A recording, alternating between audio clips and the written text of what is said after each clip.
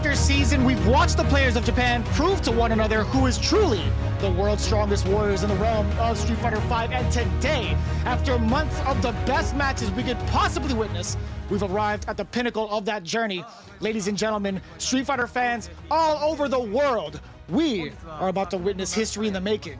We are about to witness the team that will be known as the champions, and you're doing so right here at Street Fighter League Pro Japan. My name is Vicious, here with St. Cola, delivering you the very best action of Street Fighter without skipping a beat here with the official English broadcast. Now, before we get into all the matches today, St. Cola, how are we feeling about today's event? I feel like it's about to be all heat, dog. As you just said, it's time for the grand finale. All right, we got the semifinals and the finals at play today, and only one can leave. Only one can be a champion in the end. And I'll tell you, week after week, we have saw some of the best Street Fighter V action, as you have pointed out, not only for this season, but the entirety of the lifespan of the game, in a whole different aspect of the team sort of flavor, which adds a whole different type of strategy to this sort of the battles that we've been seeing. And it's been fantastic. I can't lie, I have been hyped up since we've seen the playoffs the last couple of weeks, and man, I've been losing sleep. But today is where it all ends. This is where it all counts, baby. I feel like this is where it all begins, right? We're about to see some of the best players from Japan, but most notably, I think, in the world, right? We've been following these cats from the get-go since the beginning of Street Fighter V, and it led us here to this very moment. Again, the grand final is actually being broadcast in this event space in Ibisu 303, which is pretty convenient. It's a 3-minute walk across from the Ibisu metro station for a little FYI, those in Japan. People got to witness this live and in full effect. Again, this is the official English restream of the event, but St. Cola and I are definitely very much so live to bring you all of the action, right? We have a little bit of a delay, but I'll tell you what, it's still going to bring all of the action that we could expect. We've talked about how the playoffs went between some of the players there. We've had some of the brackets already established. I'm really looking forward to seeing who's going to take it all, especially with how much is on the line.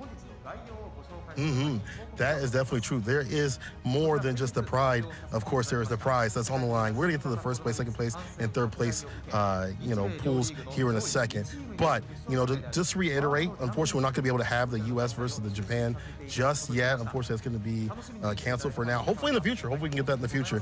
But this action is still gonna be super hype because once again, Good 8 squad sitting at the top spot, waiting and, waiting for whoever comes through between Milodon Beast and FAV Roto Z, who have been just fantastic throughout the entire league. We got to talk about how good Good 8 Squad has been, because during the middle part, I feel like that's when they solidified their spot. That's when they were like, dog, this is the team to beat. And they only went down once, only drew blood once. And that was from Milodon Beast in one battle. That was where it was like, these people are human. But then again, right, this is the finals. It might be a different situation.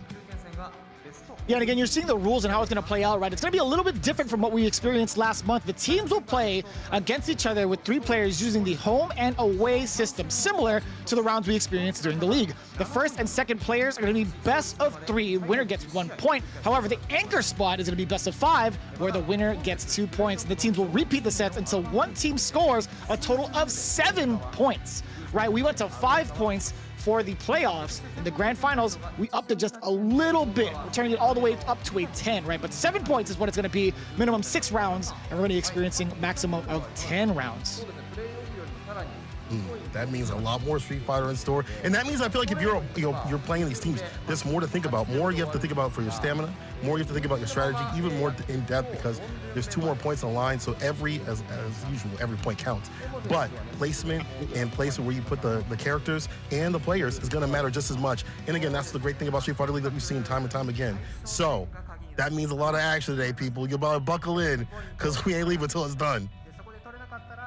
No, you're absolutely right. We talked about the teams that are going to be participating in the grand finals, right? We've talked about Good 8 Squad being an absolute terror throughout the entirety of the season, right? Drawing blood only once to Milodon Beast, and I think the only time they've quote-unquote didn't win was when they had a draw with another team. But for the most part, we have our bracket here today. Milodon Beast is going to be going up against V6 plus FAV Roto Z, and you can see Good 8 Squad already hanging back to face off against the winner of that first match. And you can see Nemo being a special guest commentator. He has been playing throughout the league for quite some time now. He's actually been saying that the anchor match is always scary because those 2 points mean so much to the team.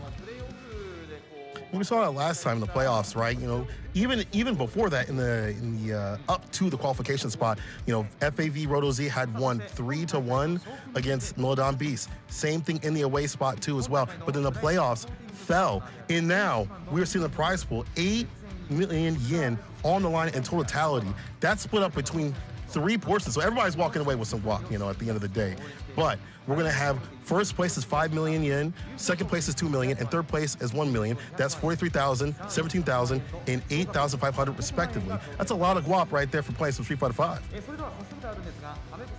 Oh, no, without a doubt. That being split up amongst your teammates, you have about 4 members per team. That's going to be absolutely wild. And, I got to say, with what's going on with the Grand Finals bracket, this is going to be so intense because we've seen what transpired in the previous matches. We've seen what had happened between the 2 teams going up against each other. It's V6 plus FAV Roto Z versus Milodon Beast. We saw what you said earlier, too. The first match went down 3-1 in favor of FAV Roto Z in the first episode. And then, of course, Milodon Beast took it right back from underneath them, playing their team composition perfectly in the second match, ended up winning the entirety of that set. So this is pretty much a run back from the playoffs, except the places have been swapped between the home and away. It's going to be, I think, Milodon Beast having the advantage of the home team, if I'm not mistaken. Yes, because they took that in the first round. They were in the winner side and sent down FAV to the loser side. So again, a run back is gonna be super sick. They've had a couple weeks to kind of think about what has happened. A couple weeks to think like, okay, what are my mistakes? Who do we put in, next time sort of situation. So Milodon is gonna be playing the home position. And here we see the reporters coming through. Once again, I gotta give them a big shout out, them doing the translation, things like that. There's Morito, and then you see YC Mochi. Look at them. This is beautiful. Offline right here. No CFN to stand in the way today. It's all offline, and the Beast himself coming through with Fudo too, man. It's always so great seeing them in person, right? It's cool seeing them at their home in their home element, but in person, it's a different sort of feel. And as the players are moving towards the stage, again, shout out to the reporters putting in all the work. Yurina Takaki that was doing the coverage for Milodon Beast. We have Sakura Ando about to reveal the players from V6 Plus, FAV Roto Z, and of course all the commentary that's been going down in Japan. Hameka throwing it down. Aru, who's been doing it the entire season. He was unable to make it in the grand finals. Yamato also throwing down on the mics, and of course special guest Nemo. That's always going to be super fun to say. Nemo on commentary, that's pretty godlike. Looking really dapper with that suit too. My man looked like Yuri, and he's like already fitted with this. So again, as you point out, he was a previous winner of the Street Fighter League last year, and so he has a lot of insight because 3 of his players, his teammates, are actually in this event, spread out in different teams, of course. But he'll definitely have a lot of great insight, not only as a player, but also how they play too. So. Daigo saying they're going to play just as usual, and Ando had interviewed FAV Roto Z earlier, so I can't wait to see what they're going to say about that. It looks like Sako saying that the team has discussed many strategies and is feeling confident today. I like that. Confident what they play, that's how you got to play.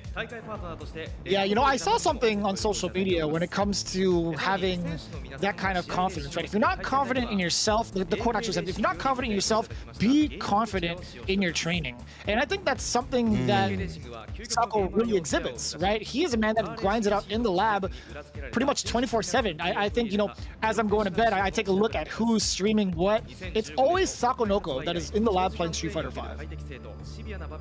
It's absolutely the case. A lot of the players too. That's the cool thing about having, like even though we're in COVID season, we have people streaming consistently. He was even streaming before that, but you're absolutely right to be able to, watch their practice and things like that. Just like minute things, because in Street Fighter 5, it's a lot of like those minute differences and the minute things in matchups, like, oh, this hits here, I can trade with this, that keeps these matchups steady to contain the chaos of these crush counters. So once again, that train's gonna pay off in the end, but how much does it pay off right here in the finals when everybody's doing the same damn thing? Especially Daigo, we see him training so many times. He'll do like the neutral jump, swing out a button to make sure that he has the reaction times, and it's so great. I can't do that, but that's why he's Daigo. And that's where we're getting these teams right here. Starting off, FAV Roto Z, Execution of Justice himself, Bon-chan, Father Bon-chan, coming up to the stage. Oh, Look at the smoke effects and everything. It's so sick.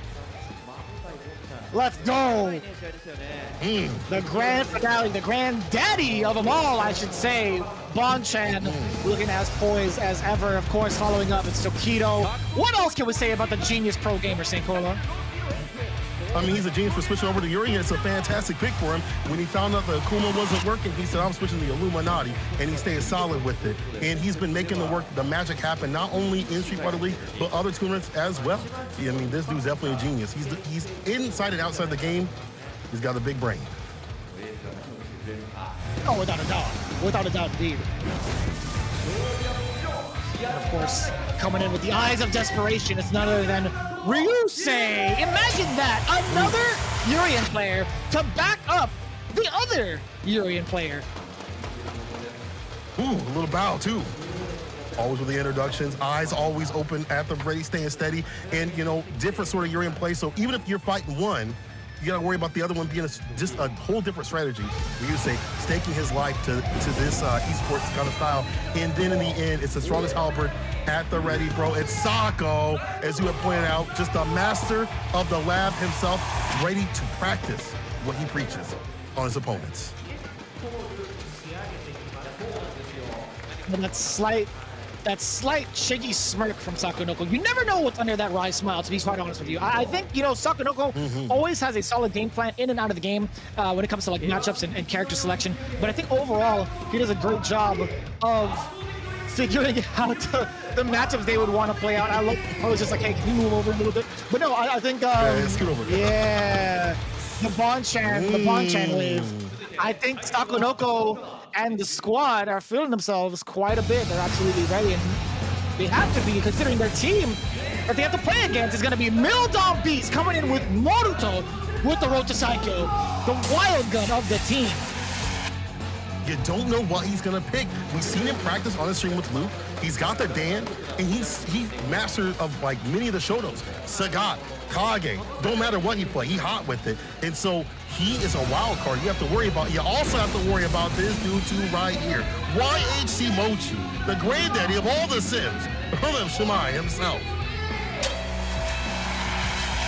And you know, we talked about this man for years. We've been following him since Street Fighter 4. Others have been following him even more than that. I will say, and I will say with utmost confidence, he is the blueprint of Dalsim. He has been the one to really set the pace on how he should be playing. And another player just like that, with any character he really touches, it's the attack on heavy tank, Fudo. So dangerous with it when he's got, it doesn't matter if it's a Mika pick or the poison or the birdie if need be, he's always ready. This dude, I feel like a lot of people kind of look down on him because the results haven't been as perfect, but he's consistently in top 8, and he's been the pillar of this team. Even Daigo himself has said it. He is the pillar of this team. And speaking of Daigo, the legend himself coming through, the living legend, Daigo Umihara with the guile pick to do it. This dude is ridiculous. Will the training that he has gotten throughout this entire season, the CPT placing and things like that, participating in multiple online tournaments and things like that, the practice every day, in and out, be enough for Street Fighter League Japan Finals? I wouldn't doubt it. I mean, Daigo's been grinding it out also. When we talk about the monsters in the lab, Sako is a different beast in comparison to Daigo, right? Daigo is the one that just does it off of repetition, just raw reactions, repetition. He has amazing intuition. He has been one of those players, and hence why he's been called the beast, right? He has the Ume Shoryu for a reason, the Psychic Dragon Punch, and it's for a very, very solid reason. He has some of the best instincts that a fighting game player could ever ask for. And of course, we're getting ourselves ready to see who will take down the other. We've talked about the home and away system throughout the entirety of the season. This is going to be the opening sequence, opening statements coming in from both teams. But as we can expect, the home team will be Mildom Beast. First up, Sako talking about, we're doing a little interview right here. Sako talking about his team possibly. We're going to see what they're saying soon. But again, this is going to be that run back, and that's going to mean more heat. I love seeing run backs in fighting games, not only between players, but obviously with the teams that we've seen, right? They get these adjustments. They're like, okay, what if we shift our teammates to do this? Or what if we play the strategy differently, right? And these things are going to be so pivotal in how they take on their opponents. Sako is saying that he's been a long journey to reach here, and first, for today, they'll defeat Mildom Beast and go to the next round. They're already confident. They're already thinking about not only them, but who's in the end. They're already thinking about Good 8 Squad 2 as well, and I like that kind of mentality. Like, I'll beat you. When I'm through with you, I'm on to the next one. Let's go. Keep it moving. as you should, really. Especially as the captain, you have to make sure and ensure the confidence in the team stays intact. And I feel like it's not even just an empty threat. It never really is when it comes to the region of Japan and their players. If they say something like that, you already know they've had the strategies on lock since day one. It's so difficult to even try to counter a team like FAV Roto Z, which is going to be the task for Mildom Beasts, right? We see the order. It's going to be Ryusei, Bonchan, and Tokido. Sakonoko actually taking the reserve spot. What are your thoughts on that? Wow. I think this is a strong, outlook right here. Like, Minot might get pieced up by the sim. We're just talking about the characters. So I think what's on the right-hand side is perfectly fine, because whatever you put up, you have to strategize. If you're Daigo's team on the Mildom B side of things, where am I going to put the Gao? Because as a character kind of pick, that's going to be really pivotal. So, even though they're putting their team up first, they still have to worry about the Urian and the Karen pick as strong characters. Now, we've seen that not always matter, right? That may not always be it, but we are going to have some. Wait, I was about to say, whoa, some ball wrong was on the screen for a second there, just for a bit, but we're gonna get back to it. But going back to Daigo, he said the league has been tough, but the team managed to improve and pull the team together. He's looking for the win today, and again, as should be. You wouldn't be here if you're not looking for the win. But Daigo is going first with the Guile, and Guile, fantastic pick against Urian. Projectiles do very well against that character. It's hard to stock up and lock up with a V-skill 1 or 2, and all you gotta really worry about is the Aegis, the great equalizer at play. Right. And so we've already kind of seen what the strategy is going to be. I mean, you have 2 Urians and a Karen, right? You want to make sure you employ your best strategy forward. Daigo using Guile is definitely doing just that, right? We want to see how that's going to work out. I think Fudo might be the one in the anchor seat with all things considered, because of the fact that Moto has actually been put on the bench. So my thoughts are it might be Daigo, it might be YHC Mochi second, and then it's going to be it's going to be Fudo third. But we'll see how it plays out, right? Daigo really needs to set the tone with this first match, saying the first point for today will mean a lot for the team, so he's going to claim it. And I do like that kind of confidence. I do like that strategy of getting the momentum on your side first. But at the same time, we're talking about the best in Japan. I don't know how much of the momentum factor is really going to play out in between like the sets that happen, right? Yeah, we said it before where, people can set the pace, but that's not always how it'd be out in the end. You might get 1 point but not get the win. You might get a few points here and there in the first 2 matches and things like that. In fact, the last time they had met up, the Mildom Beast got the first point but wasn't able to seal the deal in the first part of the set. Now, the second set, it was a different sort of, mentality right there. But we're going to see what happens out here. It's a different sort of flavor. We're at the finals, baby. Street Fighter League finals. Daigo going up first against Ryusei, and I saw him practice a lot with Nemo. In fact, FGC Translated actually showed some of that practice too, so I'm sure Nemo has a lot to say about, Daigo's practice leading up to the finale. As Daigo says, he's undefeated since episode 11 up until the playoffs. So that's where that confidence might also come from too, because if you remember, he was in sort of a slump. He had said it too, like after that CPT, people started to look at him and, started to download him a little bit, but he's back with it. Daigo on the deck, trying to get that first point. Let's see what it do. And as we get the pretty much the Twitter support, the social media support for each of the teams being read out.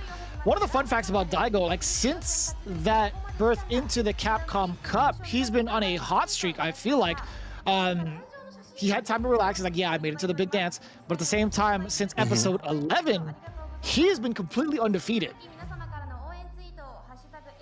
That's wild. That even includes his playoff, going up into the playoff team. That's incredible. Noah saying, Daigo says is a tough fort to bring down. But with Ryusei's aggressive playstyle, he might have what it takes to bring Daigo down. So Nemo is not, even after playing Daigo and helping him train, is not fully convinced that Daigo can do it. He still thinks this is going to be a fairly even match. And I think so too. Again, if you're up here in Street Fighter League Japan at the very end of the finale, all these matches are going to be just like bits, like centimeters ahead of each other if they're going to make that victory. I feel like there's not going to be a big blowout unless it's maybe I shouldn't call that. I shouldn't prophesize nobody's demise, but I feel like if you're here, there might not be a lot of big blowouts. You've worked here, you're strong enough to be here, and you fought the best of the best in Japan. It's ridiculous. And so as we get ourselves ready for the matchup, it's going to be Ryusei versus Daigo. It's going to be Urian versus Guile. Your thoughts on the matchup? We talked about how the fireballs have been a dominant proportion, or excuse me, dominant proponent in this particular matchup, right? Outside of that game plan, what happens when they start to play up close? Up close, Urian has a decent time. I think the normals interact with Giles pretty well. There's a lot of anti-Giles strategies like against the back fist, which people are getting better with. Crouching medium punch, standing medium punch if you've got the buffers for him. So if you're aggressive and active like Ryusei, you got those buffers at the ready. And if you can get in on Giles, you can get that win. I feel like if you can penetrate the boom pressure that Daigo loves to do, you have a better shot. But even then, we've seen Daigo adjust to this aggressive playstyle. We've seen how he will walk someone down in the corner, like you try to put the shimmy on him, he'll walk you down. So these techniques, these little bursts of energy that he puts on of aggression are so hard to read that make it, more difficult. Then it becomes less about, Guile versus Urian, and now it's like you versus Daigo, because he's gonna play a little bit different with it, and you gotta be able to adjust. And it makes sense what you were talking about earlier. I think that Ryusei's aggressive style might be able to hinder Daigo's strategy of throwing out the booms majority of the rounds, right? He's willing to play that kind of lane game out and get to slugging, or excuse me, Ryusei will get to slugging. And one of the biggest things I like about Urian players are whether or not they have the mental fortitude to keep on pressing medium kick for some of those trades against the boom, like being right outside of the ranges that Daigo would want to kind of get those booms going, because the trade-off would be so much more beneficial towards Urian, right? You get damage, you get some V-trigger on deck, or V-gauge on deck, you build some meter off of the hit and getting hit, right? And at the same time, the damage differential is not going to be too severe as the trades keep going. Especially that first part of the round is like a great strategy. And then towards the end, we get to that end portion, you've already got V-trigger locked and loaded, so you can take that off the table, especially when you're worried about the activation from Daigo, who has some of the best routes in the business. I don't know what he's on, but he's able to hit people with those boom activations every single time and run the baby boomers to stay fine, get outside the corner or do damage. But here we go. It's the first match of the day. You know what I gotta do? Itimimashou! Let's go! It's a classic again for a very big occasion. This is the first time we've had live spectators in Japan for the last 2 years. And what a moment indeed to have everybody together for the finale of Street Fighter League Pro Japan. Let's get into it. It is Ryusei versus Daigo, first round incoming. And look at that, already trying to get in that close range game with a medium punch in that area. Let's try a stagger step, and also a medium kick they should have pointed out too. You can see Ryusei trying to, oh, I like that! Going for the coil punch, does get the counter hit. The exposure already, Guile stuck in this corner. Daigo, what a time to use that standing light kick, buffered behind it with a Sonic Boom, fighting his way out of the corner. Man, already the great equalizer. We talked about it, right? That mirror is slowly building up. Nice conversion there from Daigo just throwing out the booms and still getting the sweep, checking Ryusei's movement forward. Still trying to push into the corner, toe tap just like that with a coil kick, checks the dash in, the sweep off the feet. Daigo's so ready and prepared. Every time he lands a boom hit, he's got the sweep with it. Back fist, check my wrist, and once again, Daigo about to end this. He's got the bar at the bottom, and he's some of the best in the business when it comes to CA finishes. And all he needs is that one touch tap to do it like that. Careful what you say. Speaking of one tap, oh no! That was a counter hit, and it's still Daigo unafraid to let it rip. EX flash kick after the counter hit tackle had ripped from Ryusei. That was pretty gutsy. That could have killed Daigo. Risk and reward, here we go. Daigo, know what to do in that aggression. He's starting to put it on himself. I feel like he's starting to be active to stay in rhythm with Ryusei out here. And again, close range with the booms too. Not letting him stock up with the B skill, one, because that would use the, solder ladder in the armor to get through some of these booms. But here we go, Crush, off the fierce, the tackle on. Important tech too, does get the counter hit, and man, he walked into space and still managed to get the crouching heavy punch, forcing Daigo to flinch in that scenario. That was so scary. It's 2 on the arm right there. Crouch fierce as a shimmy tool. We've seen Ryusei use that a couple times in the league, and he's some of the best with it. You get a lot off that now. We're all tied out in rounds. See what's going down. Oh, the air throw, checking the movement. Man, the EX headbutt, Daigo 100% ready for it. Utilizing that same jump, an important tech for Ryusei, creating that perfect space for the charge fierce, getting the counter hit, but nothing else after that. Daigo just running into normals. Now the roundhouse executed from Ryusei, still not able to penetrate this neutral game. Daigo is a moving fortress right now.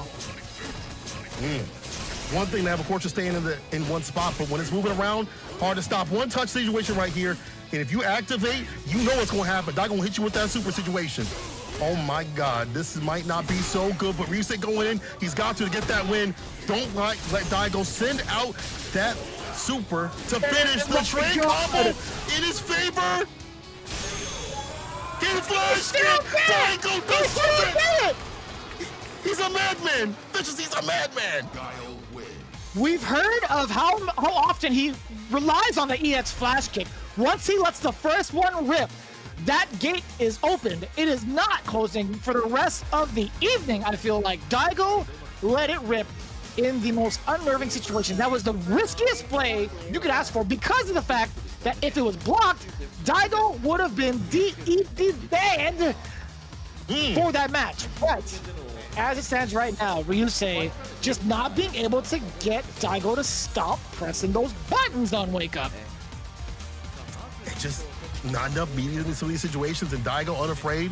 And I feel like that flash kick too also sets the tone for the next match like that. And not only that, other matches that other people have to play Daigo, because you know the other team is like, bro, he's gonna keep doing this like that. And now his wake up situation is gonna be even more, I feel like, confident now, because they're so worried with the flash kick and things like that. They might wait and try to bait, and then we might see that walk up throw. You see Sako talking to Ryusei like, dang, this was ridiculous. Like, you gotta stay steady though. Can Ryusei get a better round start? I feel like he's got to have that better round start to be able to, you know, just take more hold of this match like that, because he's losing too much health and he's getting got in the final situation. Oh my God. Daigo with the flash kick. Yeah. I will say that Ryusei did a great job in the beginning of the round, or the beginning of the match, closing the gap against Daigo. It's just those instances. I feel like, you know, Ryusei could have had it in the bag. There was literally 2 instances where he faltered, and it just so happened to be because of the EX flash kick. See if he's gonna bait those out now. Got a little bit of a jump in, but not too much of that situation. But still trying to push Daigo to the corner, pressing back the fireballs. Unfortunately, Yuri's fireballs are so much slower. You gotta worry about that part. The bottom, big jump in. Blessing the dome, Chris in the cranium. EX view reversal immediately to stave off the plus frames. All negativity out here. He's got to stay positive right now, and Daigo is doing just that. No, he runs into the fierce instead. Ryusei, the focus on this man's face. He's still trying to get a shimmy going, a throw bait going. Daigo actually checked him with that crouching jab, had to make himself safe after the crouching heavy punch. Ryusei is trying to keep Daigo in this corner without taking too much chip damage. Now you see the V-bar for the view reversal, keep him locked in the corner too. Offensive style, crush, check my back fist. The ice on my wrist, one touch situation right here for Daigo. Once again, he's got the super at the ready. Can let that sucker rock at any point. And then you gotta worry about if he's gonna use the EX bar in a different sort of way too. Sends it right back at him, same day delivery. My God, the defense and the active movement. Oh, the throw from Ryusei. The confidence in walking up to Daigo. And you could see how much of a mental break that was for Ryusei, because of the fact that Daigo was so active in the corner, despite having the mirror in front of him in those previous rounds. I think Daigo, again, with that comeback that was a massive back, he was ready to take down Ryusei with just a couple of more booms. I mean, a few hits to do it. Ryusei try to go for these jump-ins, but Daigo's at the ready, and with God, you have to choose the right jump or anti-airs. Flash kick doesn't always work. Some angles are kind of weird with it, but Daigo knows where to stand, what to apply. No buffer behind that fierce sweep. Let the feet though. Daigo send it out. Oh my Just God! Doing it, dog. Just lockdown. Back-to-back anti-airs. Again, his defense has been absolutely ridiculous. Even outside of just having that flash kick charge, he still opts to go for the crouching heavy punch to apply even more pressure. The reset here from Ryusei, no fear from Daigo, opting not to use the EX flash kick though. Oh, a little bit too short. Ryusei actually did an empty jump. Now we get Daigo about to find that wing. He just sees that one touch. The bevy of booms coming through. The EX connects. So difficult. He got them in the rhythm to throw out fireball, saying we can do this back and forth. But then again, the EX gets the win. And that's the difficulty. You cannot outzone Guile unless you're certain sort of characters. Maybe Sagat like that, but not Urian. Set point Daigo. Utilizing those plus frames does get the opener against Daigo. The back throw into the mid screen, but this is exactly where Daigo wants to play. But still, Ryusei gets the counter conversion into the crouching heavy punch. And look at this, the stun is imminent unless the EX flash kick comes out, which it does. Daigo doing an excellent job fighting his way out of the corner. Despite being at a huge deficit, this is the perfect time to close the space. Yeah, that's right. Push Ryusei into this corner. The anti-air medium kick trades off for Ryusei. Still in a great position, but we saw this in the previous round. Even though he has this life lead, it could slowly chip away. I'll be on life alert. Daigo with the bar at the bottom. V trigger stock lock. Ready to low. Big jump in right here for Daigo. Gets the flash kick. Doesn't want to spin it just yet. This could be a one-touch situation if he can land the full conversion right here. Far use right here for EX. Still has one more. Activates off the boom on block. Keep it on lock. Don't go anywhere. Don't let that baby boomer chasing him down. Oh my God, this man is a genius! Eyes always open. That was perfectly timed too. He was creating enough space to provoke Daigo to chase him down. The baby boom was just at the start of that mirror, the close mirror, and it just so happened that Daigo ran into it, ran into both, and gets the full conversion. Ryusei, being the absolute genius that he is, playing Daigo in that round, that was beautifully executed. The minute things about, using mirrors and matchups and things like that, having these conversions, Ryusei's labbed that out. Nemo's smiling like, yeah, as another Yuri player, like, yeah, that was tight. But that was definitely sick, though. You got to have those little nuances and matchups to come back like that. And now with that mirror usage, a lot better in play. Instead of just using it in the corner push and then getting flash kicked out of it, he's using it in the neutral. He's using it to kind of, as it should be, to lock down Daigo, delete the booms off the table for a bit, and find these conversions. Now we're game to game right here. Now Daigo's got to think about, man, he's using this bar in mid-screen. It's different. And we also see Ryusei using the V-bar for V-reversal too. So he's switching up what it does. Let's see what it do. The final game between the two in this first match. I like Ryusei immediately going for the round start jump. That's a really great way to kind of test whether or not their opponents are on pretty much on guard, essentially. But it lands him in the corner now. Daigo does have full control with all the escape behind him, can establish this fireball game that we talked about. And the forward fierce, the crush counter from the back knuckle. Too far out to get the down forward roundhouse, but gets a whiff punish with the sweep. This is safer play here from Daigo. Backing up with the sonic booms. Finds a finish, three-piece. Side of fries. No surprise, Daigo going back to the boom game. A little outside the mid-range is making it real difficult for Ryusei to come through. We saw a drop combo, too, that could have put Daigo in the corner. But these moments right here, the jump back fadeaway off the tip of the fingers. Look at the wrist. Daigo with it. Classic, too. What a whip punish again from Daigo, neutralizing the threat of that standing heavy punch. Ryusei can't throw that out for free. Gotta pay for it. Plus tax like that. Oh my God, the backward fierce, the forward fierce. Check the time. Standing right kick to prevent the movement coming in from Ryusei. You can see the amount of focus. Ryusei is trying to figure out how to get past the boom game still. He has not deterred Daigo from chucking these projectiles. There we go. Slowly getting to it. I like that all the way down. Does get the punish. Ryusei trying to go for a throw. He might have wanted a position switch with the back throw. Daigo kind of knew that, but here comes a great equalizer. And the defense from Daigo is still immaculate. Speaking of immaculate, the confirmers are as well. So buttery smooth. Daigo taking it 2-1 over Ryusei, drawing first blood. Exactly what he came here to do, as he mentioned. He wanted to start off things for his team. He wants to get the momentum. He successfully does so, withstanding the onslaught of Ryusei's Urien.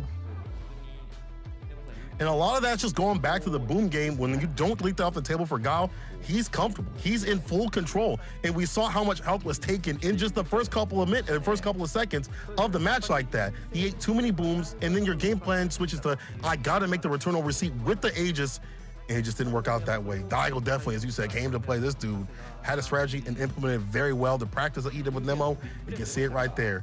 And now 1 point on the side of Milodon Beast. 0 right here for FAV Roto Z. Daigo already cooking for the team.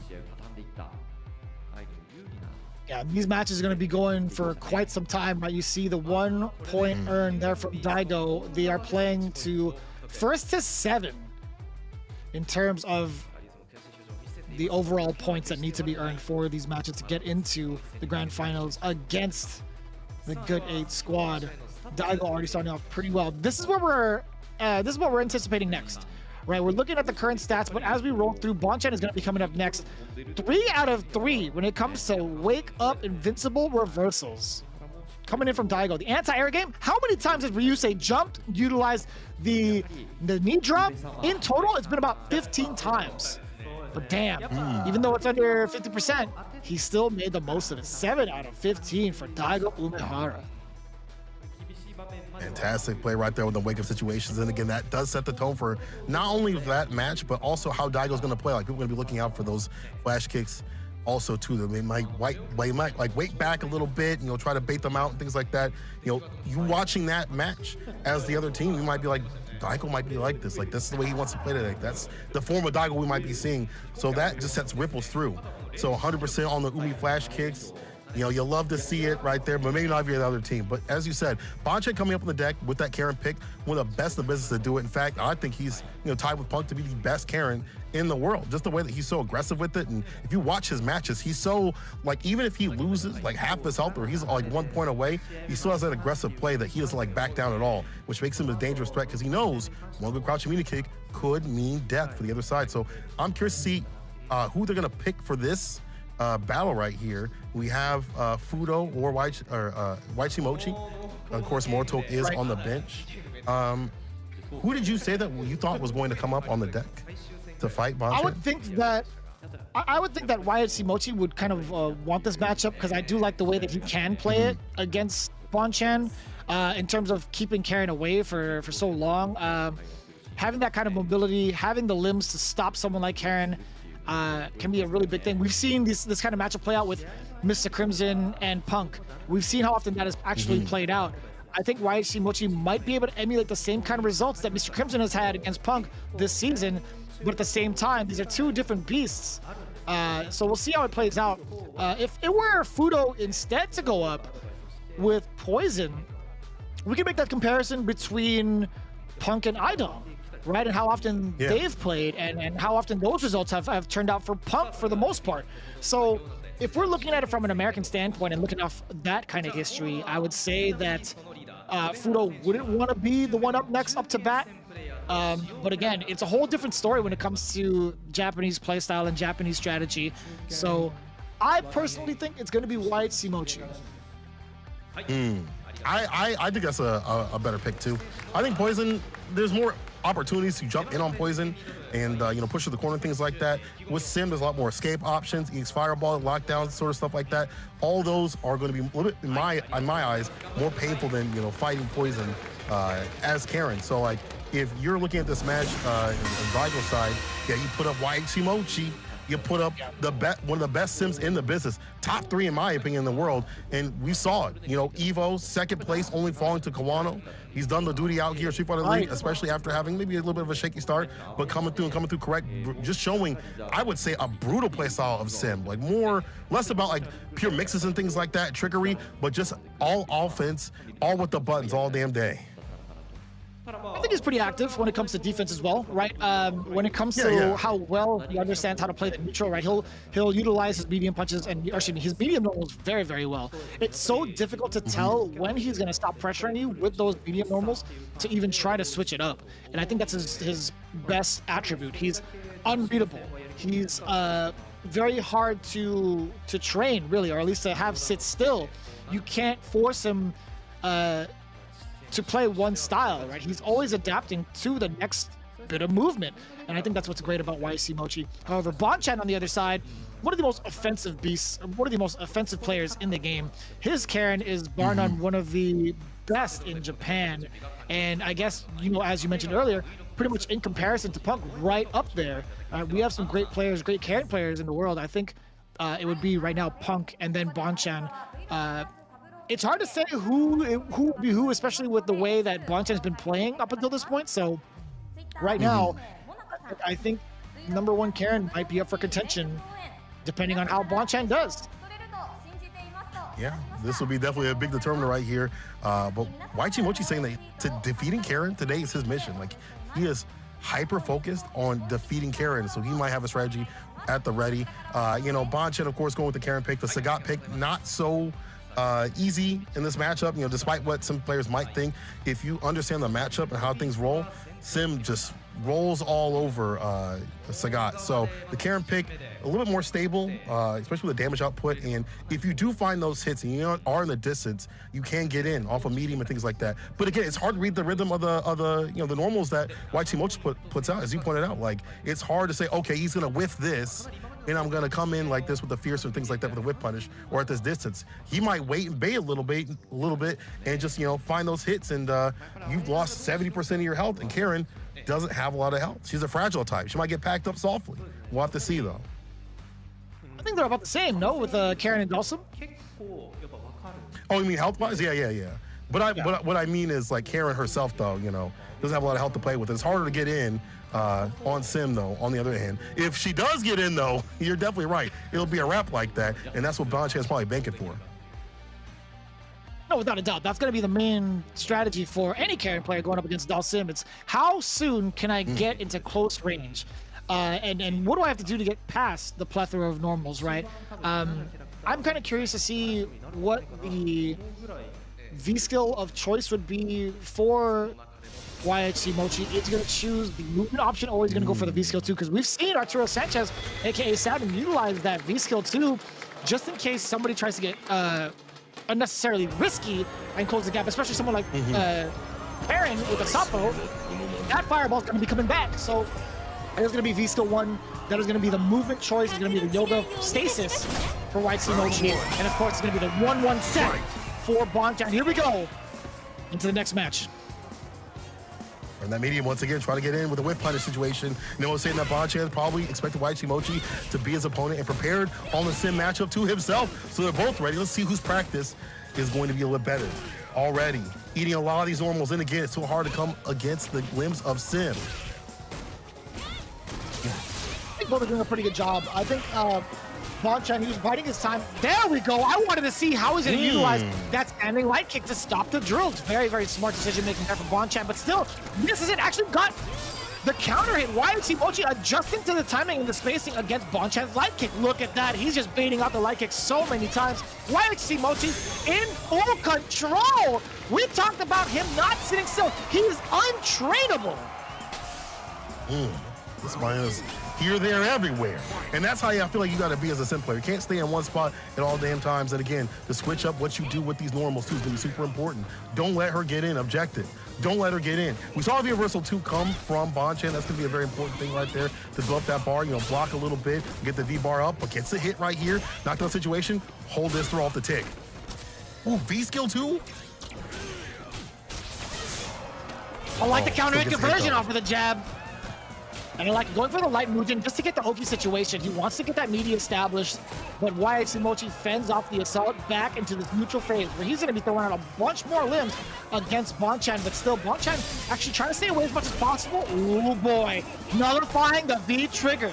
I think YHC Mochi thought he was going to combo off of that from that spacing. Oh, the chase down! Wow, the reach! Ooh. It was hot pursuit. EX coming through, trying to put him in the corner. V reversal once again. Stuffing him, get that distance. Not out of this just yet. There is super bar at the bottom. Could find the finish. But YHC Mochi needs a few more hits in a super situation to do it to seal it. Will Bonchan let him do it? He's got the V-bar also for the V reversals.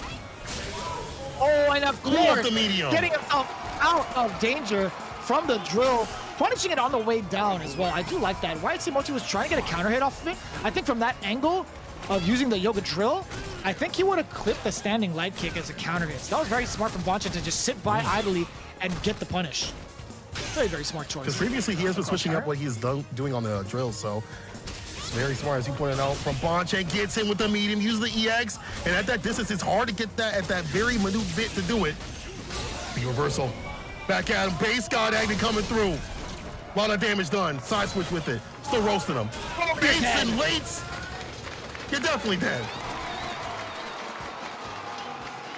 YHC Mochi played Bonchan like Fiddler on the Roof. Honestly, he was just waiting forever for that EX for Senna to show up. And I gotta say, to the benefit of Bonchan, We haven't seen that up until that point throughout the entirety of that match, right? It was the beginning of the set, game 1.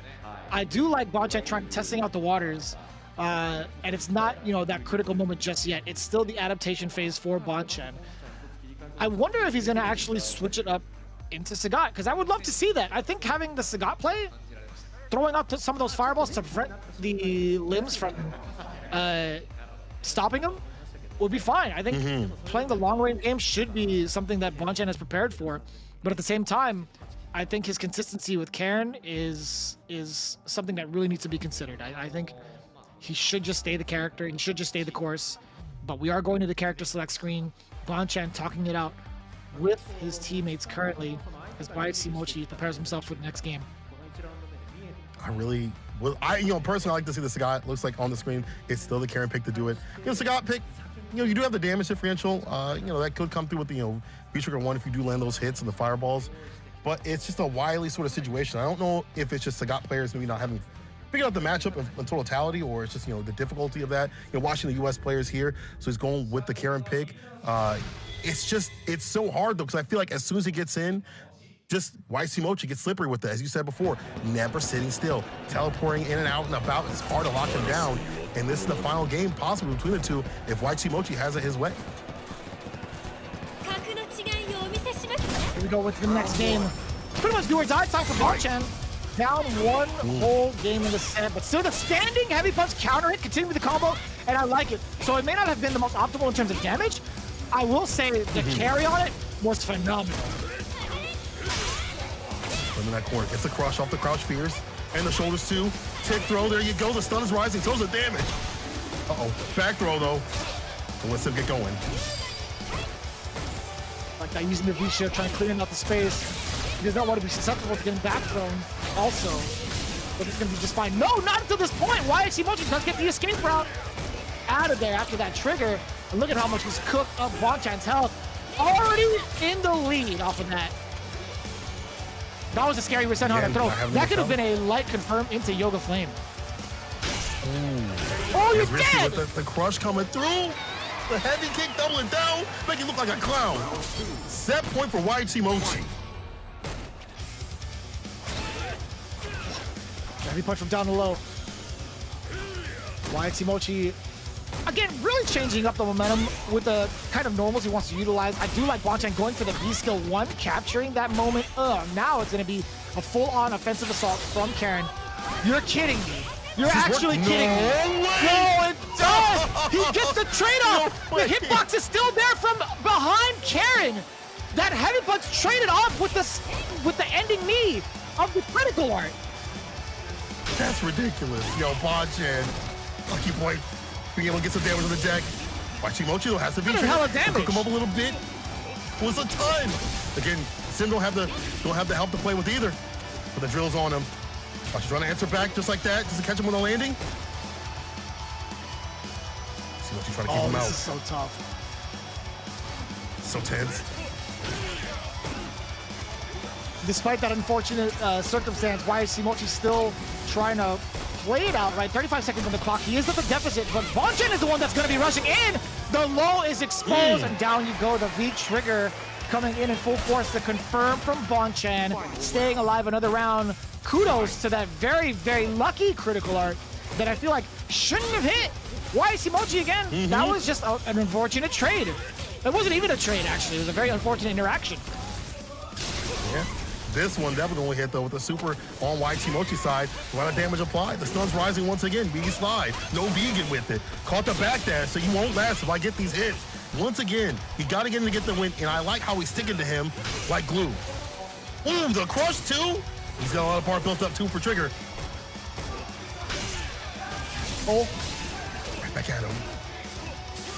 And look how much of a difference YHC Mochi, completely unfazed from that last circumstance in the previous round, and commanding the entirety of the space now. 55 seconds on the clock, so much time to work with. YHC Mochi is going to keep Bonchan here, and I like him moving forward to stop Bonchan from escaping this corner. This makes Dawson so much scarier. Oh my god! The Rosetta from downtown! He's on fire! What a bet, Vicious. Was the riskiest read I can't believe it. If that would have been blocked, YSC Mochi would have got it. There's a lot of wild activity from both of these teams, and I, for one, I love the hell out of it right now. Bonchan letting it rip with the Rasenha into the critical art. That was ridiculous.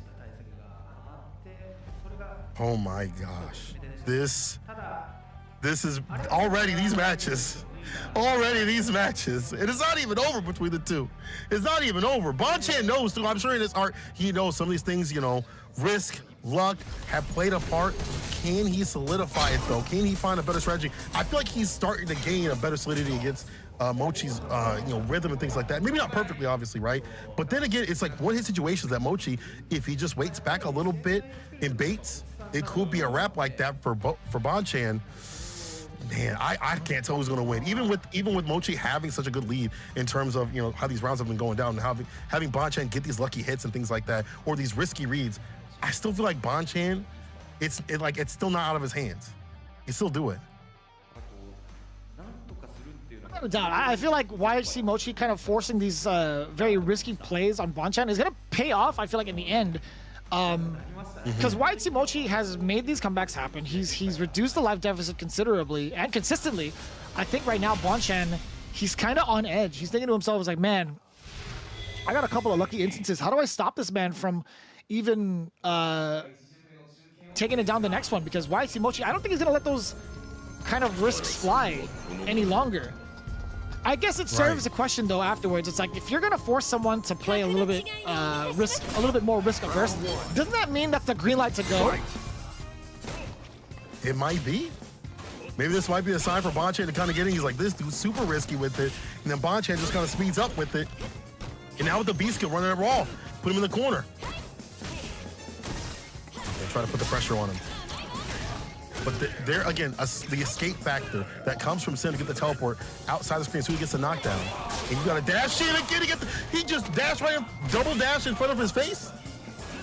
You see what I'm saying, right? As soon as YHC Mochi gets turned into that risk-averse and defensive kind of timid player, Bonchan is going to take full advantage of that. You ain't lying. Bar at the bottom to be used for Bonchan. He's got feature on the ready to unload, spins it all right there. But still just needs one good clean confirm to seal it. Activation, cook him up for a little bit, roast him. Talk about his shoes. Oh, the block and the punish! The instant overhead, a little bit too predictable. Bonchan bombing in his chair. He's like, I saw that coming. Yeah, too easy. Now Bonchan on the one onset point, just flowing with the rhythm right here. Got him caught up in the corner. Hold his tick throw though, off the light. Runs it raw with the shoulders, and the shimmy, the finesse and bliss. Oh, it's done. He might be dead. I see the bar at the bottom. Yo, swing for the super. He's actually dead. He dropped it. Vicious. But no, YSC Mochi actually thought he was dead. He turned around to his teammates. Even though the critical art dropped, you can see his hands to his face. He knew exactly what happened. It's not over till it's over. And Bonchan, he even saw it too. He's like, I got super lucky. I missed the critical art. You see the big smile on Sakadoko's face, and you can see it right there. Bonchan, he's nodding his head a little bit. He's like, I got pretty lucky. That was a little scary stuff. But YHC Mochi just wasn't ready. He let it rip anyway. Oh my God. 2-1. Bonchan taking it over against YHC Mochi in what looked like a dire situation. There's so many instances where Mochi had the upper hand. He actually had match point, but never say die is the attitude of Bonchan as he takes it and brings back that 1 point for his team. We talked about how aggressive he is, how his game plan, you know, it'll shift to a different sort of game plan, but he doesn't back down. He sees the momentum, he rides with it, and if you're not, you're not able to ride with them, you're left behind, you're left in the dust, and that's exactly what happened there. And Mochi, that's got to be a bad hit to the morale of the team right there. So many lucky opportunities for Bonchan to be able to seal it, and did so. And Mochi just back it away, and man, that's just painful. Mochi with all those anti-airs didn't work out. I like the fact that he had those on the deck as a sim player. Obviously, you have to have those. Same with Bonchan's side, too. Only missed one DP. The other one, he let that rip for free and got him with it. And that spoke to the aggression of Bonchan. He said, I'll sprinkle that in to get my win, and you won't know how to read that. again, Bonchan with that aggression, bro, it's so hard to stop him, and I feel like that makes you make mistakes. No matter how solid a player that you are, no matter how many years that you've been playing fighting games, it just shakes you up. And in that sequence, in those sequences, I should say, throughout the match, that's what happened. Like that Bonchan moving on, he was prepared in some sort of way. You have to talk about what happened though that led to that aggression and that offense, right? What had transpired prior against YHC Mochi that unlocked that potential from Bonchan, where he was like, all right, well, I need to go now. What was it exactly that stopped him in the first couple of matches, and why was it that he was able to take it down what seemed like pretty easily in the last match? I feel like a lot of we saw there were Senhas coming through, some of these raw reads that you wouldn't expect for someone to happen, especially at like a big stage like this. Like, why would you take this risk if you have so little health? But it's like, if he's willing to take that risk here, he's willing to do it anywhere. Like, this dude could at any point get wild no mile with it. So that sort of game plan right there shakes him up so much that I feel like YHC Mochi was like, I don't know how he's going to play. And in that rhythm that you want to put on as a sim player to control them, it's hard to get that going. That's what we saw in one of the beginning matches. Bonchan just triple dash in front of his face like he needs toothpaste. He said, let me brush it down, dog, and found the finish. So that is the mind games of fighting games and why it's beautiful. That's exactly what I wanted to hear, honestly. I wanted to see whether or not, it was a strategy that was going to be implemented from Bonchan from the get-go. He took some of those really raw reads. It did pay off, but I wonder how much of a difference it would have made if YHC Mochi punished accordingly, right? And those two sequences that were huge and pivotal in that matchup, the unfortunate trade-off, well, not really a trade, but the unfortunate critical art hitting for one, and the Senha reads, number two, coming in from Bonchan. Those two instances that actually landed for those big damage sequences, I feel like is what exactly made YHC Mochi play way more timid in the final parts of that match. Let's see if they get that run back.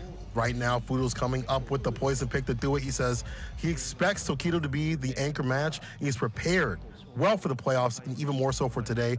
Fudo has won this matchup in the playoffs. We saw that fantastic match where he had the fadeaway jump back to deal with the EX chariot tackle.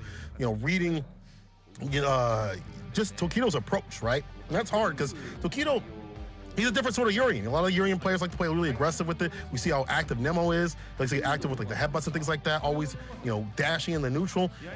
I feel like Tokido's just like, I'm just gonna run these medium punches, crouching medium punch right there, and just walk you down, nice and easy with it. He's very stable. A lot of people are like, he's kind of stale. He's not like really active with it, but he's so stable, and that's why he's able to stay solid in all these matchups.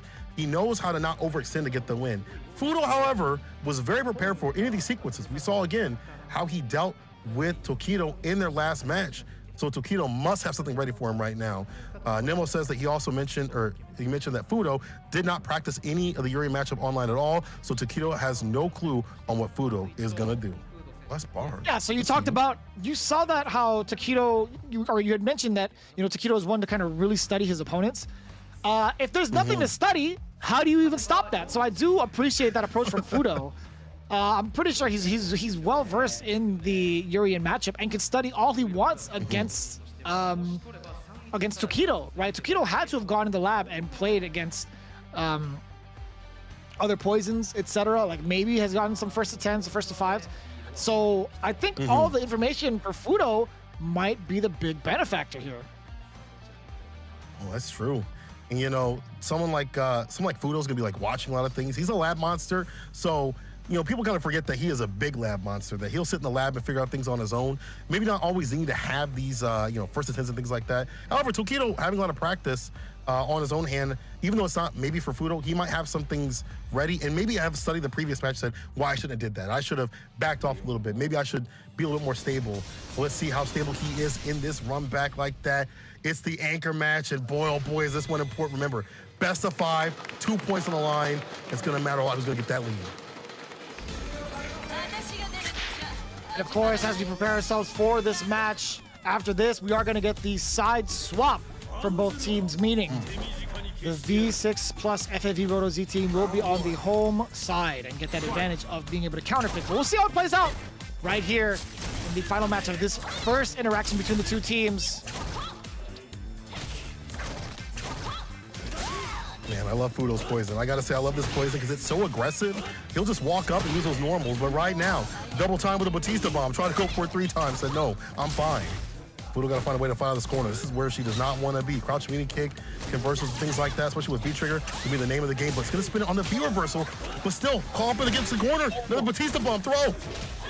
He actually threw the startup with the stand heavy punch, but now Fudo does get the anti-air into the side switch from the V skill. He gets to control Tokido as much as he wants with all the room behind him. And there's so much meter as well for some hefty damage if need be. If he gets a single confirm into trigger activation, you already know, there's the critical art. Is this gonna be enough to kill considering the scaling? Not quite yet, but he does have the command grab trigger, so watch out. That's true. Tokido is not allowed to throw a fireball. Don't do it. Let's have EX bar at the bottom to sit it out for the EX activation. EX chair tackle activation. The typical Urian route to do it. Gotta be super careful with it. But that's why I like the full screen play right here. From Fudo wins on in the Aegis Reflector. You fool! Get got. You better stay sucker free on a Sunday. The fist to face to put him in his place. Dang. He said, why'd you jump? What you jumping for, boy? As soon as I saw him jump, I already knew it was lights out, because with that trigger on deck and the amount of life that Poison had left, there was no chance that Tokido was gonna let an anti-air slip. Oh my God, yes sir! Look at the amount of damage. Creating that space after the roundhouse whiff. Trying to get that throw bait yet again. Tokido not getting the stun. In fact, Fudo finding his way out of the corner and moving his way on over. The EX tackle finds the mark, or the EX headbutt finds the mark. Entire back throw. Fudo though does have part to activate. He's gonna have to wait till next round. He's going down. Yo, Tokido. He punished the startup of a heavy punch again.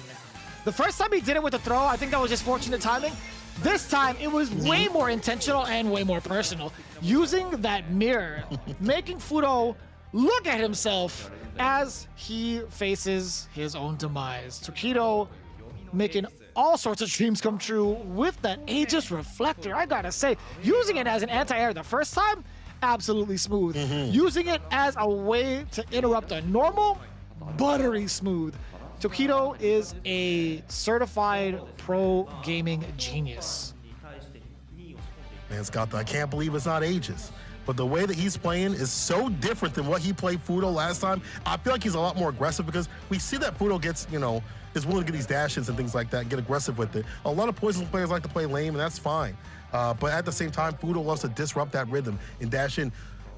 Tokido says, I'm going to get a little bit more aggressive off the bat like that, and just gets these fat leads. And once again, we see the Aegis in play even better than what we've seen maybe before from Tokido, because he's really, he knows how to use Aegis. He's got some cool setups here and there, but he's really about the utility, and we see it right here. On any negative frames, you don't stay late, you don't throw it out. That's only one match like that. That could just be data. Let's see what it do. Get ourselves ready for the next match. Again, Tokido having a very, very decisive win. I think in terms of momentum and the way that he ended it with that, with the V-trigger, I gotta ask myself, what does Fudo have in store to stop Tokido from moving forward now? Again, throwing out some of the heart rate whips. Perfect anti-air within that space. Also, the stand medium kick counter does get the heart rate follow-up. No, the love me tender. I don't know what that could have been. I think it was just a slight error because of the fact that he hit Tokido with that jab prior. There's the EX coming through the fireball. Still has a fantastic lead, and back to the zoning game. The zoning, by the way, one such situation, you got to be playing picture perfect with it if you're Tokido, but the melee rock up and down the block with the throw, there you go. Fudo, now I feel like is a lot more active in his spacing, in the place of spacing where he puts his buttons at, and without getting the dashes and things like that and getting checked, a lot less of the crouch pierce too as well. We'll see how it plays out already. The EX tackle, I think that was the first time we've really seen it used in neutral.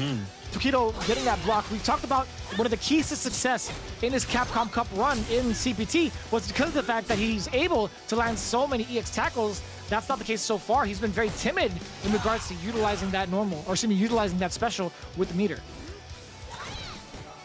Like he's confident corner, no anti-air right there. EX V reversal immediately. They'll have to deal with that plus situation. 4 frames definitely get the worst of it.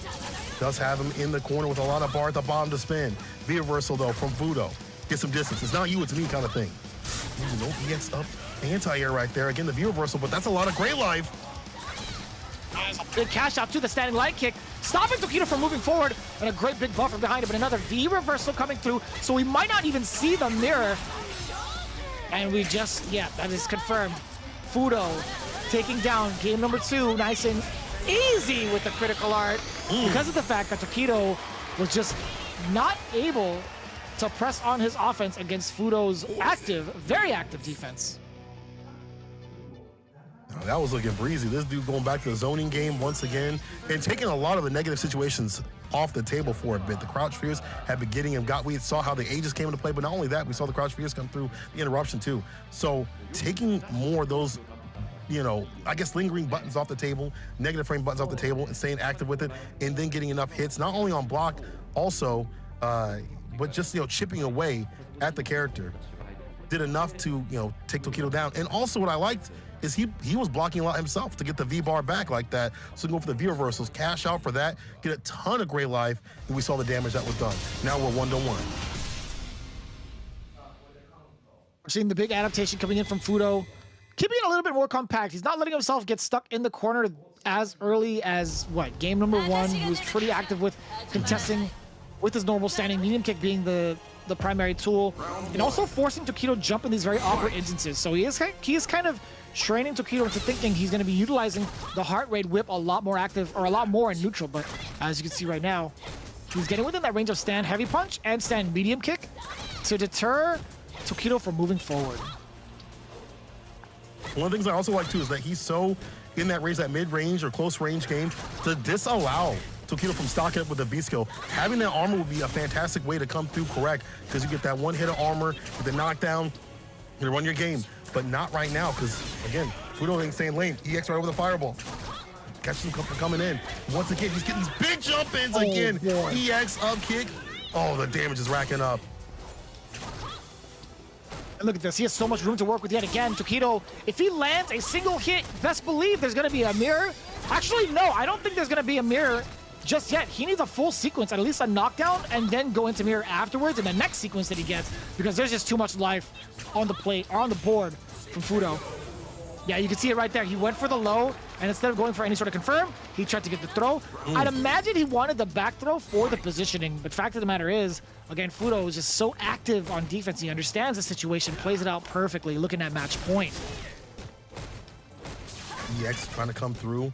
EX again on the side of Fudo for the plus range, just has to back off. Heavy kick trying to find a crush. There's a buffer off the medium. Get that chariot tackle, push him to the corner. And Yurin has a fantastic time when he puts people in the corner. You got the EX for the plus frames. You got the long, lanky limbs of the character. No anti-air on that jump in. Probably gets a knockdown. That's what we're looking for. Crouch fears, caught the backdash.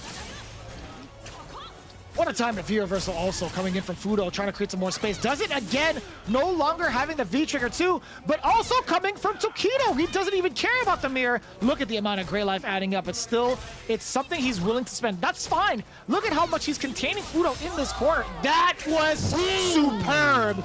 Fudo baiting out the other V-reversal, knowing full well that Tokido was willing to spend it, but here comes, again, this final sequence. Tokido actually gets one confirm, it's in a critical art, but still Fudo so active, checking the dash with the lights.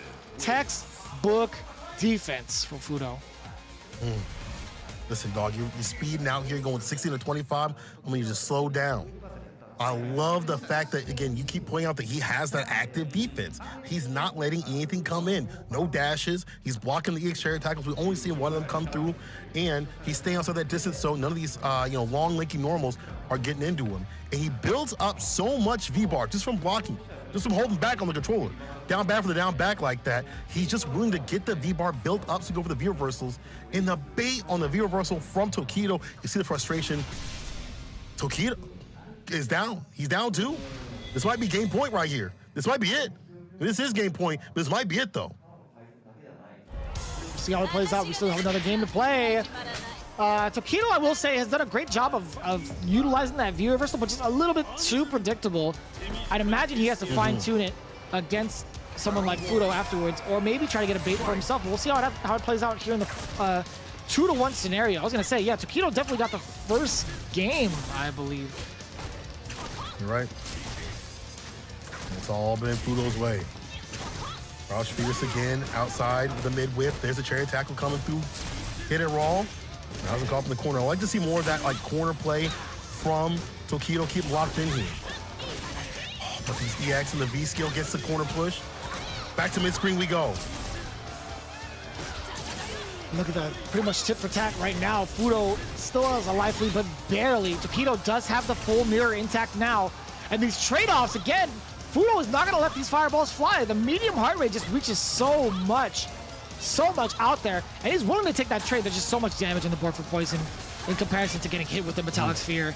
Plus frame afterwards, no headbutt. Another plus frame scenario. You can't headbutt after that, actually, not with the meaty jab. Now, Fudo sees that one touch to do it, and Poison is one of the best in the business for sealing it. And they survive the Aegis Sphere reversal. Fireball hit, EX chariot tackle, chase down, feet shift, the trade combo. Oh, there's no buffer, and you see that Tokido kind of flinch for it. Next again, the reversal. So dangerous. Dash in, ooh, the shimmy. Fudo on set point vicious. Looking absolutely phenomenal in terms of defense too. Underneath all of that pressure, he was still able to get out of the threat of the Aegis Reflector. Once again, try to come through every so often when the crouch fierce whips. You'll use those negative frame times to dash on in. It's a three-piece Batista bomb throw. Up in the corner though. Ooh, Tech, I should say. And Short EX. actually catches Tokido. I don't even know what he threw out there, but that standing light kick was a buffer.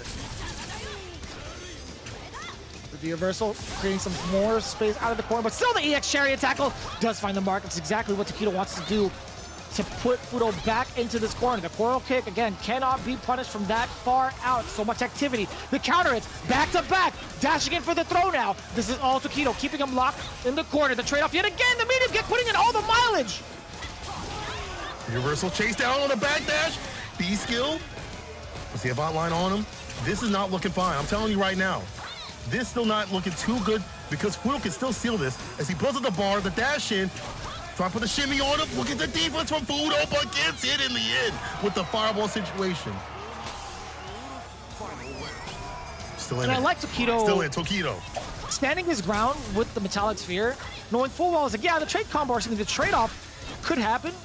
And I want Fudo to do that because he only has one hit left. There's the plus frames afterwards. EX heart rate get again back-to-back, trying to force a bar away from Tokido. He's not going to bite. He's saving it for one thing and one thing only. That exact moment right there! I was going to say chariot tackle, but again, that was way too sick from Tokido. He tried it again, trying to get a throw base. Not this time. Now Fudo. Backing off a little bit. I like that crouching medium kick every so often with a walk back like that. Trying to, again, check these dash. That's not the fireballs, though. Tokido, once again, going for the fireball situation. I like his aggression. I like him going back to the style that he had before. Let's see what's in store. V-reversal. Great life on the side. Hold that throw. Batista bomb enhanced by the glove damage. And the EX connects. You see the little tiny reset? Didn't believe, but still got it in the end with EX knees. What happened there? He had the crouching medium punch, what, off of that counter hit? I think he could have gone into a full-on sequence, but either way, I think that was a really unfortunate mishap. Very, very interesting from Fudo's side, getting clipped by the EX knee drop towards the end there. I will say, if Tokido had not dropped it, I'm pretty sure he would have taken it down, but having to force that situation out of him, that was really, really awkward. I think Fudo, again, just wasn't expecting it. I don't think anybody was off of a hit crouching medium punch on counter. Yeah, a little strange right there. I don't know if you autopiloted or just, you know, just kind of had a little mishap like that, but either way, no chance. No chance. There's no autopiloting in. I 1,000% say that there's no autopiloting with Japan. They ain't riding on Teslas, man. They're taking the subway. Are you kidding me? You're right. You're right. You also out here, you know, we doing something different. They're efficient. Game to game with it. And who's going to steal? I like Tokido going back to the playstyle he had before. And even the previous rounds, getting more aggressive with it, keeping up pace. That's what you're supposed to do. When you eliminate his tools, it's a lot harder. When you take off the knees off the table, the fireballs with the trays and things like that, the dash is checked. It's feeling like this character's a lot weaker. You don't get use the long, lanky limbs. That's where the character suffers. If you can get in, get that aggression going, Urien really shines. Fudo does a fantastic job of stopping that. The double dash forward, creating that space against Fudo. Man, that was actually super smart. Fudo was looking to keep that space against Tokido, using the heart rate, thinking that Tokido was going to be absolutely timid. That was not the case. But right now, can he make the most of it? Can he keep Fudo locked down? He's so active with the lights and the big escape from Fudo out of there. Yeah, Tokido would have loved a back throw. No go. And again, that life deficit situation. This is where Fudo shines, where Poison shines, but easy activation. Off the back row, what do we got? Crouch Fierce Fireball, just gonna get some corner carry with that. But that's perfectly fine, because the Aegis setup is gonna be super sick right here. Hold the plus range, viewer first, Yep! That's exactly what I was looking for. Tokido, hook, line, and sinker. Utilize the EX Metallic Sphere. Because of the fact that Fudo wanted to get that view reversal from the last time he saw an EX Metallic Sphere, he didn't want to be susceptible to plus frames. But the big punish coming from Tokido, the big brain play with the Aegis Reflector. I have not seen anybody consistently bait out with a punish like that in a while. Tokido is a different monster when it comes to piloting this Urien. Dude's a genius pro gamer out here. Live up to his name. Can you find the finish though? Anti-air. Nice and easy with the crouching medium punch. Fantastic use against the knees. And again, we saw the situation before, but now Tokido with a lot more of the Aegis uses has been able to make that return over seat. It's a great equalizer for a reason. Oh, big jump in, no anti-air. So the counter hit, maybe too late with it. What was the counter? I think I saw some movement, but here comes the mirror again. This is going to be kind of tough. Fudo, oh my god, that crouching heavy punch stopped the EX chariot tackle just in time. The standing light kick buffer. Oh my god, it's not dead. Oh. So dangerous. Oh my god. You gotta play this perfect. Inside. Okay, Tokido seal it. He's still throwing fireballs. Get another set point. The heart rate there. EX heart rate possibly? Does he want to create that plus scenario? Or I can't tell if Fudo wants to commit or not. He's just throwing in the crouching lights, and there's the crouching medium kick to stop Tokido from moving forward. That could have been so dangerous. Fudo keeping him in check, keeping Tokido honest with the low medium kick. Now we're final game, final round for the anchor match. First one of the day. EX chariot tackle in play, gets a walk up with Batista Palm. He's in there. V reversal immediately though. We've seen that so many times. But you know, you build up that gray life as poison, and then you get that one hit that does a ton of damage. That's what Fudo's looking for. Brings up the heart rate again. Does get the throw bait.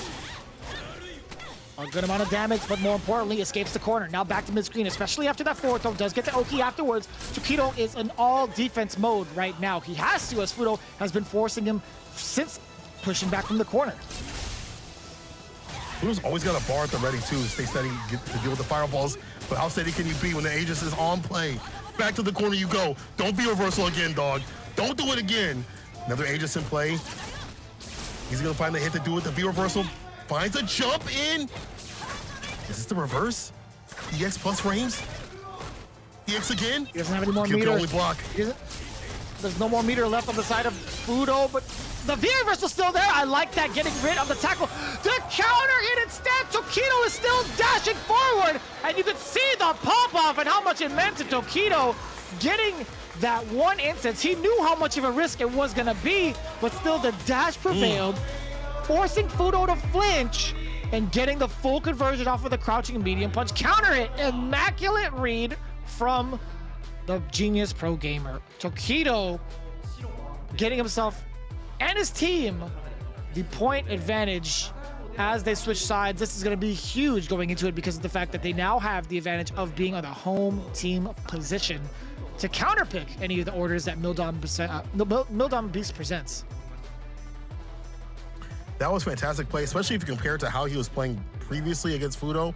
I feel like Fudo had a lot of control, and we didn't see many of the jump back situations against the exterior tackles and things like that. Not to say Fudo didn't have control, because at the first part, it was looking like it was more in favor of Fudo, but Tokido going back to the game plan of being a lot more aggressive is how we found the victory, right? You can't stay back against Poison. She racks up so much great health, so much great life like that. And the view reversals also was a good strategy, but Tokido found a way. And now you see, some of these anti-airs, a lot of scuffles right here, a lot of anti-airs on the deck from Fudo's side.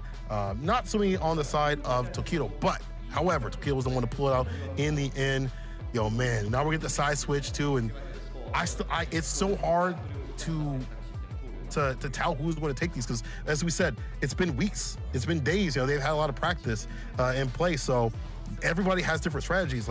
And it's so hard to call like this person's going to take it. And if they run into each other again, this could be a completely different situation. Really depends. I think the only interaction or the only way that would actually happen again is if Fudo was in the anchor position. I think that would be a smart choice for Tokido to kind of chase down Fudo. I think you have an absolute valid point. However, I feel like Daigo would probably be that captain to put himself in the anchor position. Who knows? Or maybe he could pull a wild card and say, Boruto, here you go. here's your lucky break. You've been practicing for this moment.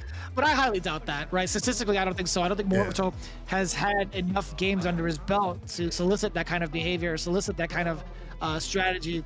But in the meantime, Daigo and the rest of the team with Build on Beast, they are getting their teams ready as they are now on the away side. Who do you think is going to anchor for Team Mildon Beast going forward? Anchor for Mildon Beast. I feel like this time they might switch it up and go Daigo. I feel like Daigo might be a good clincher right there, and they work around that for Mildon Beast. But this is so difficult. Part of me wants to see Moruto play at some point. I want to see Moruto. I feel like he's such a landmine. Maybe not anchor position, but I'd like to see him play. He does have a fantastic Luke. I'd like to see him be implemented somewhere. We saw Luke previously in the playoffs. Didn't have the fullest effect. We did see one loss and one win with Luke, but I think he's a very effective character against many of the characters that are on the other side, against Karen, Yuri and things like that. I think Luke's a fantastic pick. And Moruto has some of the best crouch lights in the business. Like he showed us that with Dan. There's so much reward. But we're gonna show you a little bit of the replay from the Daigo versus Ryusei. This was so sick. The flash kicks, just the Umi flash. I heard from Hamako that was 80% throughout the entire league that these Umi flashes have landed, and it shook Ryusei to his core. Yeah. Oh, it shook all of us, I feel like, and that pretty much marked his 7th consecutive win since episode 11. He has been on a hot streak, and I feel like he wants to continue to do so in the anchor position. But as it stands right now, right, he took down Ryusei with a very, very solid read. This is the moment, he did get that sonic boom crushed back into his face with the Aegis Reflector. Very smart play from Ryusei, but how much can you really contain the beast, right? This is just inevitable from someone like Daigo. Inevitable. Absolutely. This match was super fantastic. It really showed you how important is like the mental play, how important is in fighting games. We have to find risks sometimes to find the reward. And sometimes you take those lucky moments, as we saw. At first, YT Mochi has such a great handle on this matchup like that. Even you see the wait and bait right there against Bonchan. But in the end, these lucky situations just, sometimes they shake you up a little bit. Sometimes the risk, that you put on will shake up the player. And then we saw Bonchan, who already is aggressive with it, ride with that momentum. Look at that hit. How'd that hitbox hit? We're going to check that later. We could take we could take all of the lucky factors and then really show off what happened in that last round to make YHC Mochi play so timid.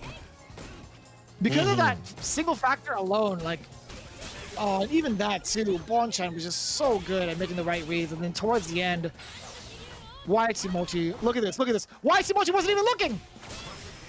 Oh no! He turned to his teammates to apologize before the game was even over.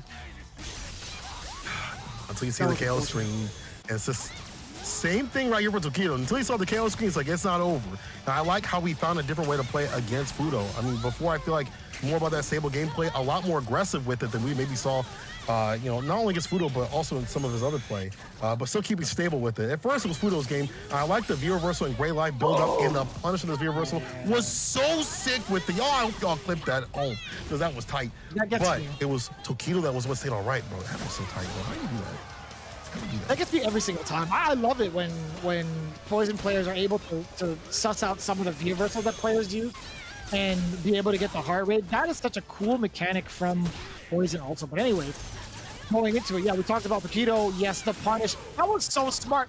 We talked about how good that V reversal can be from Poison. Tokido taking it one step further and punishing accordingly.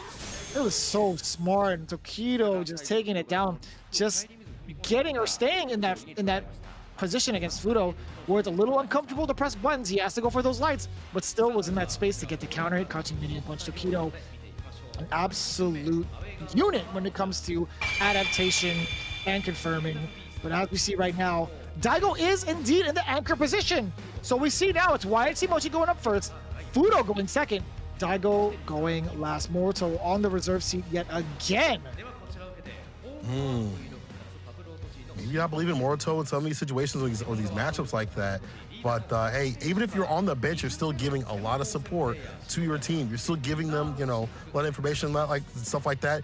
We saw how, you know, Kichi Pamwe, even though he wasn't, you know, always playing for Good 8 Squad, you definitely see the, you know, support, not only just like, you know, strategy, you should do this, and that, but also, you know, just the moral support of, hey, you could do this, and that can mean a lot too, because this is strenuous. They're playing the highest level of Street Fighter V right now. They're playing to a 7-point system, and it's different. You're not just playing for yourself, you're playing for your team. So having that team factor is going to be important whether you're on or off the sticks. But unfortunately, Morito is down, and I got to say, I'm a little disappointed I didn't go to see the Luke or the damn pig. We say back up on the deck for another first match. But Daigo in the anchor match is smart. I think that's smart. Yes. No, I absolutely think so as well. I mean, he's been on a hot streak, right? So he's been pretty undefeated. And did he do the same in the? Oh no, he didn't. Okay. So I was trying to see whether or not Mildon Beast did that same kind of strategy from the playoffs, but Daigo actually went first both times over.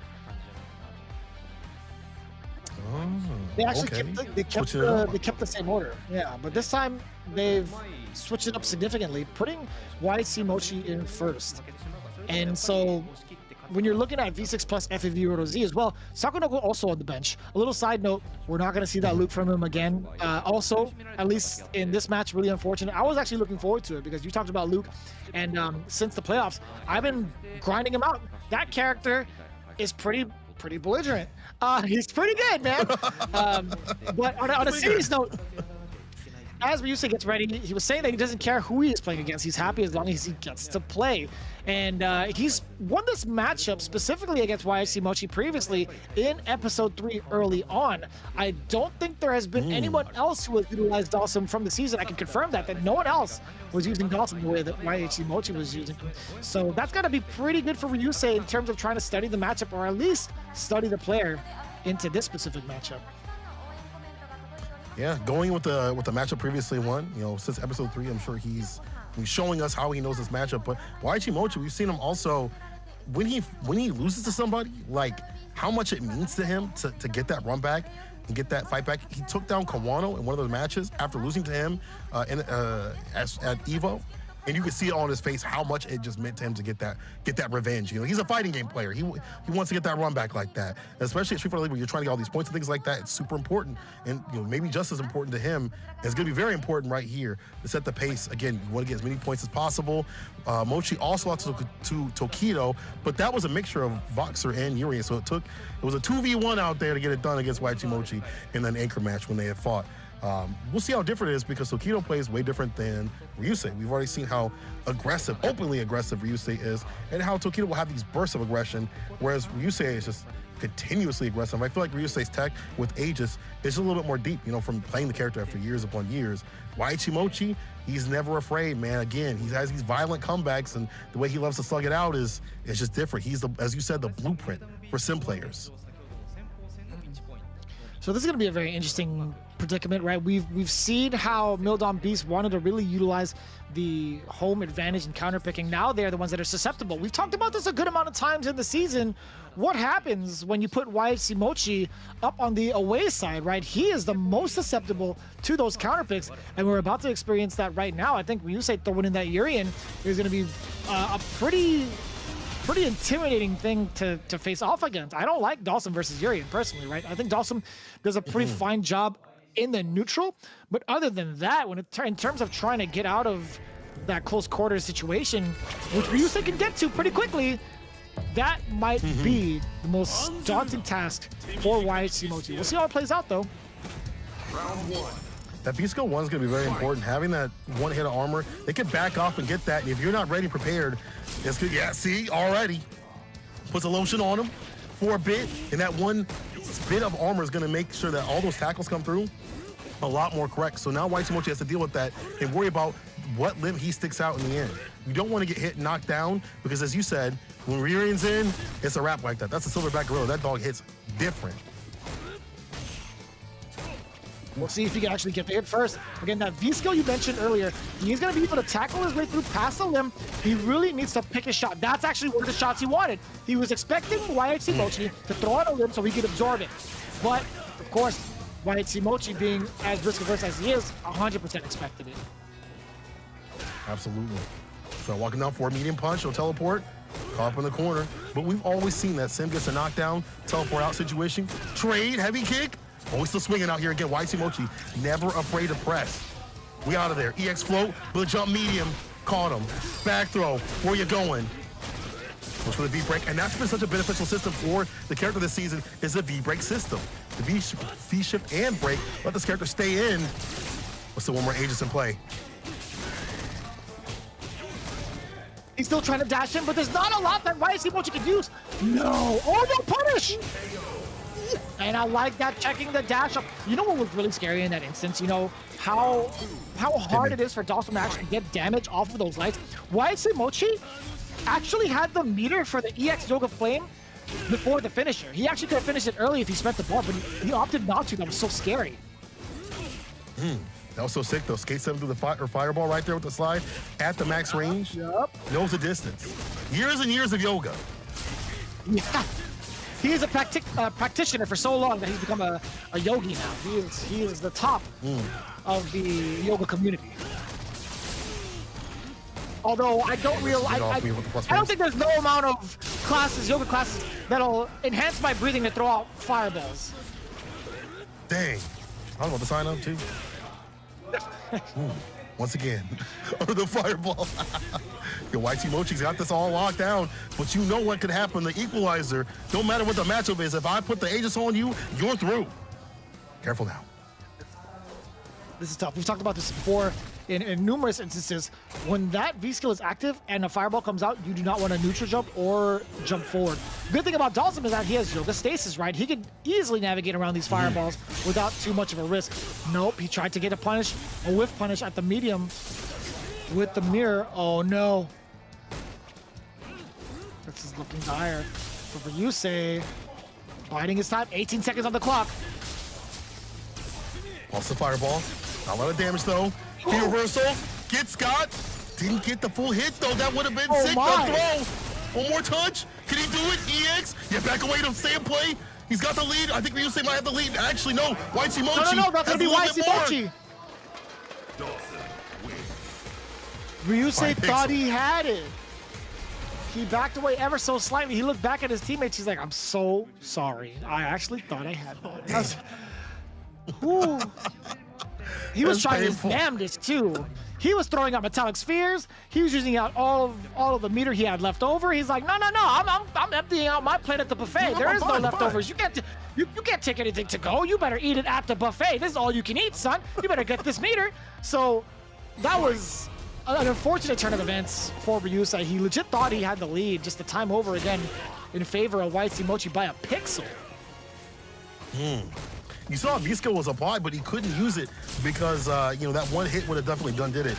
Because when you've lost all your health, that V-skill, all the armor, does not matter. You will just sap your health away. So, again, Ryusei Gotta be watching out for that. Gotta get them eyes open, bro. No blinking. EX chariot tackle. V reversals out. YXC Mochi willing to spend that bar from that V gauge. Now, after that teleport, Ryusei is going to be moving forward, right? YXC Mochi has a lot more space to be a nuisance with those normals. A big trade-off against the Metallic Sphere. But still, Ryusei has V-Skill 1. How is he going to utilize it? Except the EX bar for chariot tackle makes it even more dangerous. You have to be super careful about what limb you put out as Sim. Goes over the fireball. Staying solid with the stasis. Sliding right through again. YXC Mochi with this movement and the movement, but the overhead. Chrising the cranium. Falls to the fireball, and this is a fortunate call from the corner. EX. Trade. But the throw, though, YXC Mochi catches him before he can get Batista bombed. Oh, that was such a sick whiff punish from Ryusei. I will also say, him jumping around YXC Mochi, using the jump short, too, to stop the anti-air, that was pretty slick. New differences right here. Really use the effectiveness of the Aegis.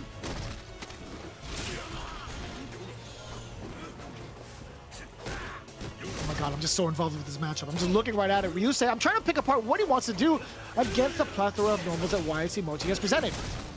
Again, EX knee drop, out of the skies. YXC Mochi has the anti-air for that.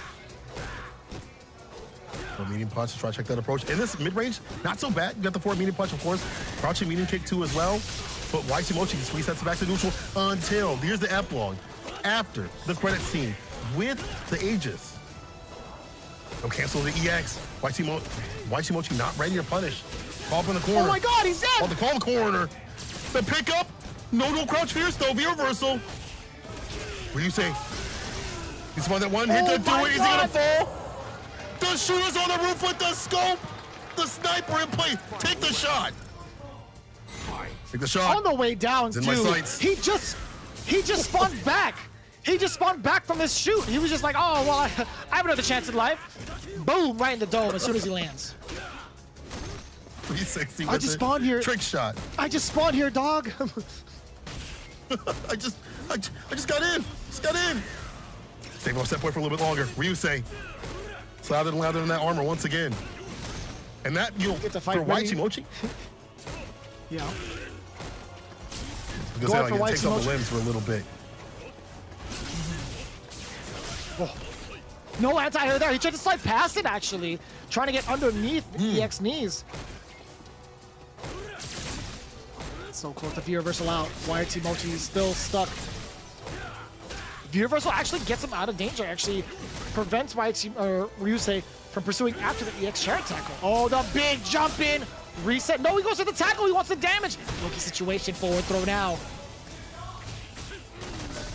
He thought it was on the other Once side. again, this time stays in front. Woo.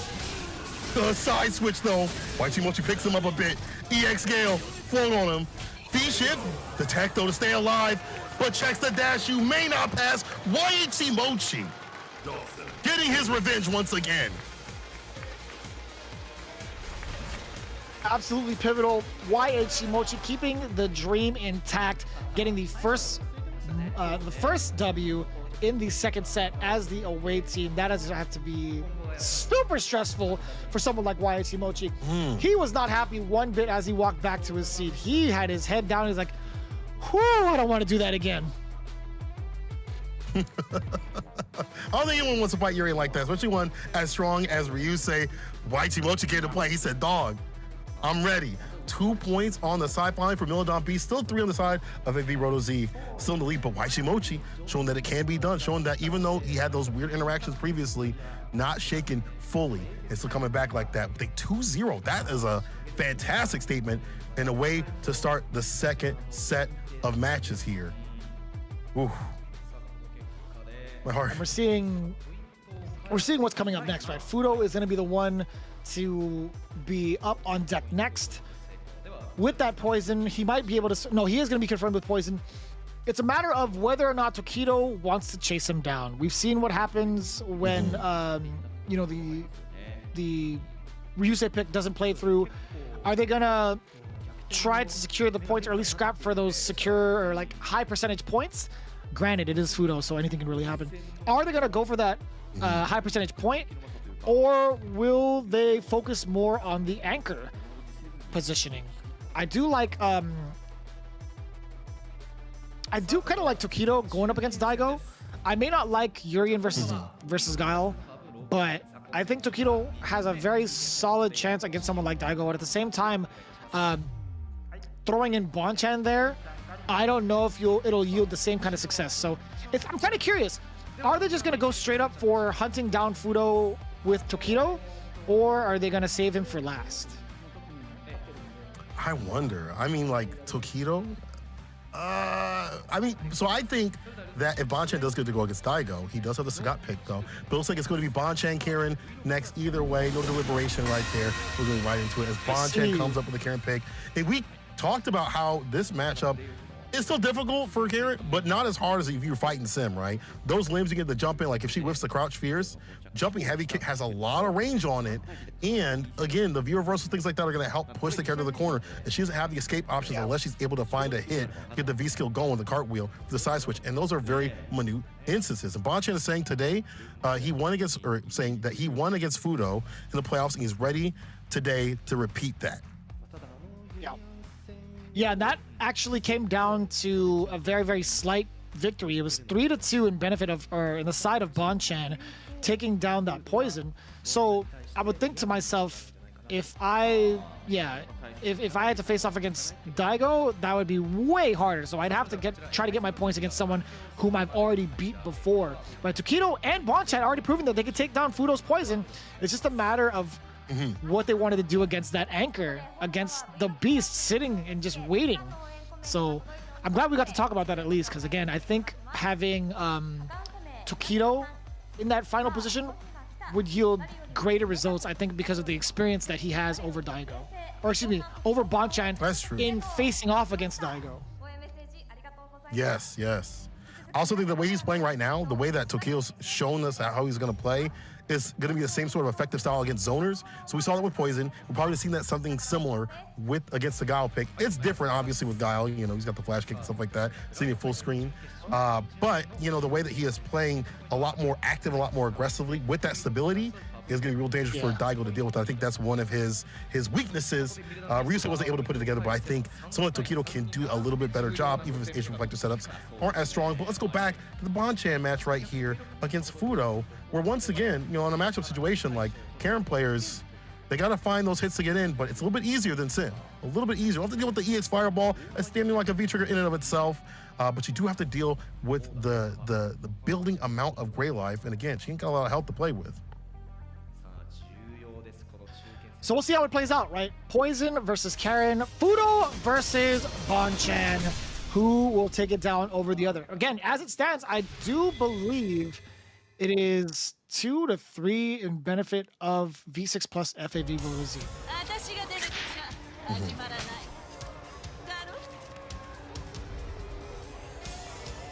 It's going to be a tense one. And only a first to two right here. So whatever, you know, things that you got to do, you got to do it real quick with it.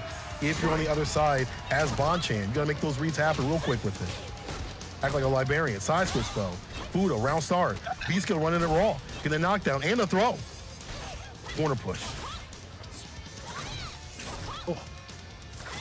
And we see what kind of strategy Fudo wants to. Oh boy, we'll talk about that later. He does get exposed down below with the low medium kick. Again, that's the biggest component that we see Karen players utilize in terms of that long reach, getting the damage output. Look at that. Just one of those openings can lead to so much of an opportunity, and Bonchan knows it as well. Still back into his face. Fudo, EX heart rate, does get the counter in as well, and the command grab. Look at the damage, and also creates so much space. Whip it good. You're so afraid. You're so afraid of getting hit with it too now with the extension that they got. All because of that hit. But that hit will definitely do it off the medium. Bro, he had that ready. Let that sucker just loose. And Bonchan again with the aggression. I will say that was super smart of him to utilize that standing heavy medium punch because of the fact that Fudo has let that standing heavy punch rip in that range a good amount of times within that round. So there is a considerable startup to really to notice. Bonchan using something like medium punch just so far out there with the buffer behind it, absolutely on point with that read against Fudo's active buttons. That's simply how you fight, boys. You stay outside the fierce range, and a character like Carrot has a lot of ways to get in when they see that whiff like that. And the crouch medium kick, too, to catch that walk back. Activation, though, Fudo fighting back. I like that. Get the side switch, get out of that corner. Don't want to be put up in that corner position. Want to have the range to play that zoning game. Gets hit, though, on the negative frames. Bonchan's in. Wonder why he didn't go for a heavier whip. He got punished off of that from that light kick. Oh, speaking of punishes, get punished completely demolishes that V skill. Medium kick into the critical art. That is more than enough damage. And I gotta say though, that's gonna be great for Bonchan though, because the fact that he's going into the next round with nearly 2.5 bars. It wasn't going his way that round. He's like, I'm willing to throw it away, whatever. Well, actually, that's not true. Cool. He actually didn't have too much of a deficit. Yeah. I do like the fact that, we see Fudo dealing with the V-skill. That's been an issue because the V-skill actually came through not only against Fudo in the first round, but also in previous matches already in this tournament. So he's got something for it. The medium kick into the super. Can't do that for free. The throw, though, in the corner you go. The V-ship gets got with the crouch fierce, but still Bonchan in. EX addition from Fudo. Double dash the crouch, medium kick, flip with it, and the whip. One touch to do it. A lot of damage. A2. The Bonchan actually just needs a sequence and a half to get the W back from Fudo. It might just be here, back throw here. This is ever so important. If he gets a counter hit confirmed into critical art, it is actually over. And he's looking for it though, even more of a dire situation. He does get the good hit. He did it wrong. He did it wrong. Does get the critical art confirmed afterwards. He sends it back to the kitchen, and Fudo was looking, again, he was looking like a scared puppy in a cage, man. Send him back to the pound. I don't want this one. Give me a different one. Well, that's sad. What's also said right there for Fudo? To get hit with it raw, bro. Come on, man. You can't say that. Send it back, give me a new one? No. No. I would never do that. Y'all know I would never do that. But y'all, But y'all know right here that Fudo is not over for Fudo at all. But him get raw like that, I wonder what he did to get opened up again. Maybe got a back dash or something like that, or a button before it even came out. I didn't see a counter hit, so not sure. But again, Bonchan with that aggression just makes you break down. You're so afraid of everything that comes with his character, and we see the damage that Karen be doing. It's not been a hidden thing, but to access it the way that he is so unafraid of things that may come in Street Fighter V, whether it be mix-ups and things like that, poisons damage on herself and things like that, he'll play his game plan. Tell you, man, there's been songs sung about Karen and her damage. I'll tell you what, Cisco had it right the first time. She's got dumps like a truck. She hits so hard. Players like what? What? Oh my God, he's moving across the screen. I think I'll sing it again. Okay, does get the counter hit. Checking the movement against Fudo.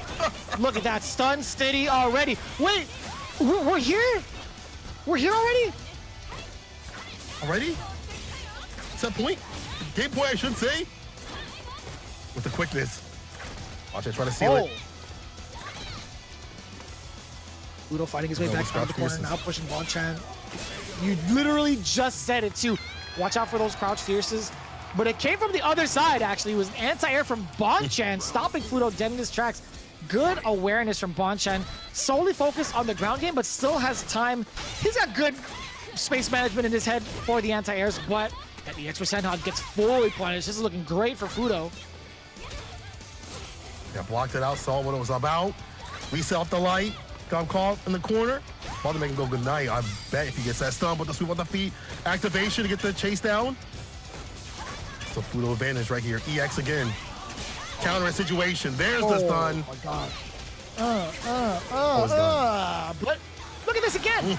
Same exact scenario from the last game. Fudo taking that round with 0 resources left. Bonchan at full critical art does get the punish off of that crouching heavy punch. So smooth. It gets a very, very basic crouching medium punch. Now opening up Fudo. The throw is there. He needs one.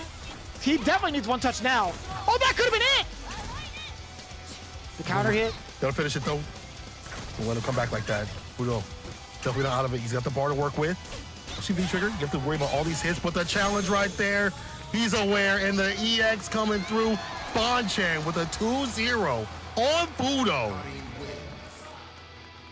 Wow. That was perfectly played out for Bonchan. We see how much of a difference it is carrying over that meter into the next round. Getting something like a low fierce or a low heavy punch whiffing like that as poison, you are susceptible to big damage. But the biggest concern is not only is it big damage, but the corner carry is insane. He is throwing the long bomb, the Hail Mary into the corner, but you have a higher chance of success, especially after an EX Tenko hitting you from that far. Just so much damage. Again, Bonchan taking it down 2-0, putting FAV Roto Z, V6 as well, at 4 points in the lead. Now, it's a matter of Tokido versus Daigo, and as we prepare that, we're going to see the stats and how it went down in regards to the anti-airs, the invincible reversals. But for the most part, you know, we've seen those reversals kind of not play out for Bonchan, willing to take those risks again. There certain instances where we saw the EX for Senha get fully punished. I think that was also part of the risks he was willing to take because he understood the situation. If he throws those out there, Fudo would want to punish with meter to get the corner carry into the corner, obviously, as well as the damage. So I think that was something Bonchan wanted to get out of Fudo. He wanted him to waste that meter as we take a look at the current stats from the game. Yeah, right there, you know, the whiff DP, that's okay, but the anti-airs were definitely on the deck. Fudo missing only one right there on his side. But again, I think you're absolutely right when it comes to meter management and taking risk reward into account for a lot of things, saying like, you know, it's okay if, you know, I get punished for this EXDP here if they waste a bar, or I'm going to gain bar in this situation and V bar at the end. All these are like calculated for top level players. You know, everybody out there might, you know, in the lower ranks and things like that, maybe throwing these EXDPs out without care. But there's like an idea of like why and how much I'm going to get off this, how much they're going to get off this in terms of meter gain, how much I'm going to get, and how much is going to play to the next round, the last round, because that last amount of bars you pointed out, having that full stick of butter to cook with, put Fudo on the menu. He was able to get in and get that win with the quickness, expeditiously. He was on the Grizzly, and he tore through Fudo. Just those things are what set top players apart, including with a lot of other things, from the lower base. And we're going to be seeing more top-level action here. Tokido with the Urian pick against Daigo. Oh, my God. This is going to be a treat. This is going to be ridiculous. 2 top-level players, and no more Akuma. It's a Urian pick this time. I think the best part about this set is the fact that no matter which way it goes, we are guaranteed a third matchup where we're going to get another switch between the two teams. That's the best part. It's just a matter of who is going to get that bigger advantage going forward. As it stands right now, the V6 plus FAV Roto Z team is sitting at 4 points. So the max amount of points they can get within this set will be only 6. Again, it is 1st to 7. We want to remind you folks at home that are tuning in for the first time, this is going to be a very significant game for both of them. We'll see if Daigo can actually tie it up. Will we see the 4-4 match happen going into the 3rd set? It's all riding on him right here. Tokido says, though, he is confident because he's trained a lot for this matchup. And we definitely saw that after the CPT, he was immediately in the battle lounge. He was immediately practicing. Maybe, you know, always for obviously the Gal pick though, but just immediately in the battle lounge practicing, you know, always preparing. You know, Tokido, you know, we talk about Daigo having prep time. He's definitely the best at that. But Tokido's no slouch right there either. You know, he's definitely got an answer. We saw his answers to the Kami pick. While they may not have always been perfect because that matchup's very hard for Urian, he always has something ready for matchups that aren't so perfect for Urian. He always has something, maybe whether it be against the player themselves, you know, going against their weaknesses, or just maybe just minute character things to stabilize when things get deadly. So Tokido does also have the pocket boxer if need be, and I wonder how much practice though Daigo has against that too. So having those 2 characters, you know, that's a deadly combination right there. Things go south in this best of 5, 1st of 3 situation. If things go south, you can't switch, but you better do it early. Daigo versus Tokido, this was going to be stick. Don't avert your eyes, people. I wish it was a 1st to 5. Let us commentate that. We could do that all day, honestly. I would love a 1st to 5, God. 1st 3s, whatever. It's better. Give it to us. But as it stands right now, it's going to be the Urian pick from Tokido, not the boxer. Damn, hit him with the Mari. You are not the boxer. You are not the boxer. Crowd going, yay! Crowd full of Dawson fans. Oh, man. I can hear Brian F in the background saying, I knew it. I knew it. But either way. Art cringing in the back. Stop. Either way, Dai see how goes much out of a- with the boom game unlocked. Exactly it. Oh, no, the sweep does get... It does go unpunished, actually. Takedo wasn't ready for it. Oh, boy. But still, also, no conversion off of the crush counter fierce. What is happening? Fortunate with it. Daigo still, even though caught up against the wall, still let these booms just rock.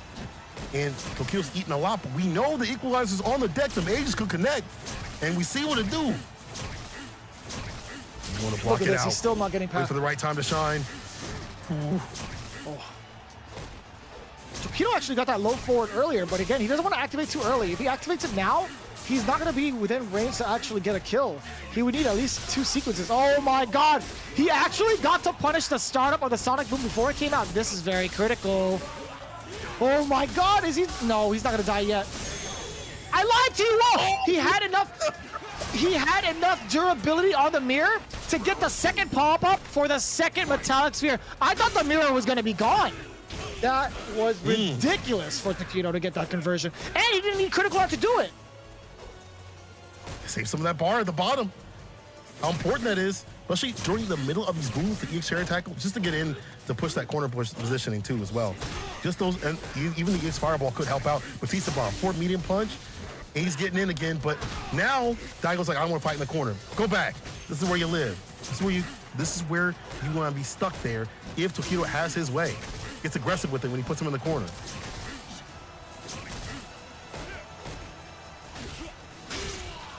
Oh, the forward fierce Back crush fist counter. again, the crush. Checking again. A lot more active with that back knuckle. Forward throw from Takedo. Slowly pushing Daigo. That is going to be huge, the target combo. But no, he doesn't want to convert off of it. Instead, he uses the mirror as a way to push forward. Punishes the second Sonic Boom. This is going to be more than enough. The critical art to seal it. Takedo taking game number 1 in a very slight sliver with life left. That was so smart, too. Can we talk about the utilization of the target combo? Most of the time, you would think, the coil punch is coming. Not a lot of people follow up with the heavy punch because it is highly susceptible to a punish.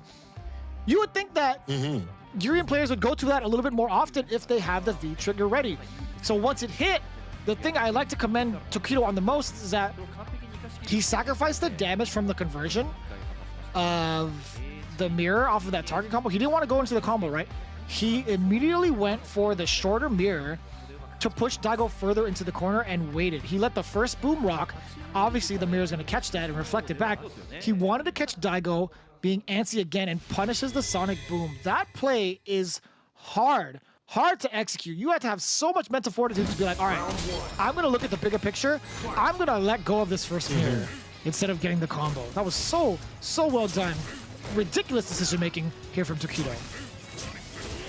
Especially if that wasn't going to kill. You're getting that reset situation, but you're putting yourself up for the victory. You're setting yourself up for success. And once again, Takedo got him up in the corner, but now all the Batista bombs put it on him, trying to get that sun and done. While we're aggressive with it, and the EX headbutt coming to the Sonic Boom and the throw. The post-stun fun, what we got? Crouch Fears doubling down with it, and the knee drop. Takedo looking so comfortable in this matchup. We've literally prefaced this whole entire set in the very beginning saying, Urian doesn't really have a great time against Guile, but Takedo is proving us wrong. Found the answer. Some of those are risky. The EX headbutt we saw against the Fireball, the limited reactions on the deck, and if you lock them in the corner, that's where Takedo as a player shines in getting his victories. I feel like he gets really aggressive with it, real buttonsy with it. Sweep against the crouch fierce, or crouch medium, I should say, from Daigo. He's not done just yet. He is headbutt again against the Sonic Boom. There it is. The flash kick. He's opened the first gate. He's ready to throw out more EX flash kicks. What an anti-air with a sweep in perfect position. Daigo in prime form now. He's unleashed the beast, at least at level 1. Once that EX flash kick rips, it's a whole different playstyle. But man, Daigo is just super active with those booms and just so on point with the movement against Tokido. I wonder if that might be a pain point for Tokido later on, trying to get these EX headbutts. Wow, what an anti-air against the EX knees, though. But using the sonic booms at a different speed might, try to bait out an EX headbutt from Tokido, because we've seen him try to react like that. Get the knockdown situation. Maybe we'll see that as like a little bit of a bait here and there from Daigo. Trying to find the jump in, no go, but does get the throw. Up in the corner once again. Sonic booms coming out, and then a lot more aggression, though, from Daigo. Instead of just going for sonic boom pressure, he's putting the knees on him and everything. And would look like a pretty convincing match for Tokido. Daigo is putting up a big effort to take it all back away from him. All off of an EX flash kick, by the way. Look at how much of a commanding lead he has now. He is in the corner, but man, okay, the great equalizer. No, he's out of the corner. Daigo Imahara, despite getting hit by the mirror, opts to take the escape route first. I like that jumping light kick. That's super smart with it. Coming down before the crouch fierce can even come through, a little bit slow with it, and that's one of the problems with Urian. He does have good anti-airs, but at some angles, in some speeds, it don't always reach. So, Daigo getting a lot more aggressive. And I feel like before he was so solidified on the ground game with the sonic booms, while he was caught up in the corner, now he's waiting to take these risks, with the jump outs and things like that. And like maybe other people, even Urian players, are like, why would you jump there? But the timing, the button choice, perfect with it. And the amount of focus coming from Daigo, getting that slight meditation in before every match.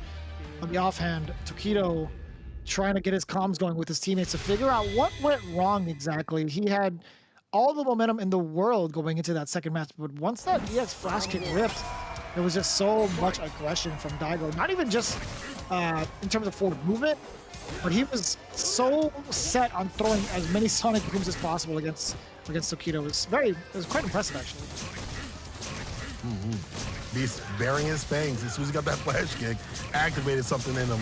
And now, once again, going back to the boom pressure when he's caught up in the corner. Hard for, even Tokido to read the rhythm, got hit with the knees, if you please. But here's a jump in, here's a jump fierce, and a throw. Tokido, once again, loves his corner pressure. If he can get it going. A trade and the whip punish against the forward fierce. Now, Ryusei completely locking down the beats, but still jumps back, gets caught by the boom. Another boom, but Visco wanted that. Charges up to Visco while he's knocked out. Okay, the back throw now. Daigo in full control. He's actually in a one-hit kill scenario. But so is Tokido. No, the trade-off with booms. Didn't get it all the way. But now EX, looks at the mirror, gets hit a little bit. Try to put the shimmy on him. Daigo spins some of that EX bar also. Tries to find a jump in. Great defense for both players. They needed too. Bar at the bottom being used. EX tries to stock up with the V skill. Gotta be careful. If you lose too much health, that V skill armor isn't gonna matter. 20 seconds Doing a remaining. great job of keeping it intact. Down. He's still just walking forward. He's getting himself within range to tackle past a sonic boom. Slowly pushing Daigo into the corner. The anti-air is there. He's walked up to him as soon as he neutral jump. 7 seconds on the clock. Daigo is still he got hit by the counter hit. Oh my God, the boom still touching it up for Daigo. The tag. He gets the 5-over victory. The first round of game 3. What a way to set the pace. And it took that Daigo, getting that anti-air off the sweep, but here's a jump in right here. Round start with it. Denies the Oki for the B skill stock up, block up. No anti right there, even though he backed up. And again, having that armor is going to be real smart. Down to the ground, you go with the throw. Back throw too. Meaty knees if you please. Again, another throw though. Caught up in the corner with the shimmy. No commitment though. Didn't have the buffer. Was still walking with it. Bazooka not really getting much out of that. I mean, Tokido still getting hit. He manages to put Daigo in his place. The anti-air flash kick still maintains the charge. Does catch the low and the counter hit. Now it's all Daigo. Forward throw. Tokido is stuck in this corner. He's about to be, but he has full trigger. No, Daigo's backing away, but still. The mirror doesn't catch anything. Play. You gotta be careful of the super situation right here. The mirror is. Oh my God! He's on the deck, but the EX connects, doubling down. V shifts away. Sees ascend it to win it. Careful, V ship. Ooh, didn't get got. But the sweep was an anti-air. Daigo so tight with it. He's so quick with it, and he's so quick-witted. Daigo. How is he so good? That was insane. So good? Even Taquito was taken aback by it. There was a little smirk on his face. It's like, damn, you still got me with that sweep? How? Oh. He was cracked. He's different. He's actually different. cracked. He's actually cracked. There's so many instances where he actually threw a sonic boom, right? And Taquito actually wanted to go for a neutral jump to avoid it, because that's generally the strat, right?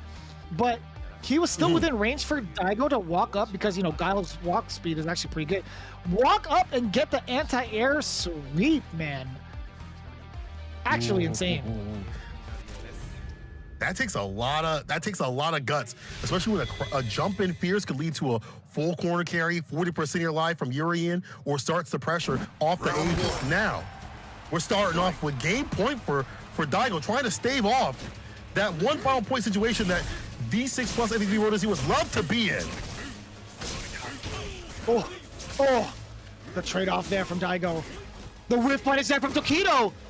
And of course the backdash out of the throw, but still in pursuit. Taquito wants to get that throw going, but he's already accomplished something very pivotal. He does have Daigo locked in the corner. The problem is he's still chucking booms. The forward fierce after the space was created. He's checking Taquito on that forward move, and Knee Bazooka trying to get out. Taquito successfully blocks it, tries to jump in though. The anti-air is there. Taquito has no answers for the activity from Daigo right now. He's doing every button right here and getting blessed by them. Again, we could see an ace situation to steal it back like that, but Daigo getting another jumping up the light to stay all right, the flash kick. One touch to seal it. Is he gonna spend it? This is hard because you can't send out the ages to give me a chip on this situation. Closer and closer to it at least. In the back fist, check my wrist.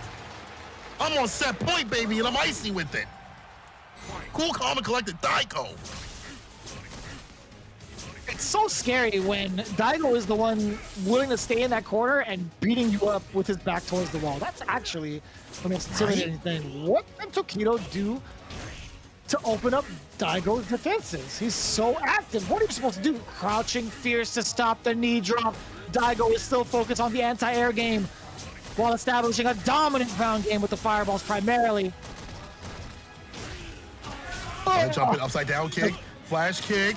Dash up with the meaty knees. And again, you're right, it's so difficult to deal with it, but one good Aegis or two good combos could, set him good night. One off the deck though. It's about to be a super situation from Daigo if he can find a last hit to do it. How is he gonna seal it? Off the move that could have been in, and another boom to trade in favor of Daigo's Middle Beast stays alive. I can't believe More so than ever. He does tie it up. That is 4-4 between the two teams. Again, no matter what the outcome was going to be, they were destined to play this third set, but they make it so much better for themselves. If Taquito had won that, FAV would just need to win any of those matches to advance up, and that's a pretty daunting task. However, all things considered now, it is an even playing field. The matches are going down to the wire no matter what. As it is, again, 4-4, we have to hit 7 points for the team to advance into that grand finale spot to play off against the Good 8 squad. Daigo as clutch as ever. The epitome, the definition of clutch for Japan. Showing why he is the captain, he is the anchor, and he is a living legend. Absolutely. I feel like the Beast Fangs is still sharp, and this is good for Milodon Beast. Surviving the away side, and now FAV switching over to the away side, meaning they have to reveal their roster and players first, giving Milodon Beast another shot at just being able to operate around what they do, which is really important for their character matchups, just on the character matchup side of things. But man, the way that he played that match was ridiculous. Some of the best Guile play I've ever seen. And so dominant with the boom pressure, saying, I'm willing to do that mid-range with it. It could have been a walk-in medium punch, medium kick, even a jumping with a medium kick also could have helped too from Taquito's side, but he denied every approach. Land, sea, of skies. He said, it's all mine. That's actually pretty amazing to see. Again, Daigo with the immaculate defense.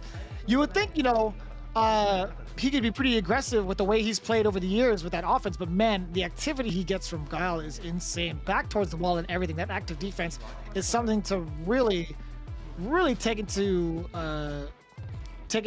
heart. Like, he is one of the best to do it with Guile. You talked about it, some of the best Guile play we've ever seen. And that statement is 100% true. Taking into consideration how active he is with those booms, he's the only one to really instill that kind of fear despite not having the estate to move away from danger. It's so insane. Did a fantastic job, and he switches up too. It's never just about the booms. He's got a different pace. Maybe his tip was about the booms for a couple seconds, and now it makes things even right here. As you see the 4-4 right here, the 3-1 that he got against Tokido, just dominant with it. He'll put in the knees every so often, the back fist, and we saw Tokido have to back away to find a whiff punish against the back fist, but he is like, that's cool. I'll just go back to the boom game, and you're pushed out even further away from your objective where you want to be up close and personal with it. So even if you do find a whip punish against the back fist, that's only one element of the many that Daigo puts on. And now we're going to put on more action. Once again, 4-4 situation. We're going to get so many more games, bro. I'm so glad this is going out of the wire. I'm glad this is not a blowout. We're not at the end just yet. And we're going to see another switch up. Again, FAV on the side of the away side. They got to put up their players and characters up first.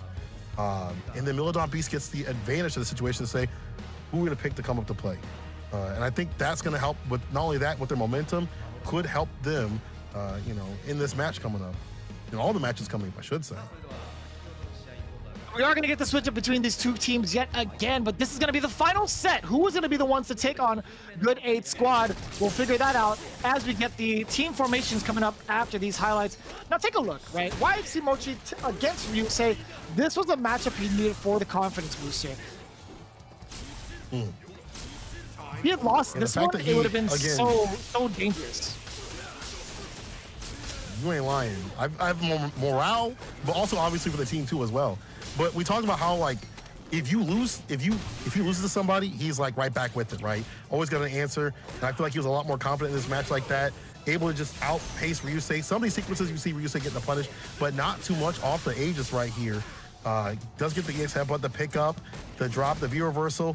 Just YG Mochi still fighting back like that. You don't expect that from a sim player. You think they might lay down and get dropped down, but not YG Mochi. Again, living legend himself in terms of the yoga play. And he got his revenge on another Urian. Not only the one that he had lost to, but Urian players in general. He's still in it for his team. Oh, immaculate. And then we moved on into the next match of Fudo versus Bonchan. This was a pretty compelling match, I gotta say. Bonchan really picking apart how Fudo wanted to change up his strategies in terms of the normal usage. And I just say that from standing. Fears, crouching fears, going up against the V reversals. Bonchan had it all. Fudo had his moments of glory, without a doubt. You see that confirmed into the critical art. But for the most part, Bonchan has just been such an offensive monster. Look at that. Checking the movement immediately with the quick kick. The fact that he had got that, raw, this speaks to how aggressive he is and how it's hard to keep up rhythm with him and hard to keep up pace with him. And then the minute that you are just one opening, that's all it takes. We, again, saw how well that Fudo did in some of these sequences. We saw the medium kick against the V-skill. So he was starting to adapt to some of what Bonchan did. But just the weight right there, finds a counter, caught him pressing buttons. And now we're pressing on to the final match of Daigo versus Tokido. This one was so sick. This is probably the highest level of Guile play I've seen. To just be so deliberate with it. Like, you gotta give love. You gotta give love to Tokido right here with the sick confirm. Got to pick up with it, using the Aegis that you had pointed out in a smart sort of way. We knew it was going to blind the finish. But the fact that Daigo was so willing to run these booms, even though he got EX headbutted, even though it could have been a crush counter, he was so confident in his neutral. Like, he was very practiced in this match. Oh. I know, without a doubt, right? It looked like it was going Tokido's way, but look at this defense coming from Daigo, throwing out 1.5 million booms in the corner and still opting to stay there. The jump in, sure, that could have been great for Tokido, but it led to nothing, really.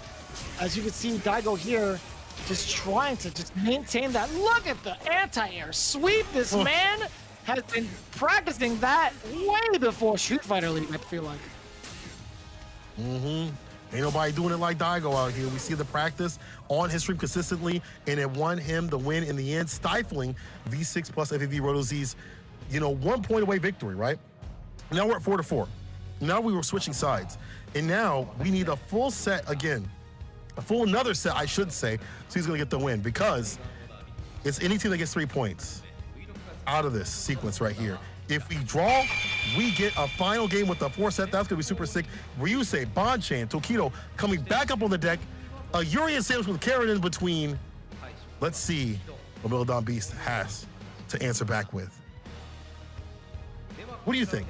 What do you think they should pick? Very similar situation from match number 1, right? I don't know if they want to stick to that plan again. I feel like Daigo has been facing a lot of Urians. I mean, to be fair, it's always going to be 2 Urians, right?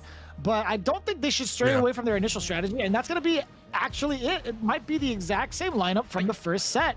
We did get that confirmed from Daigo himself. Daigo faced off against Ryusei with Guile, right? Guile versus Urian. It was 2-1. YXC Mochi had to face off against Bonchan. He fell just a little short, 1-2, but it was in those lucky sequences. But as it stands right now, so my mistake. Okay, so FAV Roto Z was the one with the exact same lineup. Fudo is actually the one going up first against Ryusei. Oh.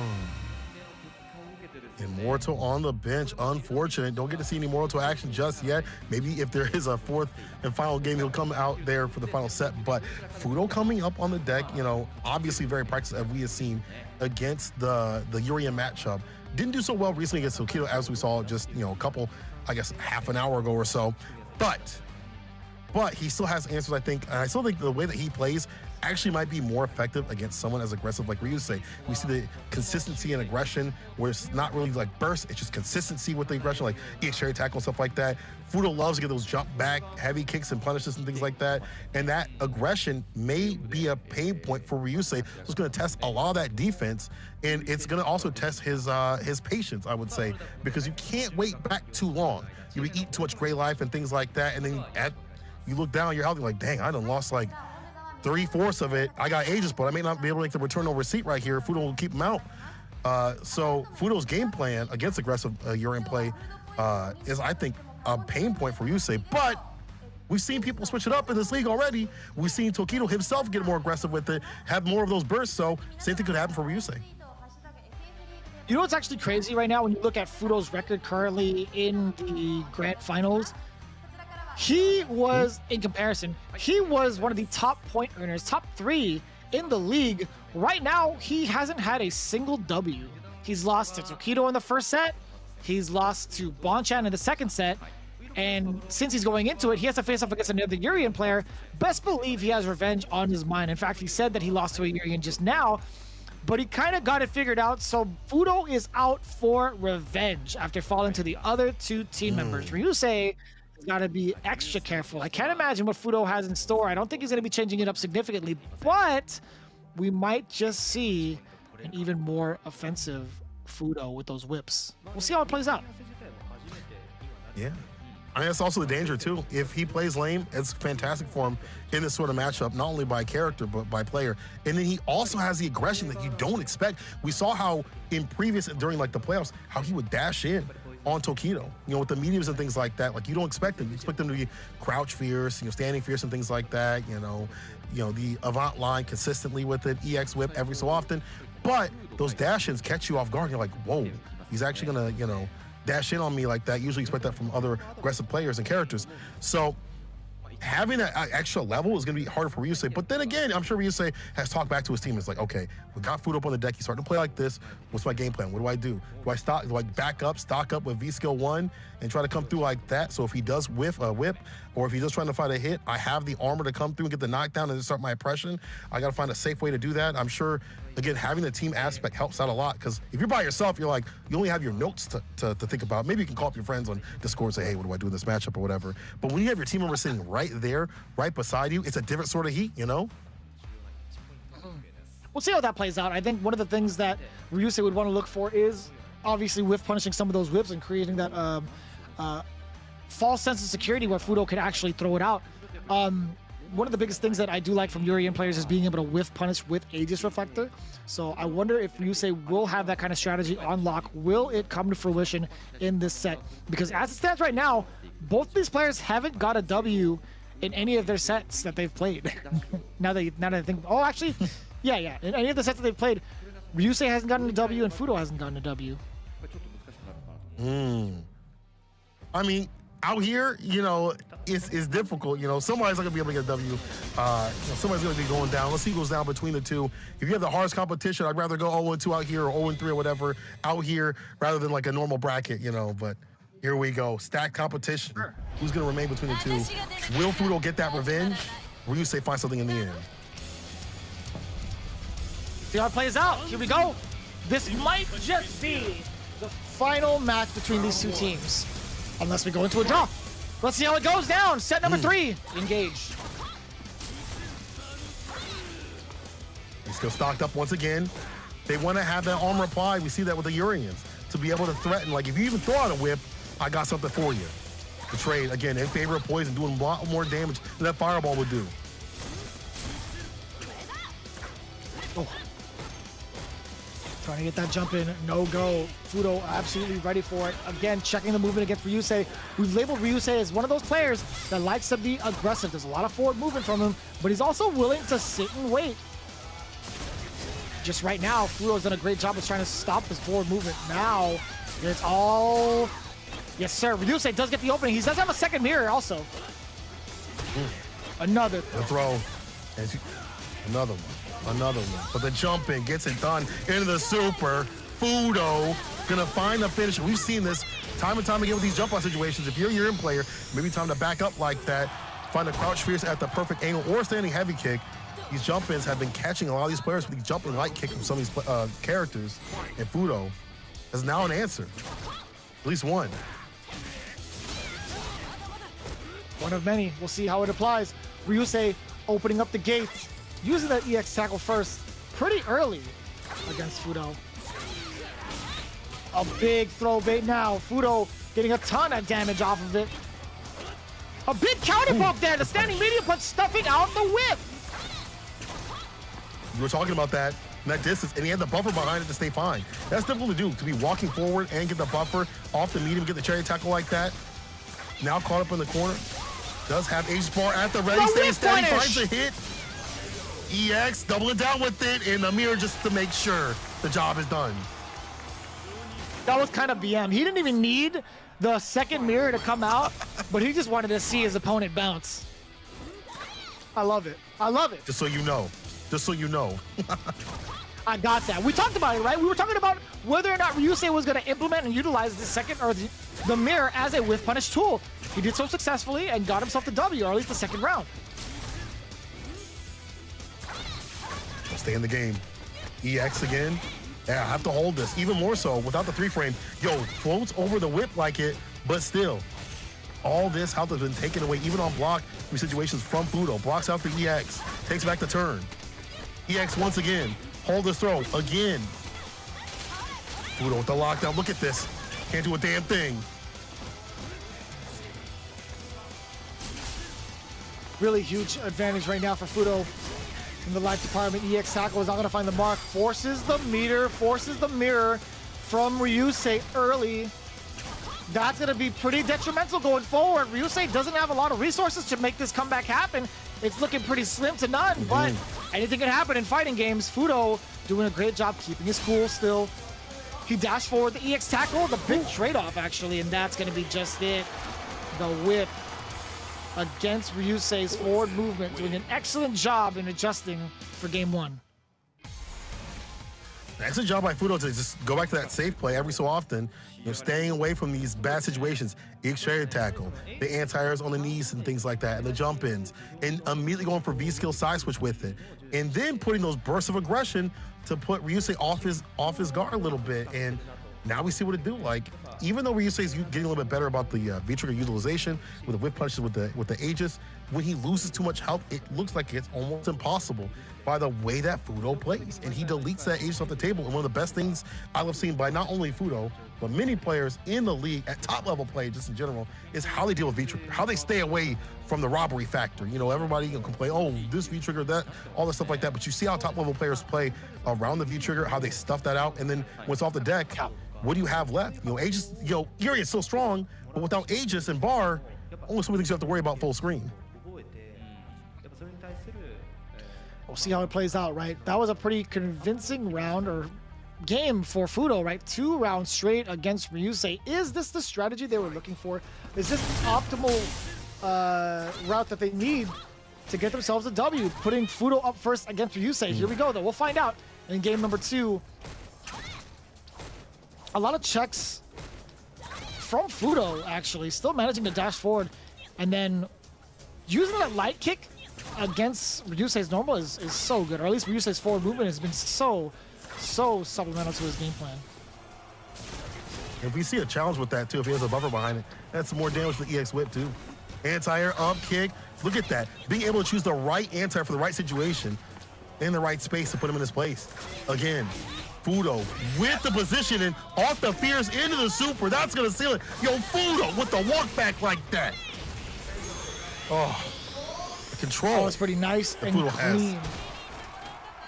No, control is absolutely it. You know, Fudo doing a great job of utilizing that standing light kick, utilizing the standing medium kick as well, going into the whips to prevent Ryusei from throwing out fireballs, or even move forward. It's been all really well done. There's the economy of choices that Fudo has been using. The buttons, the special moves, it's been all great, but now Ryusei actually finds his moment on offense. Big throw bait. Fox up with the B skill. Just spin the bar. Reset. Very Yeah, important tech. Still in it.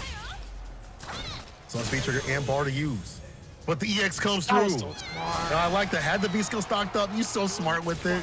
Had the V skill stocked up with it. Use the EX cherry tackle. Trade either way is going to be in his favor. And after that, no flinching there from Ryusei, willing to just block it out. Forward dash movement. Now he's just already close, so close to Fudo, but now it pushes him back further into the corner. An ever so important tech.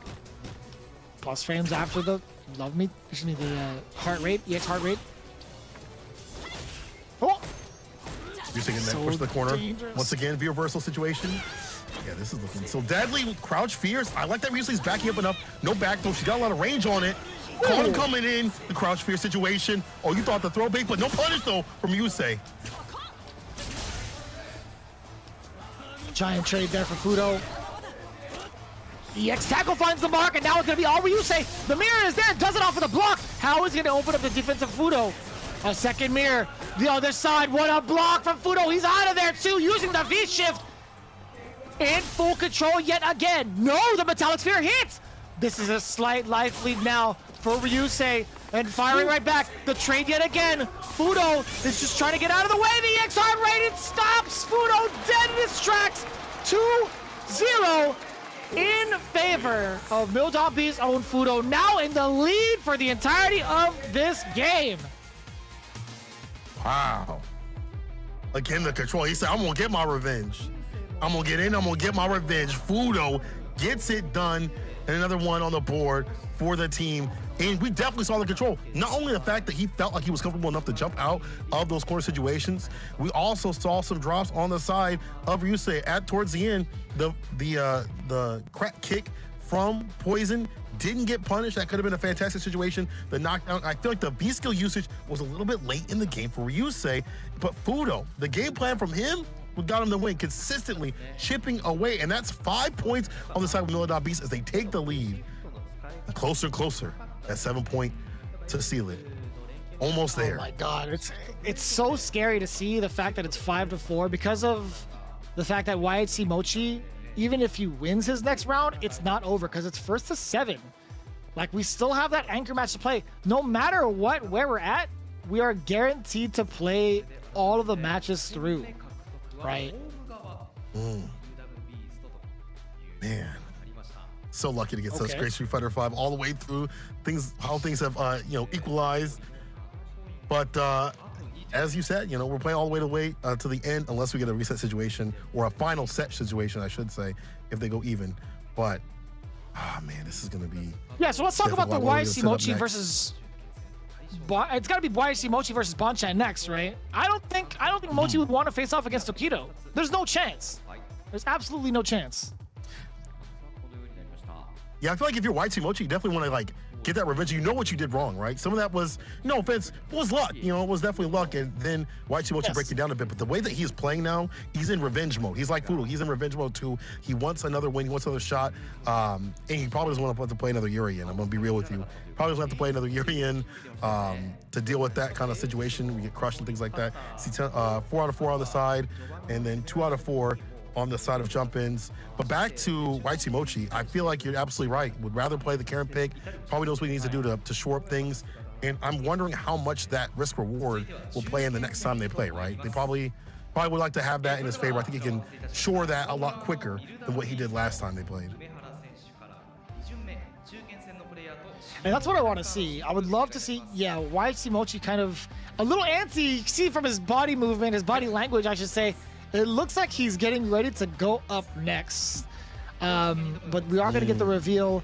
A microphone going into the hands of YT Mochi. I think it's safe to assume he's going up next for the revenge, right? Yeah, he's nodding his head. Bonchan already locked in his seat because it is the away side, right? Bonchan 100% going up second. YT Mochi is confirmed. Ladies and gentlemen, we do have the run back. I repeat, we have the run back. Will we see an even more aggressive YT Mochi, or will we see Bonchan get away with murder yet again? We'll see how it plays out. The microphone in the hands of Mochi. He said that he's looking forward to get his revenge for the match just now, and I expect nothing less. But the fact of the matter is, as it stands, again, it's 5-4 for the teams. Mildon Beast now, the first time ever getting that lead. They still have to play out the entirety of the sets, right? Daigo is still going to have to play no matter what. Tokido is going to still have to play no matter what. This is just going to be whether or not, right here, if Mildon could actually get the W, or at least seal the deal. Because I think if that's true, you know, it's 4-4, right? I think if how does that play out? I think yeah, it could still actually lead into a tie. Now that I think about it, yeah, we could still possibly get, or potentially get a tie situation. Yeah, depending on this match, so we might be seeing a tie situation like that. YT Mochi, that's a lot riding on him. Not only revenge is riding on him, you know, to get that W back, you know, get that honor back. It's like, oh man, I messed up. I got to get this back as a fighting game player after all those moments that happened. Like, you definitely don't want to become a clip on Twitter. But beyond all that, your team is riding for you, right? Like right now, there's so many things that are pivotal. Your team is riding for you right now. So there's a lot of pressure on him, not only for the revenge against Bonchan in this matchup, but also to get the W for the points on the team, you know, on their team side. If Mochi wins this and Tokido wins the anchor match, we'll get a tie and go to set 4 for the last game. So Mochi, again, there's a lot riding on him. In this, again, that matchup, the way that Bonchan plays is so aggressive. Let's see, though, the way he played last time, saw like the shakes were off, but Bonchan, a different sort of beast. We'll see how it plays out again. This is going to be a set that's going to be so pivotal for either team. It's do or die time. No matter what, we're going to see the final set. But as it stands right now, it's YT Mochi going up for revenge against Bonchan. I'll start with the mediums. Of course, that medium buffer from Bonchan trying to come through with it. But the heavy kick too, the crush, one of the best buttons in the neutral you can throw out. Get that crush, that V-bar built up, and the knockdown situation too. Look at how much health has already been lost on the side of Bonchan. He's got to read the rhythm of these limbs. It's so hard to do, so difficult. Ooh, the crush Giant again. crush counter. YT Mochi has been pretty active with a lot of these normals, right? He's being as aggressive as we had thought. Slingshot to get some of that extra meter off the back throw. Yeah, so we kind of theorized whether or not YT Mochi would get some sort of benefit from playing a little bit more active. It's, as it stands right now, it's stopped Bonchan dead in his tracks, getting the first round in game 1. It's all you with the predictive sniper too, the jump back shot. In these things, I feel like you're Bonchan, you have to read like, bro, he's gonna get really aggressive with the normals and things like that. Maybe even harder to try to come through on these jump ins. Look at that back throw though too, and the positioning. He's so good about not only being active with offense, but also where he places himself to stay away and makes Bonchan navigate the maze of these limbs once again. This is gonna be hard. Resena gets the knockdown, wakes up with violence right there. Activation, heavy kick, he's in. Does get the Guden Ken. Not gonna activate a critical after that. It's not gonna kill. Does get the escape option off with the knockdown. YT Mochi taking full advantage of that. And I like that, yeah, cooking him up with the V-trigger. That could have been so dangerous. But again, goes for the trigger, knowing full well that Bonchan didn't have a V-reversal of his own to get him out of danger. YT Mochi now is in full control again. Critical alert on deck. He has so much space to work with behind him. And he's near the middle of the screen. But still, again, any sort of movement from Bonchan could be his demise. Yeah, there is chip no dip on the side of YT Mochi. should he do it the right way? You know, obviously you get thrown out of that, but if you come through in the correct way, bar off the bottom, unfortunately, but still, Waichimochi, one such situation looking, staying away. The wrong Rasenha once again. He's in. Bonchen got caught in the corner. The wake up kill. The hottest of wins. Sealing it. Waichimochi. Violent comebacks. That was so dangerous too. If the Rasenha had hit and or if he were able to get like a critical art off the Rasenha, that would have been so detrimental to YHC's game plan. Obviously, he would have died, but I mean, like going forward, I think YHC Mochi would have been so cautious about it even further. That would have been stuck in his brain for the rest of the set. And you could see him a slight sigh of relief, and he was kind of like breathing heavy after that. He's like, "Oh my God, I can't believe that Rasenha hit me," because if it did, I wouldn't even know what to think. Right. What to do with myself? No, not again. But that's a good sign for Waichimochi. Like, didn't get the same sort of situation where Bonchen was able to just steamroll over him and get that win. Now Waichimochi with the first game, but that's how it kind of played out last time. Maybe not with the Rasenha, but how Waichimochi started off well, then Bonchen sort of swung back like that. Is this enough for Waichimochi? Can he keep this solid? I like the play so far. You make him spend so much of his health and resources early in these rounds to go down, and you have to take these wild risks, and we're seeing a lot more control, so there's not much reward on the side of Bonchen. Round one. Fight. Going into game number 2, YHC Mochi had such a dominant performance for game number 1. Can he repeat the results for the second one to eliminate Bonchen and put his team even further in the lead? Man, there's a lot of roundhouses. How many did we count at the beginning of that round? Anti-air still intact. You gotta be a counter. Activation off the heavy kick. Crouching addition, trying to push him in the corner. Anything to get going. Anything to get flowing. EX fireball, the side switch with it. You gotta hold that. It's almost like a V-trigger in how it locks you down, how strong it is, especially against characters that have to spend bar for an EX fireball, situation right there. And right now, the situation's looking real bad for Bonchen. One touch. And these long-range characters, the zoning, all it takes is one hit to do it. They're the best in the business. Watch, trying to build some bar at distance. Using the Orochi to sneak past the limb, but I will say it did catch Dawson on startup, so the idea was there. Either way, gets the hit, and the movement check yet again, YHC Mochi. That is so gutsy, too. Trying to dash in on a Dawson who's just sitting there waiting.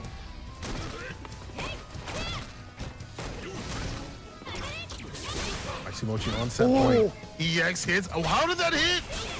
The hitbox was ridiculous. Gets to pick up. A little bit more of a deliberate hesitation there.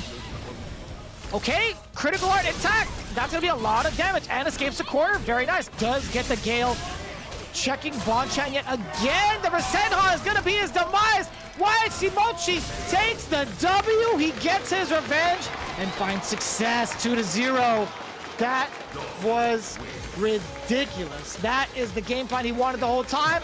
No way of getting randomed out by anything Bonchen was gonna throw out with his Karen.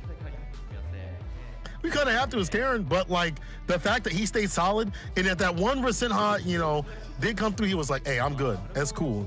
So never again, not me. Stay solid with it. And once again, YHC Mochi got his revenge. That he looks so different. You might as well call him a stranger after the previous match like that. That's 6 points on the side of Milodon Beast, 4 points on FAV Roto Z. This last one's going to determine so much, right? Yeah, you win this one, Milodon Beast, you got it. But man, oh man. It depends on who wins this next one. If we get that fourth set, I don't know if my heart can take it. I don't know if my neighbors can take it right now with how much I'm getting hype. All right, but YHC Mochi though, and also Fuda with those revenge just in their mind, they're like, I know what to do. If I get that run back like that, I'm gonna get into you. Oh my God. This is looking kind of scary, ladies and gentlemen. If Taquito gets this W, we're gonna see a fourth set. It's a battle of endurance. I don't know how I feel about that. I'm personally excited, but I'm very, very nervous for both teams.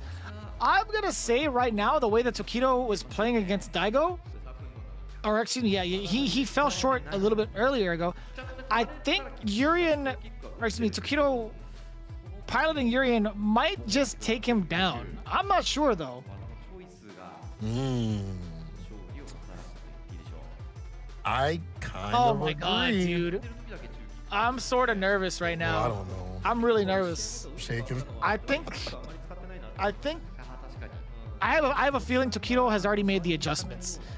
I feel like we might get that fourth set. I didn't see it. I personally didn't get to watch it. I didn't get the paper. I didn't get the pay-per-view. I didn't either. I want to wait till today, you know. I don't want to be surprised. I want to be surprised. I don't want to, like, you know, have anything spoiled. So definitely, we have no idea. But like, man, just how strong Daigo was in that match. Like, I wonder what adjustments you could do. Like, I literally do not know what you could do in that match at all if Daigo does go up. Like, I have no idea like what you could do in that match like that. Like, like the way that Tokido's been playing though. I like his adjustments as a player overall, like those bursts of aggression and sort of the stability, you know. But Daigo, he's just so confident in that match. We just saw how he operated. Sonic booms up in front of the face, you know, mid-range too, denying of the approach. And when one button got checked, back to the Sonic booms we go, or a different button. It was so hard for even someone like Tokido to be prepared. And this is prep time Daigo. I don't know, dog. I don't know. I honestly don't. But Tokido, he's so strong. I can't tell. I like prep time Tokido as well, though. I mean, like he got whopped a little bit in the first interaction against Daigo 3-1, but you do have a valid point in saying, you know, we have no idea what Tokido could possibly do to kind of change it up against Daigo. It's all really hindsight at the end of the day too, but making this kind of prediction as to what Tokido should do in comparison to talking about the adjustments after the game is over is a whole different story, right? So we'll see how it plays out. Tokido, again, having to face off against Daigo yet again for the revenge match. But it's looking really solid for Daigo. He's been absolutely undefeated so far. You can see it from his win streak. They're currently up 6-4. But if Tokido can take it down against Daigo, we will see a fourth set. Absolutely. Daigo saying that even though he will, or even if he does lose, they still have one last chance. But that don't mean he's gonna go easy for this round. He wants to take them down.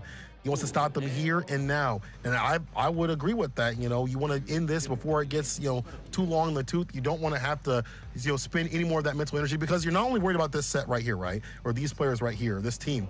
You're worried about going up against good 8 squad, that you have to conserve some energy for them too as well. Both these teams, or either of these teams, are going to move on, and they have to think about that momentum, like, you know, that stamina. And playing these games at a high level with the adjustments back and forth and having to switch to fight someone fresh is really difficult. However, there's an element of heat that you are warmed up and you're ready to, you know, to fight the next team and stuff like that, where they're sitting in the back maybe practicing, but they're not going through that mental strain and like that stress that puts them locked in the game. So there's things to be said on both sides, but then again, you have to be able to conserve energy, your strategy and things like that. Don't want to show your hand too much before you go on to fight good 8 squad, either of the teams. So again, I don't know what Tokido can really do in this match. Jumping medium kick might be better in some of the jump-in situations. We didn't see that much in terms of jump-ins. But then again, Daigo had anti-airs on the lock, though. He was shooting him outside the sky every single time he came through.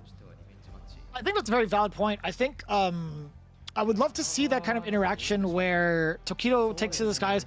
For one of those moments, he neutral jumped against the Sonic Boom and he got swept, right? I think if you were to move his hurt box away with a jump medium kick as he's coming down, it might just be a different story. But I feel like that sweep on Guile has a pretty massive hitbox on top of it to catch him no matter what. That's true. I would love to see what that interaction looks like now that you mention it. So maybe it'll be something to consider, something that much of a minute detail just could be the game changer, at least for one aspect of the match. I want to know what Tokido is going to do in the entirety of Daigo's defense in the corner, man. I even have people messaging me left and right. It's like, man, Daigo's defense is insane in the corner. The confidence, especially in such an explosive game, in any fighting game in general, the corner means death. You know, like, it doesn't matter if it's old or new games, the corner is usually death. If you push the corner, it's not looking good for you, and you have to develop a strategy to get outside the corner. How he's so confident and survives in the corner, it feels like he doesn't have his back to the wall at all. He plays almost the same way, if not, you know, as confidently. You know, he's absolutely fine with it. Against a character that has a lot of long reach, the jump ins, if they get in, they're gonna, you know, do a lot of damage and things like that. There's so much to worry about. Nemo saying that in the league, Daigo likes to fight the Yuri matchup, and it's still the same now. So it really depends on how fast Tokido can adjust to Daigo's playstyle. But I'm so curious of what Tokido can do against how Daigo's playing, because Daigo's playing so hot right now. And if you're confident to fight outside the corner, you're confident to fight anywhere in the screen, to be honest. That's just how it is. We'll see how it plays out. The third match, and potentially the final one, is about to be underway. It's going to be Daigo versus Tokido in the run back here in set number 3. Guile versus Urien. Place your bets and make your predictions now. This is going to be unprecedented raw violence between the two. Who's going to make or break their current season of Street Fighter League? Let's go. Tokido versus Daigo, round 1. Yeah, this match is going to matter so much. Let's see if Daigo just sticks to his game plan. I feel like he doesn't have to adjust so much just yet. You know, you got to prove to me that you know how to get through to me. Again, Daigo in that corner position, but he's willing to sling out them booms. What are you going to do? Walks a jump in. Light no boom right after. There's a Batista bomb throw, though. Tokido try to get the throw with a tech. Okay, cherry tackle, a lot more aggressive from Tokido. Yes, sir. Yeah, a lot more activity coming in from Tokido, moving a lot more forward, and not as many booms coming from Daigo. Big whiff punish, upside down kick, still getting a counter hit, forward throw now. Tokido is looking to keep Daigo suppressed, but no, you cannot tame the beast. Ain't no way. Can't cage him up. Everywhere is his screen. Everywhere on the screen is where he loves to play. Corner, mid-range, don't matter though. Get caught up in the corner. Walk up upside down kick, vicious. The throw big was with the sickness into the super. That's gonna seal it. Hey, yo, clip that. That was sick. I need that sent to me. He walked a mile to deliver a message. Boots the bus ass. He actually went all the way with that upside down kick. That was immaculate. Okay, was like, you wouldn't. He said, you wouldn't. And he just undid it. That's like the confidence that Daigo has. Again, the fight outside the corner. You don't expect that, but that is what solidifies this, and not only this matchup, but how he plays. Look at this. The amount of booms coming in. Nice dash up from Tokido. Threading the needle in terms of how he had to get past the sonic booms. It just so happened that Daigo kind of sat back in that instant. Good call out. Call right there for the forward medium punch too as well. The coral punch, getting the full conversion with knockdown. Tokido with the lead now, but for how long? Again, Daigo slinging out the booms. It is always better to have the lead against Guile to force him into positions we might be feeling a little bit more unusual. Maybe we have to take a few more risks. Here's a reward in store with the shimmy, the EX cherry tackle. Flash kick right back at him. It has been unlocked. He has unleashed the beast. Okay! That is the moment that Tokido was looking for. He actually doesn't get anti-aired by the sweep this time. A slight miscalculation from Daigo. I think that might come into play. Maybe some more jump-ins in a different sort of way from Tokido. So bake that out. That's what I'm talking about. That's what I'm talking about. It's going to force Daigo to go for something different in terms of anti-situation. Just get a punish on the EX headbutt, though. And now has a fat lead. Plethora of boom just occupying that space, but Tokido wants to move forward, or at least throw out a normal. There's the crush counter. Catches the startup of a sonic boom, by the way. Forward throw now. Does have the mirror on deck. Important tech for Guile. And here comes a safe way to activate the mirror. Another forward throw, close to stun. EX flash kick yet again finds the mark. Be reversed to get the distance. EX fireball, trading plasma back and forth, and Daigo again in the lead since at the last mirror to get that dash in throw. One more touch on either side. EX applied, didn't get the knees though. Upside down kick, raw cherry tackle. With the touch, the light stuff, the light punch that do it. What a scramble situation. And Cola, what was that chariot tackle? What was that chariot tackle? Sure, that was up close and personal. Tokido still actually took down Daigo with that. Daigo got caught mid-air. What was that tackle from Tokido? Do you think he had EX bar? You think he thought he had EX bar? He didn't. Trying to make that like a minus two situation at least? There was nothing flashing, and it was so far away from getting EX from EX meter. I don't know what that could have possibly been. Wild.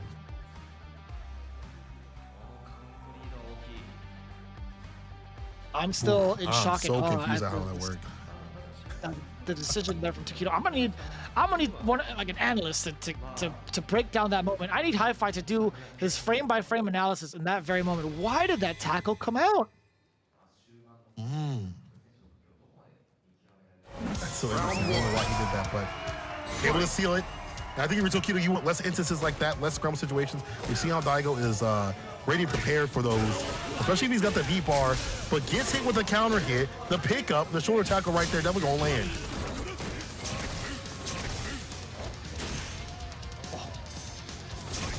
The 5 that pushed off. I love the back fist. And now, speaking of back fist, now get the whip punish off of the crouching medium punch against Guile, but the standing medium punch from Julian again, reaching so far. Counter hit from low medium kick. Low medium kick, excuse me. That's the first time that EX flash kick has been blocked. This is gonna be the moment that Tokido needed. After that EX flash kick was blocked, best believe Daigo was gonna say to himself, like, yeah, I need to do it again to make sure it hits. Is he gonna do it again? Yeah. Not yet.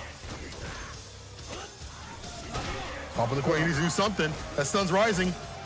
Tokido with the aggression, staggers up the normals too. Bit of a change that we saw before. Instead of just, I feel like running out, the normals consistently, economy of buttons being better spent. We see whip punches off the mediums too. Once again, off the fireball situation, the fierce, no conversion, didn't have the buffer behind it, but still conceals with one good touch. Has super at the ready in a second. Tokido with a massive life lead. No matter how many hits he's gonna take, he's still gonna be able to withstand it. Spends the EX at least one time to try to catch Daigo off guard. He still manages to do so. He walked in his face and got him with the throw bait. Crouching heavy punch to seal game number 2. Very, very convincing this time around in game 2 from Tokido. This is looking super dire for Mildom Beast. We literally talked about it before it happened. Will we see a set number 4? As it stands, Tokido is looking to be that prime suspect to make it happen. It might be. I like these adjustments from Tokido. We're finding a lot more whip punishes off the medium. I think that's a really big, factor. When the booms are taken off the table, the minute like a medium punch, even like a crouching medium punch comes through from Daigo, is Tokido taking that advantage immediately. Has the buffer right behind, puts him in the corner, and the corner work is a lot stronger too. Less about the buttons and a lot more about the economy being spent in the right sort of way. Stays outside for the back throw and play. If he tries to get a jump in, he's outside their distance for the whip punish. And Tokido up 2. So different than what we saw before. Something different about it, man. Daigo also getting blocked off of that flash kick. I mean, that was just one instance, but at the same time, there's been a couple of sequences where his sonic booms have been within the range to get counter hit. Tokido playing it a lot tighter in spaces, again, letting that heavy punch rip. He wants to catch a sonic boom, but Daigo keeping it tight-knit. Back throw. Another one. Batista Bomb edition. Look at that little stagger step with the normals, gets a counter hit, and the stun's rising. These positions right here are where Tokido really shines at getting that stun and done, or at least forcing out mistakes from Daigo. Medium kick, caught him walking in. You don't belong here. You wish you could, but not in my hood. Misses the chariot tackle, but still gets a throw. And a throw again for the win. Oh my god. Yo, Tokido immediately went for that swig of water with the murder face intact. Murder face has been engaged. This is going to be the first time we've actually seen it from Tokido thus far. See, I'm thinking I'm back. Like that, set point. About to be a clean sweep off the feet. Tokido, the janitor. Careful now. Once again, Daigo going back to that boom pressure situation, getting a lot more of the normals, getting a lot more active with it. I feel like that lane play is not working out. The jumpers have been coming through.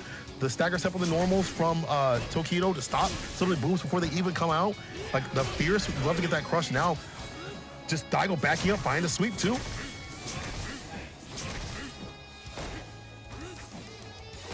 And look at the discipline here from Tokido being at the right deficit. Instead, actually goes for the dash, sneaks right in there, tries to get another one. But the interruption there from the crouch jabs. I know it was blocked. It's a great time for Daigo. But now, not so much. That mirror right behind him. That was an excellent reversal, though. I will say that. Yeah. Nullifying the presence and the danger of the mirror. Daigo prime position to take this out like this. Nice and easy with the crouch medium kick. Fantastic poke button to put out there. Sweep off the feet right back at him. Anything you can do, I can do better. Daigo staying off set point for a little bit longer. Tokido tried to get a little bit antsy. He went for the sweep, knowing full well that he was going to get punished for it. I don't think he had trigger on deck for it. The knee drop past the booms, that's one of the answers. He did have that charge on deck. More boom. The whip punish outside of the space outside of that forward fierce. The back knuckle shuffle. Oh my god. Headbutt past the booms. Can Daigo make it out of this corner? Doesn't even want to get out of this corner. He's been fighting so well in it. Ooh, oh, crouching heavy punch. Oh no, that's a side switch now. He's got the bar. At the bottom to take himself far. Could seal this if he finds that boom hit situation. Edie hit should actually do it. Upside down kick. Yeah, he's not falling for it. Not again. No, sir, not me. Oh, this is huge. He can get a reset off of this. Oh my god, he went for it anyway. Daigo Umehara responding with a critical art, saw the normal from Tokido, prevented the reset from happening, and just went full with a raw critical art. Unbelievable. Super tartar right there, you know. It's edible. It's edible, you know. It worked out, so it's edible. Good stuff for Daigo to stick with it. If that would have been blocked, that would have been a wrap like that. But Daigo, ooh, this is so tense. And Tokido has found an answer, but I feel like Daigo is also fighting back a lot more aggressive like that. But even these burst out situations, like the dash up, upside down kick getting blocked, means that not everything from Daigo's repertoire is working. Not everything from the toolkit is going to work on Tokido. Not again, he's downloaded those things. So Daigo's gonna have to show more things to stay solid. And to think about that, right? That could have been an EX flash kick too. Like Daigo is still not afraid to do something on reversal. That's actually insane. And the big jump in, cashing out massive damage, all off of that read against Daigo. I like these checks right here. Back fist and the crouching mini kick. Start to speak more of the back fist in with the crouching mini kick situation. Catch the walk in and kind of make it harder to find these whip punch situations. You get the jump in, finds a fadeaway and play off that light to stay all right. In another throw, Batista bomb addition. Far at the bottom for V-trigger, activates it on block. Keeping it rock. Careful, the stuns rising. There it is. You called it. The one he was looking for. Another EX flash kick. No more bar intact. Still stops Tokido. He does have the trigger on deck. The baby boom is going to cover the offense. What's going to happen though? Watch out for the EX headbutt as well. One more boom, another one. It's going to be so tough for Tokido, even trying to move on important tech. Daigo went for it. He does it again. It's a crouch jam interruption. Tokido keeping the discipline and keeping the dream alive. Set point for Tokido. Bar at the ready to be used. We saw how he uses it against the Sonic booms. Just getting EX headbutt knocked out. Not the biggest one. Sweep up the feet though as an anti-air right there. EX blocks it out. Daigo getting back in the quarter position, but he's fine to fight here. Everywhere is his screen. Big jump in though. Chris in the cranium, plus in the dome. Jumping in again. We see the strategies pays off. Close to stun, the sweep activation. He can't get the side switch because he backrolled. Tokido, we're gonna see a final set. We're gonna see a set number 4. Tokido keeping it alive for Team V6 Plus FAV Roto Z. The jump-ins have been immaculate. He has been reading all of the Sonic booms time after time in this set.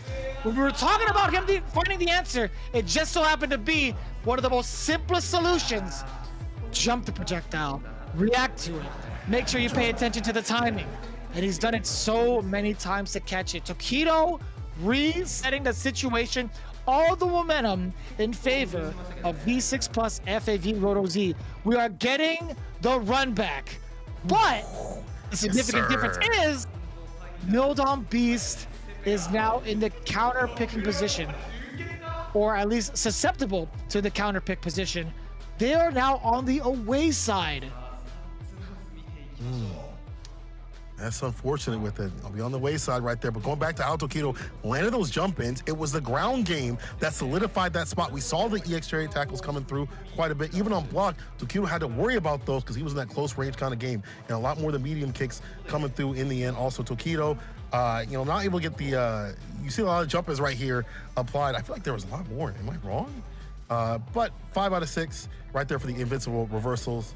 And then 1 on the side. But going back to how Tokido played, it was so fantastic to see how he locked down the ground game to make just Daigo second guess these jump in situations and wasn't prepared, wasn't ready. You know, the stress of having to deal with the medium punches, air tackle, he was able to stick to him, stay in. Whereas before he backed off so much, he was like mid-screen or push full screen, but he found ways in. If it wasn't a whiff punch from the back fist, it was an EX tackle, even -2, using that bar just to get in to push Daigo in the corner and stick to him. Now we're 6-6. Final set of the day between these two to see who's going to move on to fight Good 8 squad. Again, Milodon Beast will have to pick one player as the away team, and FAV Roto Z gets to counter pick them, and Good 8 squad is probably sitting in the back saying, yo, I'm happy. These teams are tired as heck because, you know, they can come through correct, but at the same time, we talked about this. That momentum, that heat that they get, they may be tired, but they're not down and out to fight. They're warmed up, ready to go. You know, if you're a tournament player, right, you've been through this. You've been through the bracket loser side. You've been like, hey man, this gets me heated up while you sitting out there, you know, resting your feet. I'm fighting for my life and I'm ready to go. It's only been about, what, 3 hours? These guys have played more matches in a major event. Like, that's like 8+ hours, even double-digit hours of playing at a major event. These guys would never get tired of playing video games. And we talk about some of the venues that are open 24 hours, right? Combo Breaker. Best believe a lot of the Japanese players are still playing until, like, the sun is up. No joke. But, yeah, this is going to be pretty interesting because Good 8 Squad is pretty much awaiting their turn to face off against the winner. Both of these teams are going to be pretty much revved up and ready to go in the next set, right? That is like a actually significant factor in terms of competitive play. This right here is going to be a desperate situation. Milodon Beast having to send up their player first. Not only that matters for the character select, but the person select. But we're going to select some more of these matches in terms of the replays. We'll go back and look at this fantastic action. What led us to this point right here? You say, going up against Fudo, Fudo said, I'm going to get revenge against these silverback situations. And he did a fantastic job of corralling this beast. Look at that punish right there. Using the fierce into the super was super sick.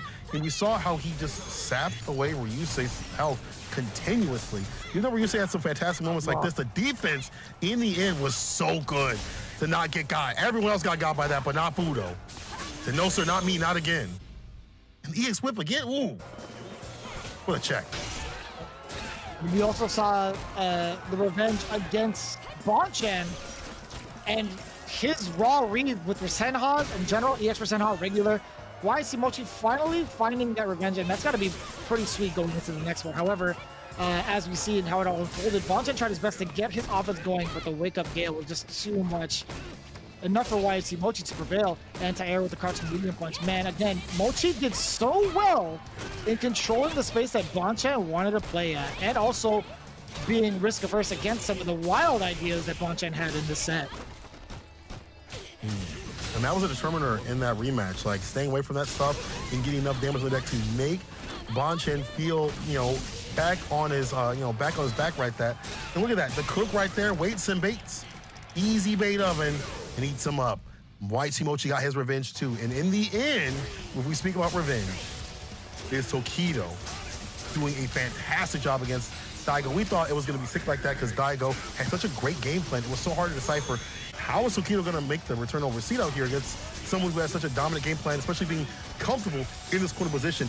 But Tokido showed a very good usage of not only the V-trigger bar right there, but also proclivity to lock down the grounded game so he can, this weird interaction, I guess, too. Yeah, I'm like, why he punished with cherry tackle right there against upside down kick? But still, stuck with it. I like his game plan on the ground to be able to get these jumper situations, and that's how he found himself winning. It's just Tokido, man, defying all expectations, shattering all expectations. But this was sick, though. We gotta give Daigo some credit for this reversal situation.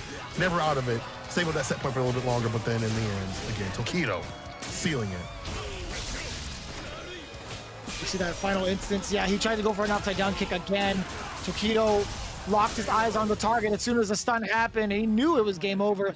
But I gotta say, man, I'm still flabbergasted. I made sure to look at that replay at that point in time to see what the meter situation was like for Tokido. He didn't have anything for V-reversal. I mean, like, that's not even the input for V-reversal anyway, right? He didn't have EX. He didn't have EX meter. And it wasn't Daigo jumping over him for a cross-up, so maybe like he was charging back and tried to get like a roundhouse, and maybe that came out. No, there's no way. So, yeah, I can't even imagine what it was. Either way, into the finale. Hype, help us. Match number 4. Daigo's going up first, by the way. Wow. How are you feeling about that I think decision? out of all the, honestly, out of all the players that you want to set up right now that have shown how strong they're, even though Daigo just recently lost, I feel like I put all my chips on Daigo to definitely do it. I think out of all the players on this team, not saying anything against the other players, but he's the most stable, he's probably the strongest, and he seems like he's the most ready prepared. And if he has to go up against Tokido, which he is going to, I think he'll be ready. However, versus 2 is gonna be a little bit different. Tokido going up against him. This is gonna be a rematch right off the bat like that to determine who's going up against Good A Squad right here. Oh my God. Tokido going right back up in the back. Right here. It's 6-6. Again, it's supposed to be 1st to 7. This is the finale that we wanted to see. Daigo, the captain of Mildon Beast, easily one of the best players to ever do it in the realm of Street Fighter, is going to be the one to try and advance against the Good 8 squad. However, he has one obstacle that happens to be in his way, and it just so happens to be the person who just reset it, actually kept the dream alive. It is Tokido making the right adjustments against Daigo. As you can see from the score, 6-6. We're down in the final tiebreaker moment between these two titans of Street Fighter. Daigo versus Tokido is unprecedented, unpredictable, but best believe it's guaranteed high-level Street Fighter V. Ladies and gentlemen, you are about to experience a ridiculous set between two of the best in Street Fighter, and you got to keep your eyes peeled. Who's going to face off against Good 8 Squad? What are the adjustments that need to be made? We'll see very, very soon. Yeah, we'll see who can get to that point. But first, this match right here, Tokido Daigo. And again, right after you fight somebody, you know that Tokido went back to his notes and was like, all right, what I got to do? Let me go up against him. I know what to do now. I know how to get the run back like that. And that's you don't usually get this. You don't usually get immediate run backs like this in a tournament setting. So it's even quick with it. Here we go. Final match of the semifinals. Move on to Good 8 Squad. Tokido versus Daigo. Let's get it. Best of 3. That's all you get. I didn't even realize it. I didn't even realize that the final match, the tiebreaker, is a best of 3. Oh my God. So tense. This makes me nervous. This makes me so nervous. Oh, the jumping in again.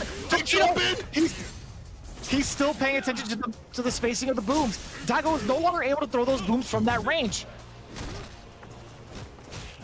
No anti-air there. Anti-air on the deck, big jump in right here. Yeah. EX headbutt right back at him. We busted out nice and early. In the first few situations, things are gonna be a little bit different in terms of acclimating, so you might throw those things out a little bit sooner. Big jump in once again. Not being able to find the conversion via reversal. It's the distance. Daigo with the walk up. Look at the confidence, Vicious. But is that confidence going to be enough? He has full critical right on deck. He's slowly chopping away at Tokido. The mirror is definitely there. Both mirrors just to move forward, and the throw beam is there! Tokido is still beating out Daigo with a double mirror! That is actually ridiculous. The fact that Daigo still flinched in front of him, he could not afford to take the throw either way, but still, Tokido with the audacity to double mirror and get the throw bait. Unbelievable. Tokido. Yo, again, with the fadeaway in play. What's the crouch fierce on him? The walk-up throw, though. Say, I ain't gonna shimmy you. I'm gonna get into you. Again, Daigo fighting outside the corner, a lot more active with a lot less with the booms. We saw what happens because the jump-ins have been blessed over and over again from Tokido. The buffer off the medium. Cherry tackle. You see how far that was? The throw. That's stuff off the sonic boom. He's actually dead. That's gonna be the first game for Tokido. Big confirm. Off of that instant, man, I gotta say, that buffered stand medium punch to stuff out the sonic boom was exactly what he needed to get that sequence. And that is good awareness of the spacing from Daigo. One of the key components here that has really benefited Tokido in getting this runaround or getting this comeback is understanding the spacing that Daigo wants to throw these sonic booms. It's one thing to get trades on a sonic boom with like something like a medium kick. It's another thing to jump in on the sonic boom based off of the timing and the positioning.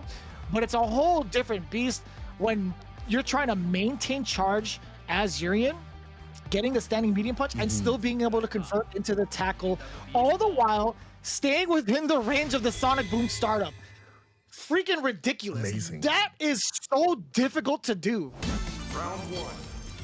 Oh Walk with it. He about to walk his team to victory. First game to him. Big jump in, round star. Deleting the idea of the Sonic Booms off the table. Here's the back throw, though, from Daigo. 4-piece sweep off the feet. Gonna get into him again with the meaty situation. No feet getting a flash kick. Try to get the jump in, B reversal. Had to use it to stave off the stun. Yo, look at how much has been done already. Daigo Umehara off of 2 big old hits. Hot damn. Ugh. Like the EX, the buffer. Oh, you can't walk in on me again. Can't show that trick twice. He's walking up in his face. Denying the approach. Look at how much he's doing the funky chicken. Look at him. He's doing down back for days. Oh my God. He's like, I'm not gonna throw a boom. You come to me. You come to me. I don't care if you're in the league. You come to me. Oh, saving up a little that set point a little bit longer. Gotta do more work. The jump back fade away. It's the EX in play. I love that decision. Even though it puts him more in the corner, I like how he kind of controls that space instead of going for something that may not work, like a crouch fierce or flash kick. I think the flash kick 100% would have worked. It's just a matter of whether or not he had a charge. Crouching fierce, a little bit sus, right? Oh my God, and speaking of sus, got the tech, went for the upside down kick, and blew him up forward. Forward fierce, another one. There we go, crouching heavy punch. Oh, we're gonna see a tie, possibly. Daigo is looking ridiculous now. He's so comfortable. He's in the zone. Was it the fireball? And then again, you can't activate Beatrice unless you're gonna get the job done off the situation, because it's about to be that chip no dip. Reset situation. Oh, he's the throw actually off the backboard once again. Crouch fierce into the super. This is set point Tokyo. That was the first time we've actually seen Daigo really shake his head in disagreement to what just happened. He's actually feeling the emotions right now. I've never seen him front like that in between a game. He actually shook his head and looked down. That's ridiculous. This character getting into me. The throw, Batista Bomb edition. The dash up. You try to be shipped in the corner, you about to die tired. EX gets a knockdown though. Daigo fighting back like that. Dashing again. Get with a fat lead. Fierce. Does get the meaty standing medium punch afterwards on the landing against Tokido. Trying to even it up, but he doesn't need to overdo it. He doesn't need to overstep his boundaries because of the fact that he has the projectiles to do the work for him. But still, Tokido, man, he walked up a mile. The critical art is intact. Daigo is actually within kill range.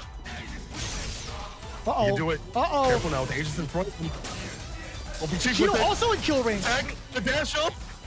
The part the bottom from Daigo could find it with the super situation. And stay with that set point. They give us more games. EX connects to the knees if you please. Daigo evens it out. We're going to the final game for this set. Because who's going to move on to Good 8 Squad. This is going to the limit. Down to the wire. My bones are chilled right now. I felt a giant shiver down my spine when that knee bazooka hit for the rounders. Or actually, as soon as the EX Sonic Boom hit, I already knew. It's so hard to even try to commentate this because my eyes are just glued to my screen.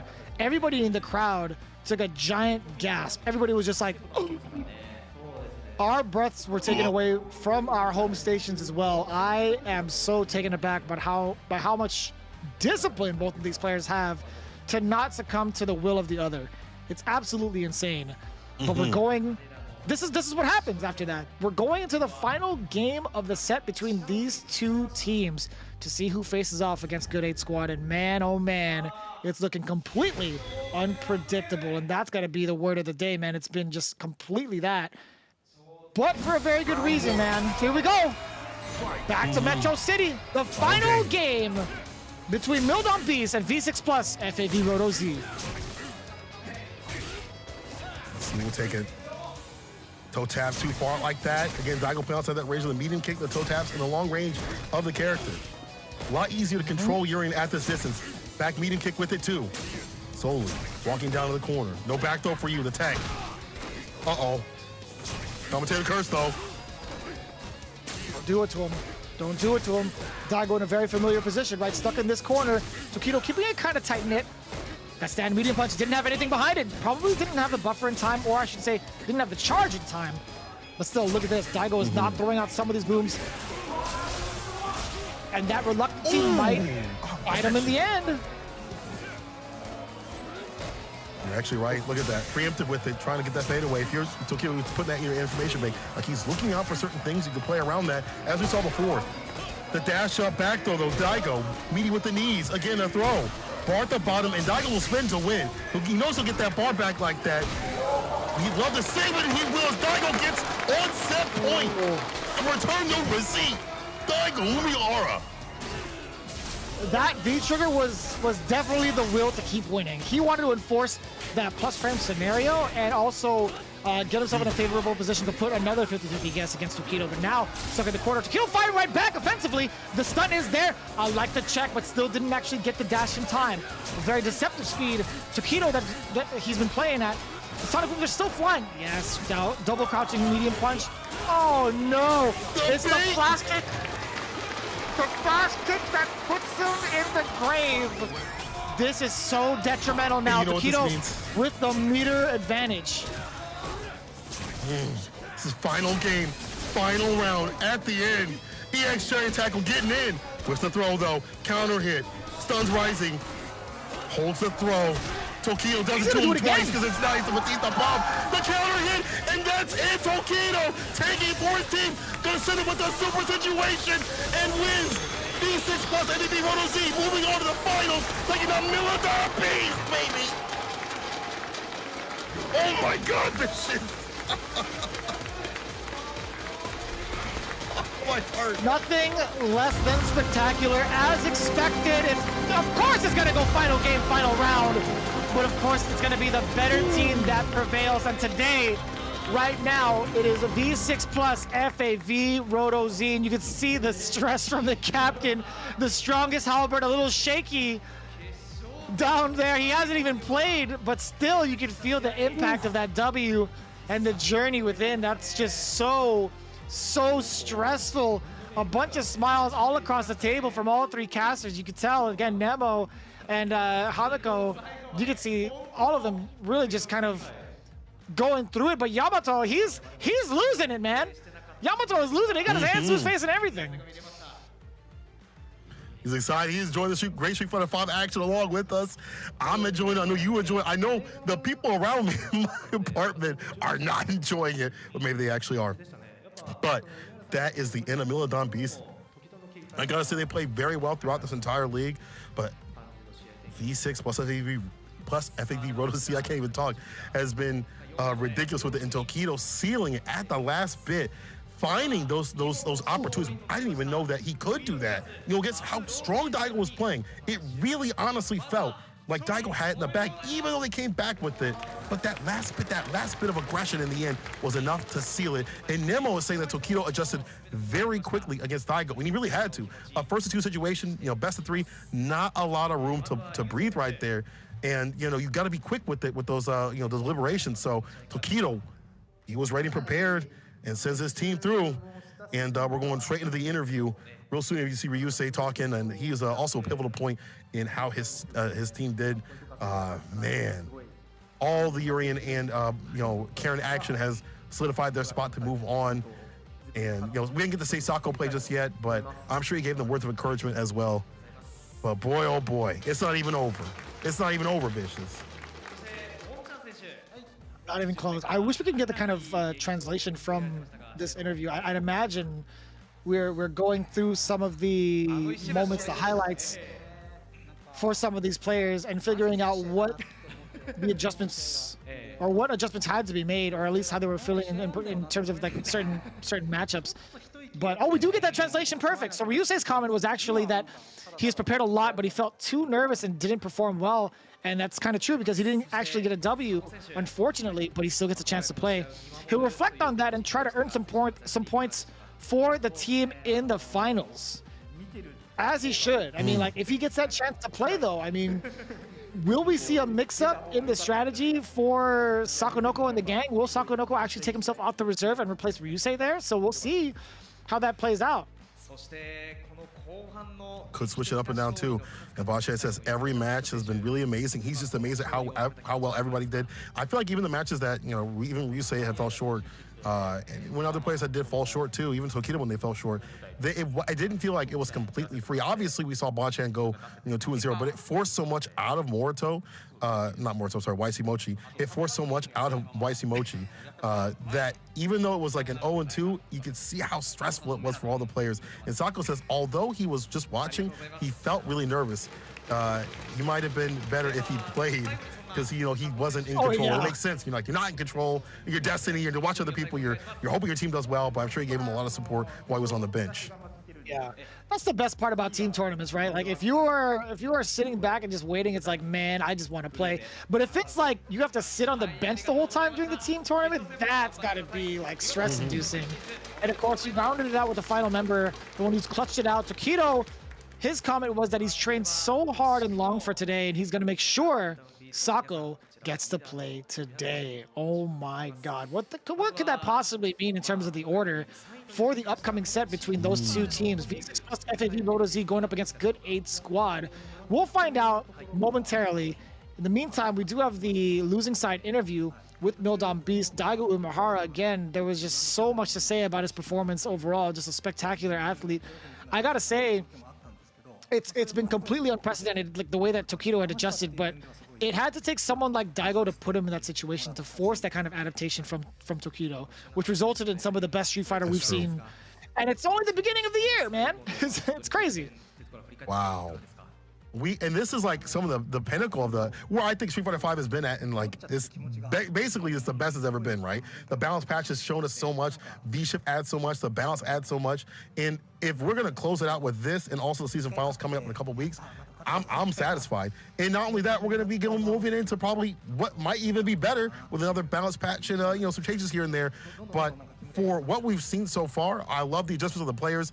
You can definitely tell how strong they've been, have gotten, not only just Daigo, but the other players too as well, YT Mochi, Fudo, how they progress in the league, how they've gotten better, how their stats have improved. But just someone like YT Mochi, who's just been finding revenge time after time again, and Fudo, who's been a pillar and earning enough points to stay in the game. Daigo comments that the league was really tough for him at the start, as we saw, but they managed to reach this stage, and he was very happy with it.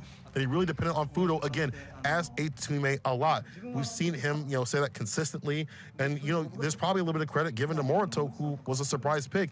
Maybe not always becoming the victor, but forcing the other teams to have to, man, I gotta learn Dan. I don't know what this character does at all. So, you know, you're expending other resources of the other team. Like, I have to learn Dan, this other character, just to deal with Morito. So these are strategies that come through even if you're not always, you know, playing and you're always on the bench. What's crazy about this is they still managed to place third overall, right? That's $1 million yen for their team. If you translate that to USD, that's about like 8.5K. That's also evened out to like what, it was like $2,100 essentially, a little bit over $2,100 per player USD. That's actually kind of ridiculous. But we did have that interview. As we take a look at the highlights, Daigo's comments, man, he's not wrong, you know, really tough at the start. We saw that kind of hill he had to climb. Would have loved to see Morito, but it is what it is, man. This is where their journey ends short. Absolutely. You know, hard fought, came down to the wire. You really, if you're losing, you can't ask for, you know, obviously you can ask for better with the victory, but you can't ask for a better way to lose if it's down to the wire at the last bit to do it. So the final game, final round sort of situation. You see right here the deliberations from Tokido to find the finish, baiting out the jump ins and things like that, the anti-airs with the crouch heavy kick. We saw him, that really fantastic corner play that was real different. Kept it a lot tighter, a lot more throws in between the economy of buttons, found the stun and done, make him see stars like Hollywood Boulevard in a super situation. Bro, this has been a 3-hour-long set. This has been a 3-hour-long set, and then they got a fake Good 8 squad with that same sort of heat. Whew. Oh, we've had almost full rounds every single match, and you can see the kind of highlights we have here. The invincible wake up from the side of Tokido at 100%, not as much luck, and we've seen how much damage that actually did to Daigo Umehara. The anti-air is 100% there. Well, okay, absolutely 55%, not 100%. My mistake. But I will say he's still on point and actually trying to get these anti-airs going and also air-to-air interactions. Daigo Umehara did as much as he could in controlling that airspace, whereas Tokido didn't really have that same kind of luck, although it still didn't matter in the end. Got that 2-1 victory over Daigo Umehara. I gotta say, man, this is something every Street Fighter V fan should really watch and really study. This is a match for the books. Honestly, this should go down in history as one of the best sets, some of the best team battles we've ever seen. Absolutely. The way that not only today, but the previous match that we've seen in Street Fighter League all the way through has been some of the best Street Fighter I've seen, not only in how they deal with, you know, the pressure, the V-triggers and things like that, how they use V-shift, which is such a new mechanic that I feel like everyone's still kind of figuring out how well it's been implemented by a lot of the players and how they're playing around it has been fantastic. We've seen the whip punches come through too, the spacing and things like that, and how people play against bad matchups and bad personal matchups. It's all led to this. FAV Roto Z going up against Good 8 Squad, as Good 8 Squad sits in the home position with the advantage. And FAV got to fight back like that in the away side to see who's going to be the champions of Street Fighter League Japan. Y'all better be watching this. This is some of the best Street Fighter V, if not the best you'll see in a long time. I'm telling you, and I wouldn't lie. As we have our promotional messages going on again, Street Fighter V Champion Edition in its entirety is now unlocked for PS4 as well as PC. Everything that's been going on right now with the addition of Luke. We don't know if there's going to be an upcoming patch or not. Who knows if that happens after the season finale in the middle of February. I think, what, like a week and a half from now? Maybe, actually, no. Yeah, about. Just about a week and a half from now. It's a great time to still get into the game. It's on its final season, but at the same time, there's just been so much going on. Such a great place for a lot of these characters and a lot of the players in the community. So let's ring in this final year with some good-ass Street Fighter. Honestly, I want to see everybody kind of come together and try to get in on it. Honestly, it's a great time to become a part of the fighting game community. We do have the esports, the Capcom esports book in terms of what they've been doing with their esports program and how they've noted some of the trials and tribulations of putting on something like Street Fighter League, both for the US, North American scene, as well as internationally, even Japan. But as it stands right now, we still have that season finale coming through February 17th. We have the no neutral 5v5 between Rob TV and, of course, Brian F. And then we have that schedule between February 18th through the 20th where we see all of our players play off against each other. But as it stands right now, we are focused on the finale. We have our conclusion coming up between Good 8 Squad and V6 Plus FAV Roto Z. All you need to do is come back after this break, and then we will crown who is indeed the best in Japan here for this year's Street Fighter League Pro Japan. Again, it's been an absolute honor being able to broadcast all of these matches for you. We'll see you in just a minute.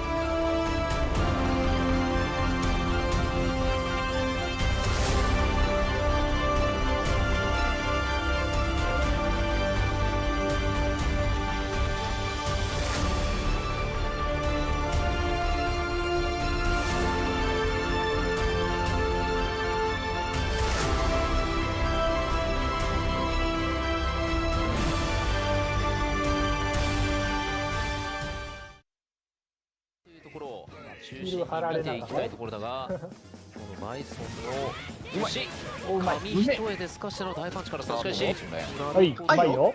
はい。おいしいおいしい。なぜの大足？マスターなんかミス多いよ。はい。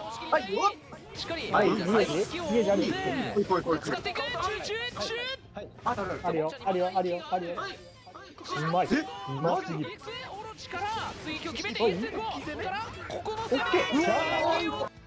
おい。オッケー。返せ。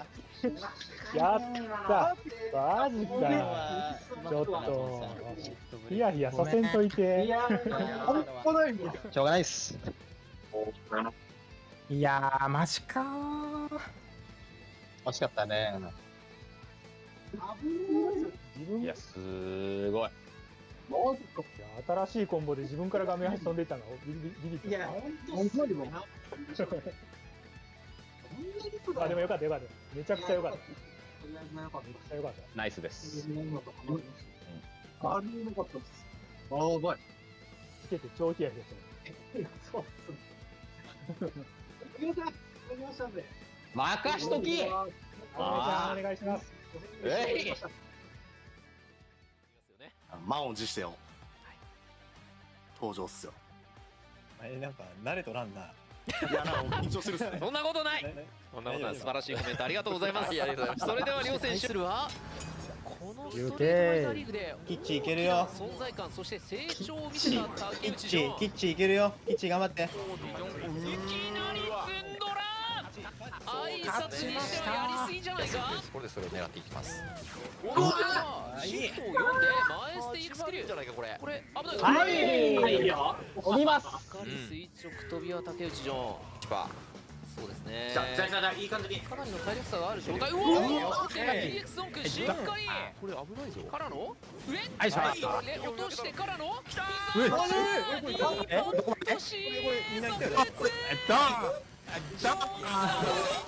CA で終わるか。危ない。体力。逃げていい。からの。オッケー。よく押したな今。中盤か。なかなか見ないナイフジャンプ。画面8がトスが吸い込めないから反撃のしっかりだぞ。しっかりだぞ。うまいすげえ来た捕まえたキッチパンの思いが勝利を呼び込んだ。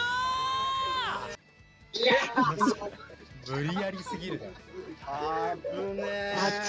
無理やりすぎるな。負けたか思った吉島のその顔見て。いや、また飛ばれたんかなと思って。俺も飛ばれたんかなと思ったらしっかり掴んどる。なんとか勝ってよかった。やめて。いやナイスっす。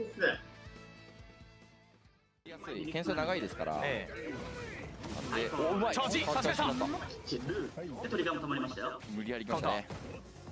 時戸は V トリガーノーマーシー発動。ここそれ確認する。当たってない。まあ全然いい。時間ないよ。時間ないよ。手前。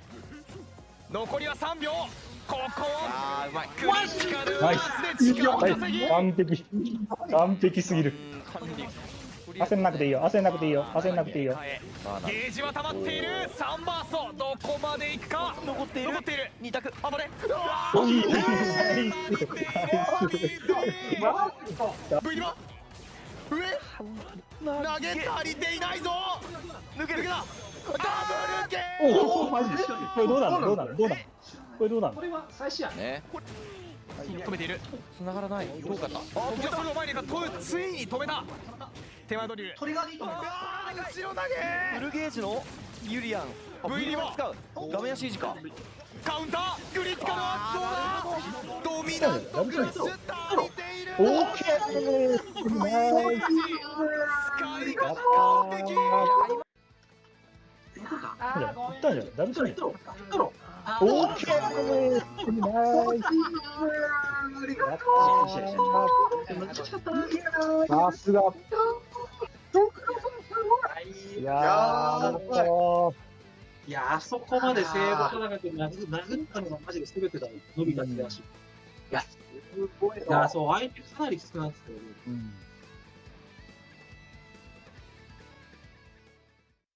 リターンがすごい。そうですね。さあこの1ラウンド襲いかかる。すぐ回復できそう。画面端近いの持ちゲージが日本ここはトリガー発動。これは終わった。プレラの見せるこのスタイルこそがバイソンの真の濃さ。押し込みましたよ。そうですね。クリ押し込んで。こっち表ガードしている。ガーパチ。忘れとった。これがあったここでペースを変えてくるか。あうちこれもしっかりどうするもんち。いっちゃうのか。苦しいこの状況。いけ完全に追いつきました。これはいっちゃうのか。いけ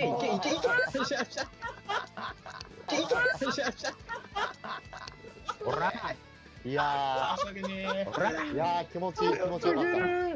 あなた強すぎる。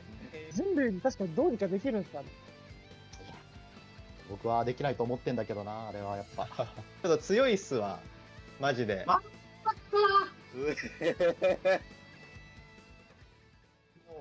僕は試合ができればもう満足なんで、とにかく試合を楽しみたいと思います。頑張ります。こんな勝ちたいと思うことそうそうないっすわ。いいじゃん。向こう30試合ユリアンに負けてもいいから、ここだけは。しっかり最初大反対抗を見せたが、2段目からの発動崩せない。がなかったんで、中段で落としている。動いてしまった。さあナイス無理やりな崩し捕まえた。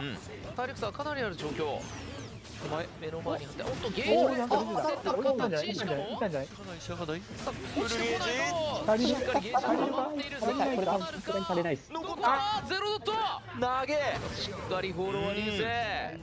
よかったよかった。スタート中盤を入れて入れる。むしろ爆破からのスタンまで持ちましたね。死でもいい。さあ V ゲージはまだあるがゲージ切れないからのおーチャージハードはできないなと。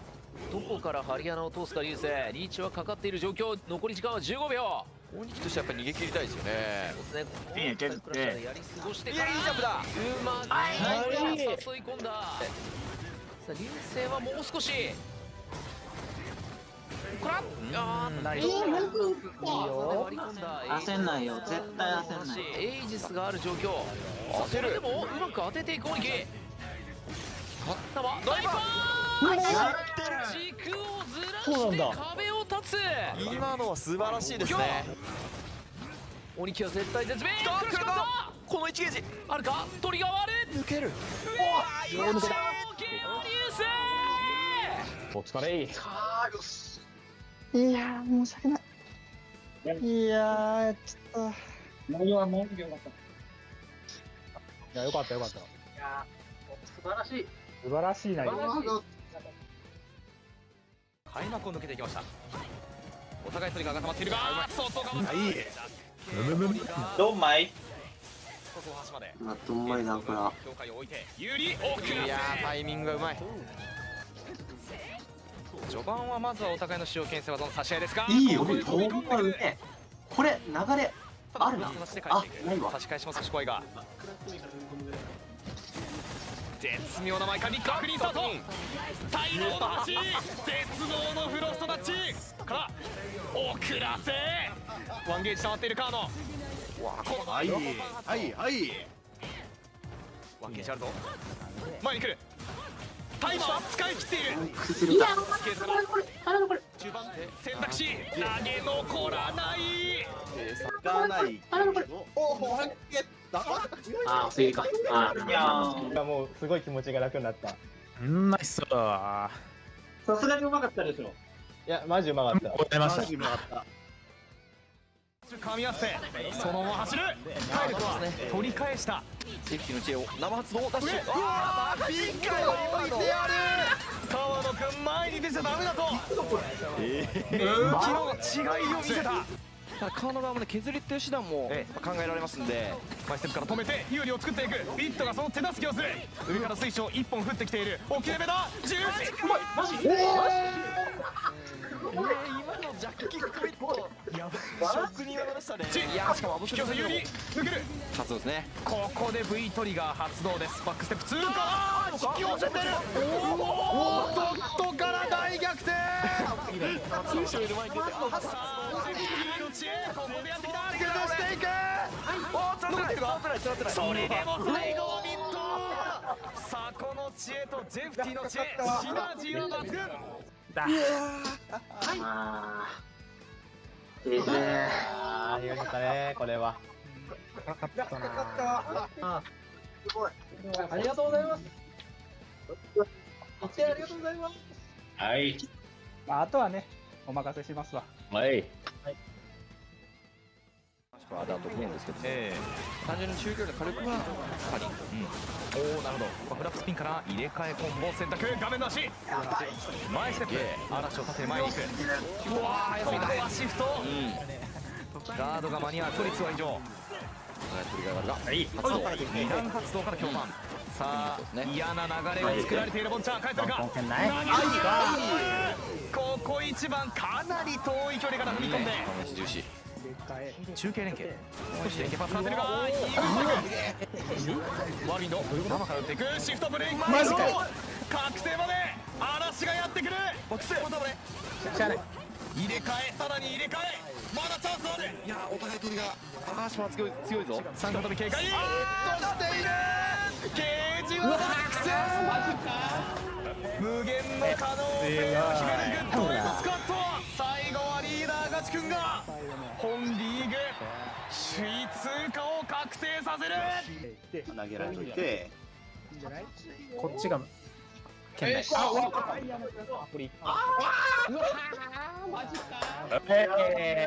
い。ほら。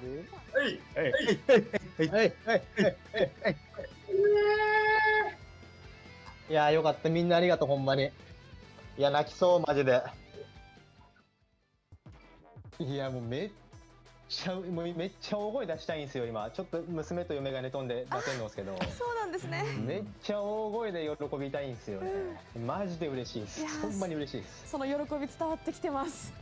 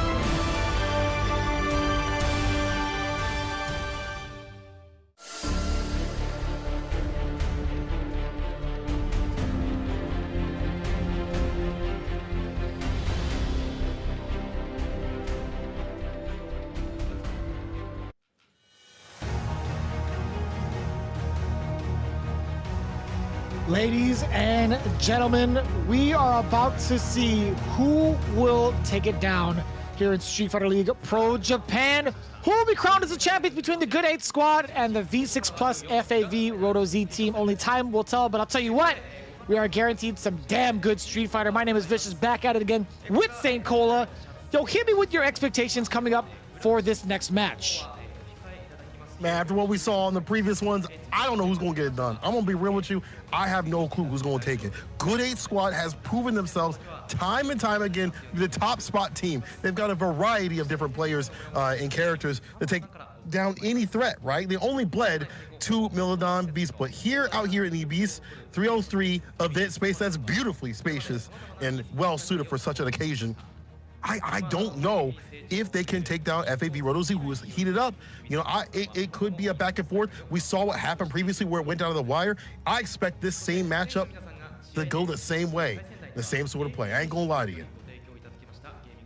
Yeah, so we have pretty much the record that has been going on for the entirety of the league, right? We talk about some of the results that the V6 Plus FAV Roto Z team has had against someone like the Good 8 squad.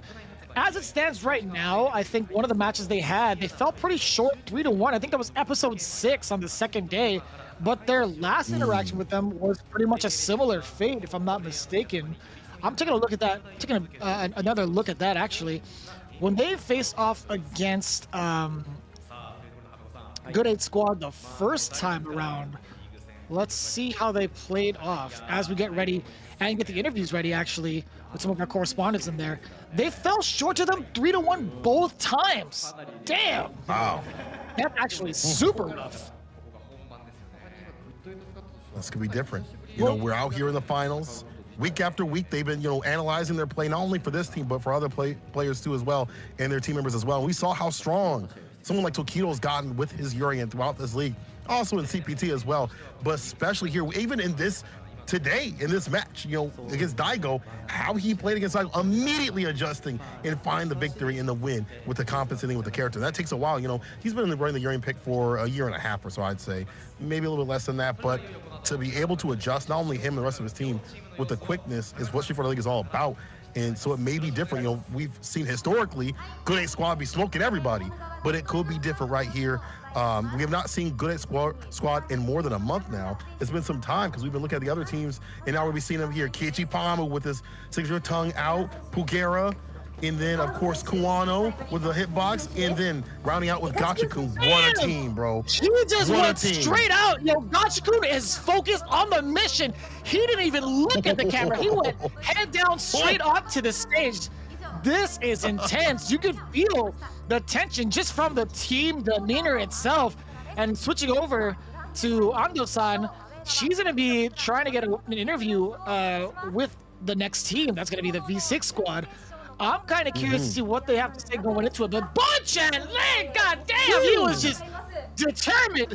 The look on his face is like, here we go again. Oh, man. Job's not done. Job's not done. Job's not finished. Job's not finished. Ooh-wee. That's actually pretty wild. So the first thing of the interview, Takagi-san said that Gachikun said that he was feeling quite nervous, but he'll perform his best today. So so is everyone on the team.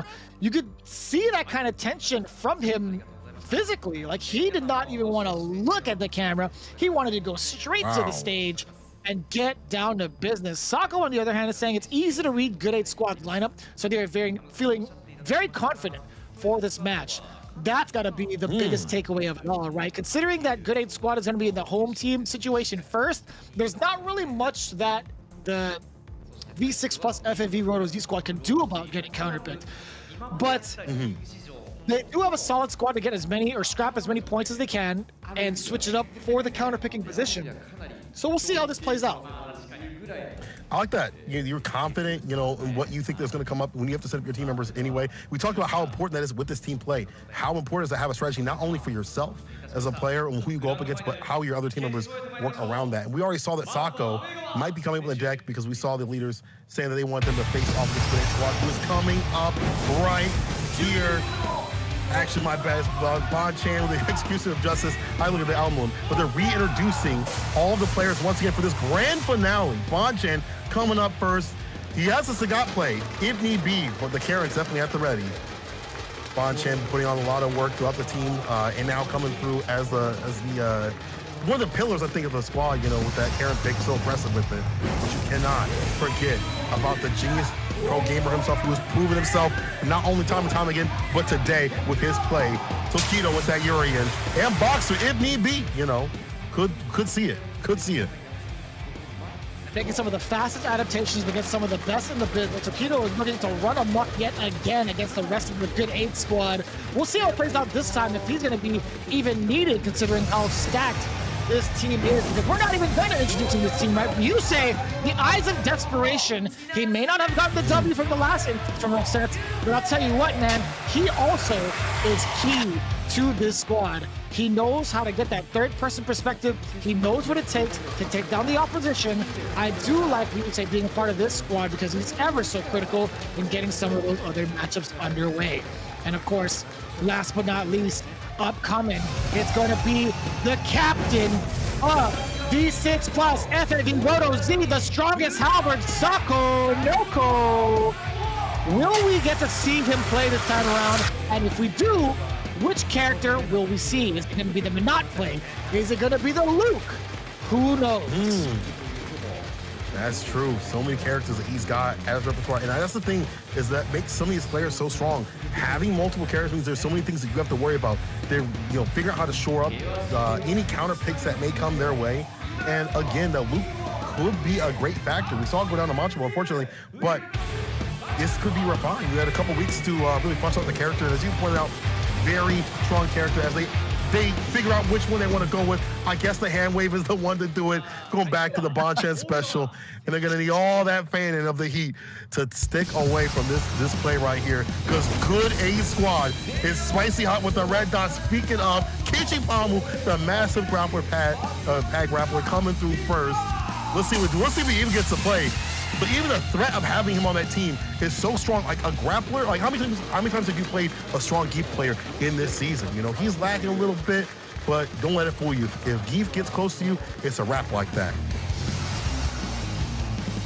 Force following up right behind him. Fugera, the unshakable boxer, who has made immaculate moves. He's made an astounding progress from his transition from Ibuki into boxer in a matter of a season, I feel like.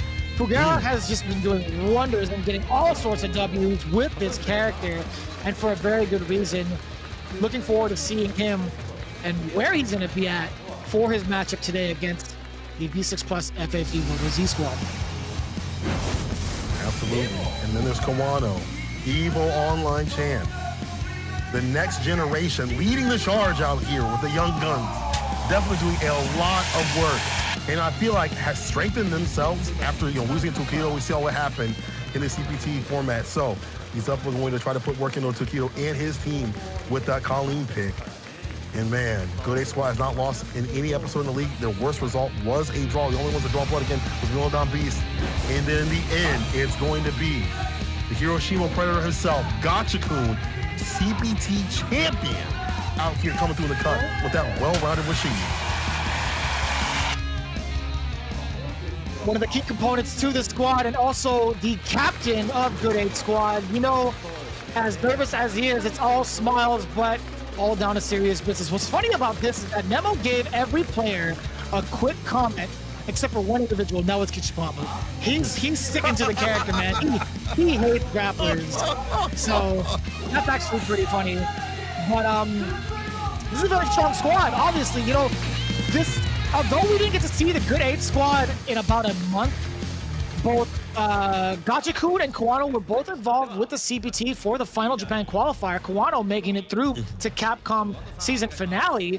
Gachikun fell just a little short in top 8. They've had the most practice so far. They've kept themselves sharp for this moment. I haven't really seen Kichipamu nor Fugera. I know that both of them have participated, but they didn't make it into the top 16. So it leaves me to wonder, how much preparation have they made or have they done for the V6 squad, and who are they going to actually use to get these counter picks going, considering they have the home field advantage first? Well, Nemo's saying that Gachikun is probably the nemesis of FAV, and that's probably due to the fact that Rashid does so well against all the characters on that squad. Such a well-rounded character, and Gachikun is such a lab rat himself, and the confidence he's got with the Rashid makes him so difficult to deal with. Sako is saying, though, that they fought hard to reach, and they will keep winning, keep that winning streak. Gachikun's going to have his comment up soon. I'm curious to see what he's going to say again. So confident with his Rashid play. I feel like that's what he's probably the best Rashid in the business. You know, if we look at results and things like that over time, he definitely has the most qualifications to be the best Rashid. And he says he's kind of nervous, but after watching the match just now, he feels that he has no choice but to win today. He was like, he's heated up. It seems like he is like fired up as a competitor. He's like, oh, I got to come through and come correct. It's a very nerve-wracking situation, to be quite honest with you, man. This is for title of the world's strongest team, actually, for Street Fighter League. I mean, I would say it's for Japan, but to be quite honest with you, I mean, it would have been great to see Japan versus the North American scene. Oh, but, for real. well, unfortunately, we're not going to get that. But Sakonoko is the one that's going to be on the reserve seat again. I feel like that's going to switch up once the home team squad gets established. So we'll see how that plays out. In the meantime, it's up to Good 8 squad to figure out the proper strategy to counterpick this team. So I think Rashid is going to obviously be a very strong factor and component to what's on the screen. Obviously does well against all those characters. Where you place the other characters is going to be really important. So Gachikun, maybe my personal opinion, should be on the anchor position, and they figure out who is put in the other positions from that. So it looks like it's going to be Ryusei, Bonchan, Tokido. And then on the other hand, I like Gachikun to be in the anchor, but for the other positions, I gotta say Kawano gotta be up there, and maybe Kichipama gotta hold back like that for a little bit, because actually, you know what? Kichipama might do very well against the Karen pick. You know, I think he might be ready with that. This is a valid point. I think if I were the Good 8 squad, Ryusei's Urien, I'd probably want to put, this might be a little weird, but actually no, not that weird. I think I'd want to put Gachikun up there first to kind of test the waters out. For Bonchan, I'd probably want to put Pugera, and then for Tokido, I'd want to put Kawano. Ooh, you might be right with the Kawano pick. It's either Gachikun or Kawano going up against the Urians, for sure. And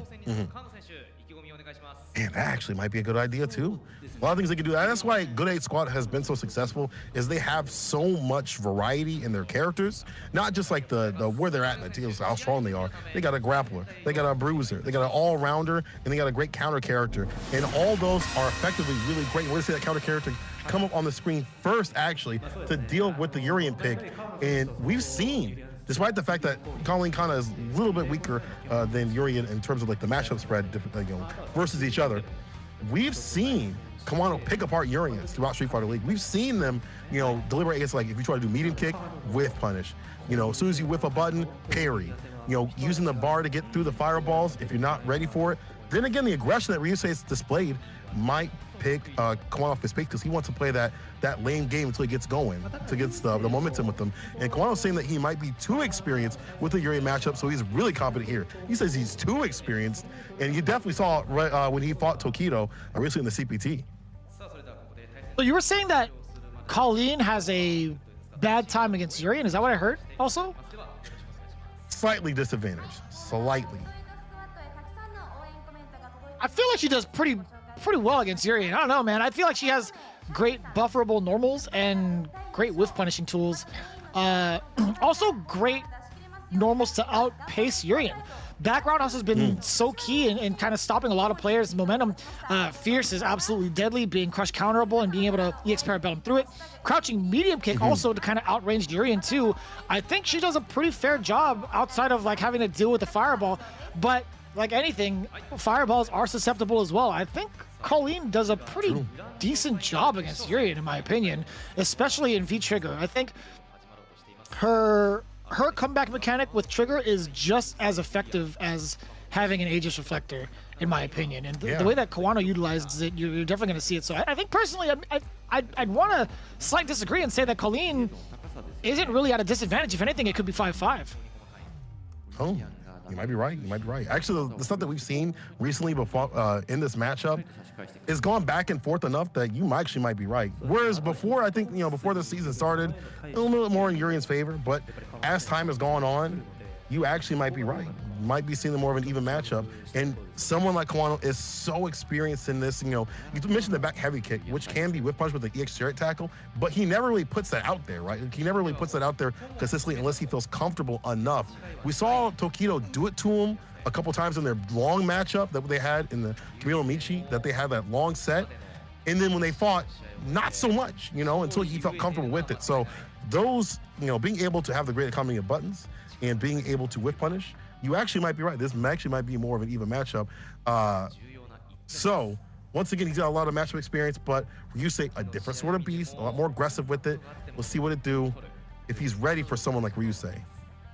It's funny you mentioned the chariot tackles. If you saw what happened in the Japan qualifier number 4 for the Capcom Pro Tour, Kawano was actually getting bodied by the sole fact that Tokido kept landing a lot of those EX chariot tackles, except for the last part where Kawano was finally starting to adapt and kind of bait it out a little bit more, or at least try to mitigate the damage. Like, he will take the block. It left him up close, but the decisions he made afterwards, he made it count. He made sure to be as risk-averse as possible, and ended up taking it pretty convincingly over Tokido. So we'll see if he can do the same against Ryusei, if he even gives Ryusei that kind of chance. Ryusei hasn't even been that kind of cat to use EX Chariot Tackle as liberally as Tokido has. So we'll see how much of a difference it makes. Either way, game number 1 between Kawano and the Good 8 squad and Ryusei from V6 Plus FAV Roto Z. I get the knockdown right there. Round start with it. Trying to find these buffers. We saw the mistake right there from Ryusei. Probably won't make it again. But walking down the corner, and you see the fear of those buttons that you were talking about, the medium punch and things like that, and the crouching kick also. Check that walk back. Every so often, the back heavy kick right there too as well. There's a lot of buffering that can go on with Colleen too. That medium punch just reaches so far away. And yeah, that's one of the answers against some of the fireball strategies that Ryusei wants to implement, right? Using the EX Vanity Step with meter, and this is exactly what I was looking forward to. Looking at how Kawano utilizes that meter, whether or not to enforce that point, want to confirm a link into the Aegis Reflector. Obstacle for the side switch instead of the damage. I like that. But look at this. You talk about the great equalizer? Well, guess what? She's got one of those too. Yes, sir. And this season, you get it spent a lot more as you get these dashes and things like that. So, you don't get it as much, but it's a great closer. And it also is fantastic for putting people in the corner. They act on great neutral buttons, runs on in, gets the win. You see reel back like that, like, dang. You got me. Oh, he missed it so slightly for the conversion. No punish from the side of Ryusei. Instead, Colleen gets away scot-free. Kawano utilizing that EX Vanity Step to get past the Metallic Sphere as well, now pushing forward, but Ryusei manages to get himself the handshake. He makes the deal. Crouching heavy punch to stop the EX knee drop. Kawano all over it in the anti-air department, tries to whiff punish. That's one of the biggest tools he had in CPT. Doesn't find the mark this time. Ryusei taking advantage of it now. Definitely pointed that out when watching the CPT, and now here, back heavy kick, trying to find the crush to get going. Anything to stop the flow from Ryusei. Look at this. Now the tables have turned. Runs the EX to get inside. But here's the crush. It's gonna start. No, the back throw. He's looking for that back throw to really put the work on him with the V-trigger situation. Because V-trigger is strong from Colleen, but really shines. He's putting in the corner and acting with fantastic rolls that she's got. But the medium kick connects and stops that approach for a little bit longer. Great work in suppressing the options that Kawano had. Not even letting him get to play offense as much, but still the EX knee drop has not paid off for him. That is a great trade-off for Kawano. It didn't lead to massive damage, but overall, expending that bar to get that kind of damage against Ryusei, not bad at all. Yeah, you ain't gonna complain about that one. Back heavy kick again. Be careful with that button, but I feel like at that range, harder to react to is we'll get that EX attack before he even comes out. That's why you see Kawano playing that close range game. And them light buffers too. Parabellum at the max range, not trying to get got. Interruption on the EX tackle, are you kidding me? Was already ready. He's not gonna let those fly with the amount of times he's been hit on this last month. Never again. Never again. Ugh, there's a forward throw. Trying to make a deal with that standing heavy punch. Yet again, just swinging with it. He's trying to counter poke against Colleen. But Kawano is not giving him any sort of refuge in that normal. He's keeping it tight. Staying all right. See the bar at the bottom, especially for Colleen to be able to get more off this. Yeah, B trigger. EX runs his own bar though. From Ryusei. Walk up, crouch fierce. You feel like that? It's like that with a side switch too. EX get locked down. In the finish, my man really just walked up with a crouch fierce with the confidence. No, he had all the resources to cover his tracks anyway. That was a setup for hit or miss Aegis Reflector, no matter what. That's just one of the routes that he goes to. True. If it hits, he gets to go full conversion. He has all the time in the world to get the headbutt. It wasn't like a guess. He was just going for the trigger. I guess I'm more impressed by the fact that we've seen him, Kawano check these walk-in approaches and things like that. Even though crouch fierce is a fantastic option, as you pointed out, we've seen him check that. But Ryusei, still, even with those resources, still feeling confident to be able to deliberate that. But you're absolutely right. The crouch fierce, he has something behind it, just in case if that would have missed or been blocked and got the hit. Ryusei up one. What are the adjustments that what are the adjustments that you think need to happen here for Kawano? I think he's playing it just fine. I think there were just a couple of subtle mishaps in the counter poking department for the most part. I think he's been a little bit too susceptible to Ryusei's standing heavy punches, primarily, right? I think there's just another way for Kawano to kind of get around that. I think if he were to utilize back roundhouse just a little bit more often from outside that range, a little bit outside the range of fears, I think he would find a little bit more success in the counter poke, or at least hinder Ryusei's button presses slightly. Gotcha. But we'll see. I wouldn't be surprised if we see a lot more back roundhouses from the side of Kawano. But again, it really depends. I think Ryusei would be well aware of that. He did get the advice from Tokido, the other Urian player, the main Urian player right now, from his performance. But we'll see how it plays out. Absolutely agree. Gotta see more of that back heavy kick in play. Need some of these butts off the table to dash up throw. Some positioning. Back to mid-screen we go. This is no big deal, and we see the bar at the bottom for Ryusei. We talked about how the EX bar has been a threat against the back heavy kick. EX spin on the side of Kawano for that corner push. Puts a Barabellum on him. And the throw. Put him in a coffin. Oh my God. Good crush counter. He's gonna create that space. Does get the back throw. Not quite stunned. Jump back jab. Now releases all that tension, but still target combo to keep the stun up into the trigger and back-to-back activations. Ryusei does get it. Reset. Back throws. Caught a little bit of the EX vanity. Dead. And the shimmy. Wow. What? Ryusei. Opening up Kawano continuously, especially with this V-trigger. Really getting going with it. And now he's on set point. The experience is showing on Ryusei's side with not only Kawano, but just Colleen in general. So much patience too in the neutral game. Oh, he got clipped again. Oh, but it wasn't even too much. That's fine with Ryusei though. Looking at that, yeah, it's still hovering outside that roundhouse or the fierce range, but Kawano hasn't really done anything about it. I love this patience. I mean, you don't have to go in to get the win all the time. I like the fact that he's just using these normals every so often. And that ES attack, even though it didn't hit, it's still like, I will do this in the neutral. Does get the light buffer though. Kawano will answer back like that with the meaty fireball rifle on the setup and the throw. This is important. This corner pressure. He did interrupt the startup of that standing heavy punch, so I think that was deliberate. I think that was more than just a buffer, but either way, it does get the corner, creates a space off of the standing light kick to still get the throw. That's so deceptive.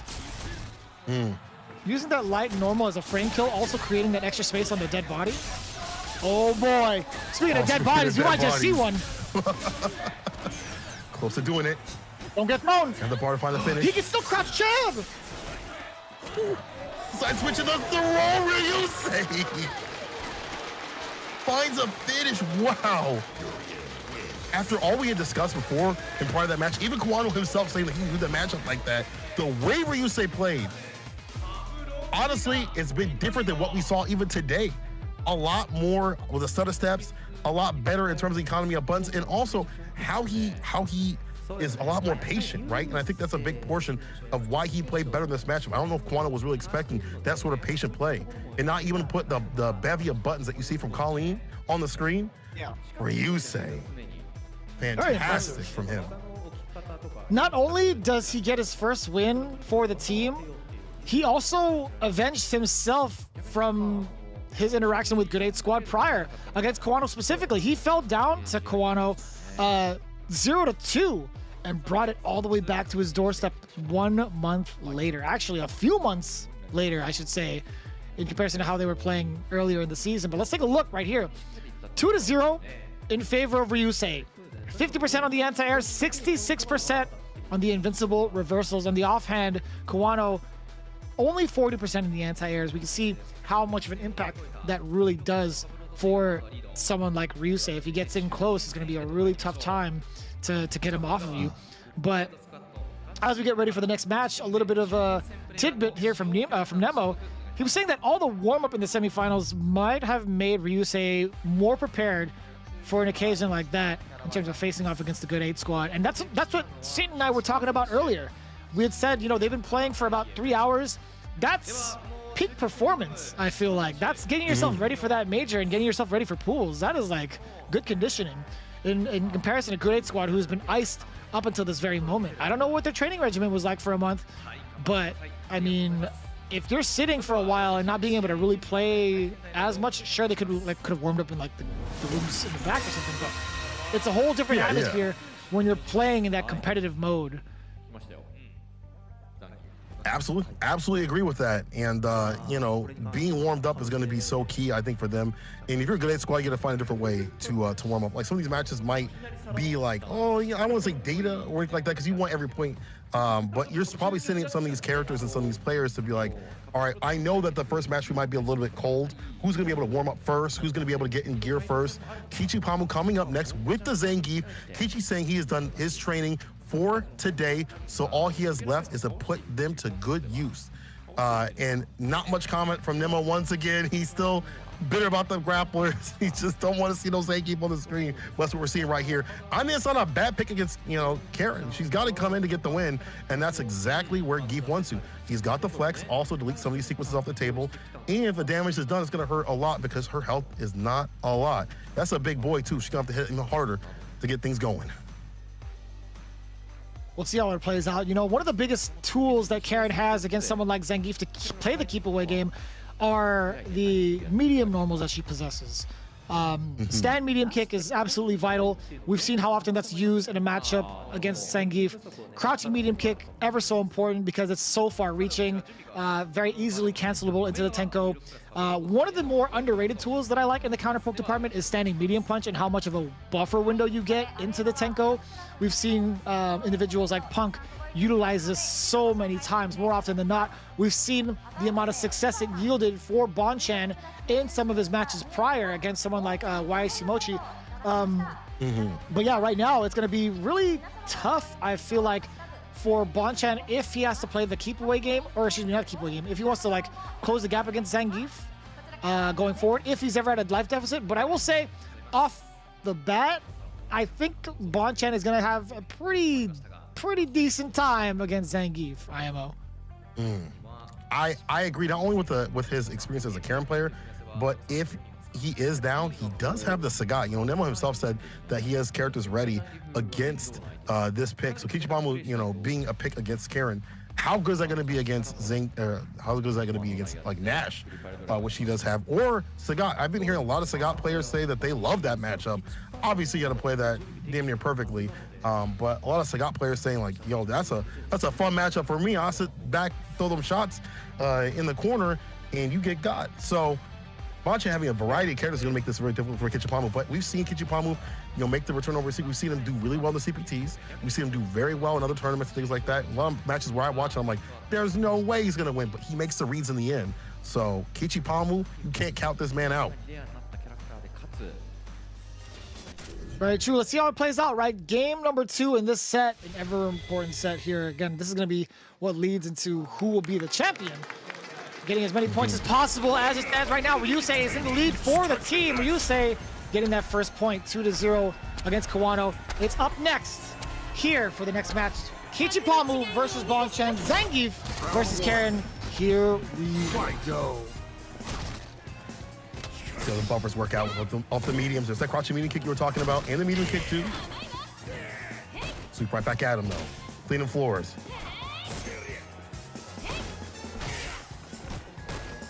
That's going to be the biggest detriment for Zangief players right there. Yeah, the mediums again, low medium kick. Standing light kick afterwards, getting the throw, knowing full well the flex was there. Counter hit, back throw. I like how he opts for the side switch instead of the damage, because now he gets to do all this light SPD damage with the Oki, but that's all because of that EX SPD. Stops up the reversal and he's dead. Ready, staying steady. Yo, Kichipamu with the reads. I like that. Again, get that corner push position so you don't have to worry about those backdash, things like that come from the character. Her speed, all deleted, defeated. Catch him in that corner. Good positioning awareness right there from Kichipamu. And again, you can take some of these hits. That's the life of a grappler. Taking hits here and there, that's A-okay, because if you get in, your turn to win. Corner push though from Bonchen. We talked about that standing medium punch being such a great tool in the counter poke department, but it's still checking the advances. The flex does get the hit. Kichipamu, even bigger hit. EX SPD again. Light SPD damage, still gets the Oki. He tried to do it again! That's the way. Madman! Split the bar though, in the corner. Even weaker this season because you cannot escape, throws with the EX SPD no more. Gets got. Bonchen in the lead. Kichipamu does have V-trigger on the lock. Lets it loose on the fierce, on block. Don't get caught. Vacuum on max like that. Still looking for that counter poke. Well aware, but he does get the tornado, but he doesn't get anything off of it. He can't. EX percent hop fires away, big risk. Giant reward. He went for the Tundra Screw. But that move actually was out there. But again, try to get something for the medium kick. The crouching kick does it. And you see the distance that he was at. You definitely pointed out the medium kicks from this character, the medium buttons actually just in general are so strong. After the distance for any of the command grabs or grabs to land right there. Bonchen tying it up. Down medium kick still the normal of choice. Roundhouse as well. How can we ever forget about that roundhouse? Big conversion off of the counter hit. Even a bigger damage there. Utilizing that meter, the V-reversal comes out from Kichipamu. He's still trying to flex his way out of the corner, but Bonchen gives him a little bit of room to breathe, but that's just a trap for the counterplay. Exactly, as you saw with the crouch, heavy kick with the crush, V-reversal, scoop steps underneath, and that should be defeat. EX addition with the Rasenha to seal it. Bonchen with the quickness, that was a quick download. And all that was, as you pointed out before the match even started, them crouching medium kick to do it, poke away, get the counter hits in play, and not much would come from Kichipamu. Nothing to grab. Yeah, it's been a really tough time. You could see the kind of adaptations being made from Bonchen. Kichipamu had a very explosive first round, but Bonchen kind of pumped the brakes a little bit. I think he's had the right ideas overall in terms of playing the keep away game with those normals. Again, we mentioned it earlier. Most of the time, Karen is going to have a pretty decent job fending off Geef, so long as she has like the life lead. If she has to come to him though, it's still not as bad, but it's a little bit of a threat. It's a little bit of a risk. Mm-hmm. But look how risk averse Bonchen is just in general. Again, stay outside that distance, that crouch medium kick like right at the tip too. And that takes a masterclass level of spacing and play to continuously be in that area and just fade in and outside the area consistently and confidently. And then the heavy kick too, because we see the medium punch being thrown out, the crouching light being thrown out, that gets crush countered. And those are the tempo of the footsie plan for Zangief. That's the leader off the table for a bit. Bonchen definitely with it, has the first game on the board. It might not be more in store if he keeps playing this way. I mean, we'll see how it plays out. If Bonchen can secure another W for the V6 Plus FAV Roto Z team, that would be absolutely great going into the next set. Okay, does get the throw on the flex. Flexes again, but still nothing really of it. You backdash from Bonchen too. Stay away from danger. You're a stranger. Don't come near me. Medium kick again. Fantastic poke play. Look at that, getting the counter poke game. Again, little by little. I like that, checking the neutral jump appropriately. There it is, there's the flex, let's go. It's a rip, back dash away though. Heavy kick activation. Caught the hit in the corner carry. What Bonchan's looking for. No reversal from in the corner, but does get timing stations to get to the armor, but not enough. It's a big boy. I always forget that Kichipama was actually part of top 8 from CPC during the Japan qualifier. I keep thinking about how well he utilized that V skill, and then opposite change it up too. If he ever uses V skill too, he used it pretty well. But as it stands right now, oh, that would have been a huge idea. Yes, sir. We talk about that V skill usage. Kichipamu gets the right reads against Bonchan. That's all he needs. Another first round start, but let's see if he has what it takes to close it out this time. Exactly. Hold that momentum. Hard to do. You know, everybody memes on Zangief, but to put in the roulette, it takes moments like this with a super situation. This is fantastic. Even with the skill of the crush counter, you still get a fat lead. And they gotta, again, come to you to get that win and play perfectly. Look at the damage differential right here. Swaying the match. He doesn't have to worry as much. And what a time to jump, too, from Bonchan. Oh, nullifies the V reversal. Gets the low forward. Good and Ken. This is so dangerous. The V reversal to force Bonchan to get off of him. But look at the big comeback coming in from Bonchan and how many sequences that was. That was like, what, 2.5, 3? That would do a lot of damage. The whip punish not enough though from that. Kichipamu shook his head. He actually could have died off of that. He couldn't keep it. Oh my god. He couldn't maintain the life lead. He was at near perfect when he started. Oh, he's too far to get any damage conversion off of that medium punch. Bonchan ran right into it too. But the bomb could seal it. Bonchan. The light touch right there. Kichipamu catching the dash in again. You see the stress on both players' sides. What happens now? Do we switch? Do we stay with the Karen? I can't tell who stressed out more. I feel like Kichipamu, although getting the W, he was pretty stressed from what it looked like. I wonder what Nemo had to say about that play. He definitely is so reluctant to say anything about Kichipamu, but I'd imagine the statement he just made was more so about Bonchan than it was against Kichipamu. With some reluctance. Yeah, he got one. But let's see what it do. It looks like we're going back to character selection, possibly. Maybe to just, calm down a little bit, get the nerves off it, because we did see some sequences that could have sealed it right there from Bonchan. Only a few hits away to at least be in the set point position. But now we're game to game. Not much comment from Nemo. Indeed, looks like so. Nemo not saying too much about Kichipamu. But I will say this, though. Bonchan does have a variety of characters. Nash and Sagat, if need be. Oh, we're bringing out the king! Vicious, we bringing out the king teams! King Tings indeed. Not much can be really said about this counterpick because this is something that Bonchan usually uses. I mean, I think his Karen was just fine, but I think he'd want to really put on the bad matchup against Zangief. But take a look at this. V skill 2 to absorb and absorb and punish some of the fireballs. Smart. If he calls it correctly. Good way to play. That V-bar up real quick with it too. That V-trigger, when it's activated, it's going to help out against that, and the command grab coming through. Cross-cut with it too. Tech though. There's the throw. I was going to say cross-cut. You don't have to cross-cut at 360. Yeah, I don't know how you would do that. You do another 360? I don't know. It's autocorrect. No, you don't. It's just a 360, dude. It's just a 360? What? See, that's how much I play grapplers. Oh, big jump in. They actually get the full hit though. Boris Dynamite on the way through after the extension of that V-trigger. EX Tiger shots have not really been working out as much, but damn, that roundhouse has been great. Working out in spades. V-skill trying to come through. Can't use too much of that armor situation now. Has to headbutt it out, try to get the jump in. Trying to find fist to face. Bonchan does have V-trigger, careful. You stock up like that, the armor will eat through, or just one Tiger shot will do. Set point, Bonchan, he takes a swing.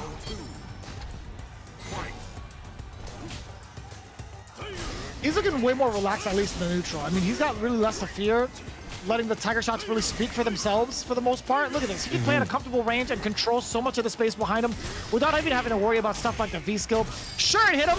He's on his way out, and it builds him that V gauge too for the V shift. So I think he's okay with taking the hits right now. He's definitely in his groove and in the right mindset with Sagat. Absolutely. Well, these Tiger shots are real annoying for Keith to deal with. In the armor situation, here we go though. Vacuum on Max. Tucks him in close situation. Meaty, the pickup. So maybe trying to hold North right there. The dash up super. The Bonchan's aware. Big DP right, the V skill. Needs to find the finish though. And again, when Sagat has the lead, he's actually really difficult to deal with. The knees on him. And the throw Bonchan. Sagat seals it against Kichipamu. Man, and that was nothing but confidence from Bonchan too. You could see how he's deliberately sitting there and waiting for Kichipamu to move forward. He wasn't even going to try to contest with the normal. He was looking for that specifically. I bet you he was telling Tokido, he's like, you know, I knew exactly what he wanted to do as soon as he had critical art, and I'm glad that he did it, and I'm glad that my reads came true. Because overall, like, as soon as he saw that critical art happen, or I guess as soon as he saw critical art being built, he was chilling back. He was like, all right, I'm going to let Tiger shots rip. If it's too close, then I'm just gonna wait. I'm gonna wait for him to spend it on me. I want him to actually spend it on me off of a combo, because he's not gonna get it raw. That was very nice, actually, from Bonchan. Yeah, very fantastic play. You can definitely tell he was happy. We able to play the King. That's one of his favorite characters. That's the one we know him about in Street Fighter 4, and bringing in 5 and bringing 2 to the board. FAV Roto Z doing fantastic with a very big lead. And something different than we saw before in the previous matches throughout the league. They definitely are coming correct today. Yeah, I mean, 2 points straight on the board. We talked about how important that is. If Tokido can run away with it and get a 4-point lead going into the next set, that's going to be so good for them. I mean, obviously, it's going to be so good, right? It's the race to 7 points. But yeah, it's going to be Tokido have that lead going up with against Gachikun. We could see how well that went for Bonchan. 100% record on the EX reversals, a little bit lacking on the anti-air department, because we didn't really get to see Kichipamu take to the skies. He is a ground game monster. The anti-air definitely there. We saw that neutral jump being punished with the lariat against the Karen, so that's where that statistic lies. No invincible reversals from the side of Zangief outside of critical art, but best believe he uses that meter for a lot trickier situations, such as dash up critical art. Didn't pay off this time, but we'll see how it plays off in the next set. As it stands right now, Gachikun still has his game to play as the anchor against Tokido. Tokido has won against Gachikun. I'm sorry, has won against Tokido. When they met in episode 3, Gachikun also defeated Bonchan in episode 10. So Gachikun with a fantastic record, and it kind of makes sense, at least when it comes to Tokido and how Urien is played. Rashid has many of the tools to defeat that character. V skill underneath the fireball. You know, you got the best buttons, some of the best buttons in the business to push people in the corner, and that's where Urien really suffers. You don't have a 3-frame. You have a very slow DP that can be baited off a jab, and so those things can blow up the character. However, Tokido has been different today. This is a different sort of Tokido. That one that's fast with the deliberations and maybe quick with it when it comes to figuring out how to deal with Gachikun. You know, I feel like you've been fighting this character for so long. You definitely have something different. We've seen Tokido fight Kami players, Guile players after today, and have a different game plan. And even though it may not be in his favor all the way, he finds a different way to figure out the matchup, whether it be, again, against a person or against a player in some minute areas. And my bad, it's episode 6 and 13. So y'all can go back and kind of catch that in the VODs if you want to see how things went. But now, we're at the finals. Again, Tokido been playing different. And we'll see how that kind of plays off into the scenario, right? Tokido being absolutely warmed up and getting his adaptation skills revving up to the max. Gachikun as nervous as ever. You can kind of hear it too. He's mentioned being nervous twice over, not even just to the commentators, but also to the reporters, right? Takagi-san was actually in charge of getting the interviews going for the Good 8 squad. And everything that Gachikun has said is, you know, his nerves have been shaking him a little bit. He's absolutely nervous, but he's going to try his best. I wonder how much of a factor it's going to play going into a team who is fully revving on all cylinders right now. especially if we look at how they've been playing. I mean, not only before this match or these sets right here in the semifinals, but also in the grand finals, already having 4 points or already having get some points on the board. The fact that they're already revved up and you, with your nerves, have to stifle this, you have to stop this steam, is going to be difficult to do. But again, someone like Gachikun, he's a CPT champion. He knows how to play. He has won dozens of tournaments. He's been on hot streaks before. He plays a character that, you know, a lot of people are like, they don't like, you know, seeing Rashid or fighting Rashid and all stuff like that. But it does take quite a bit of work to find the minute things that make this character so powerful, even in matchups that he wins. And that's someone like Gachikun will lab that stuff out. Gachikun versus Tokido in this anchor match. Let's just find 2 points on the deck. Let's see who grabs it.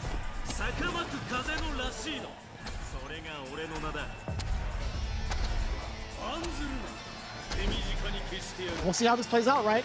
Game number 3, up 2-0 against the 8 squad is the V6 Plus FAV Roto Z team. Tokido as the anchor, Gachikun as the anchor as well.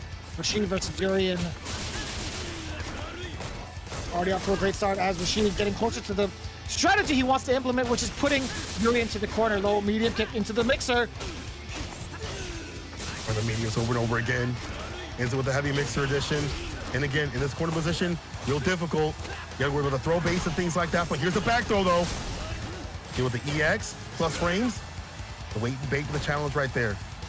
To get back his turn, but not finding a way outside this corner. Does have bar for the eagle spike to get out if need be. And find the hit though. I don't know. I feel like from certain angles, you can't just throw it out willy-nilly. You can't throw it out for free because you could get punished by the V trigger.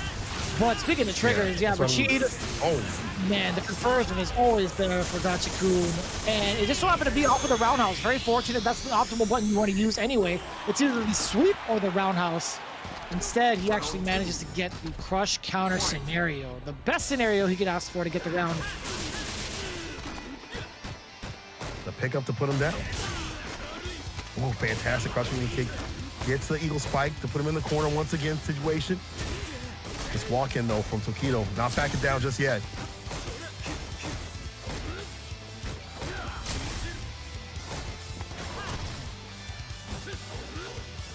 It's been such a heavy burden to even try to contest with Sheen in the neutral.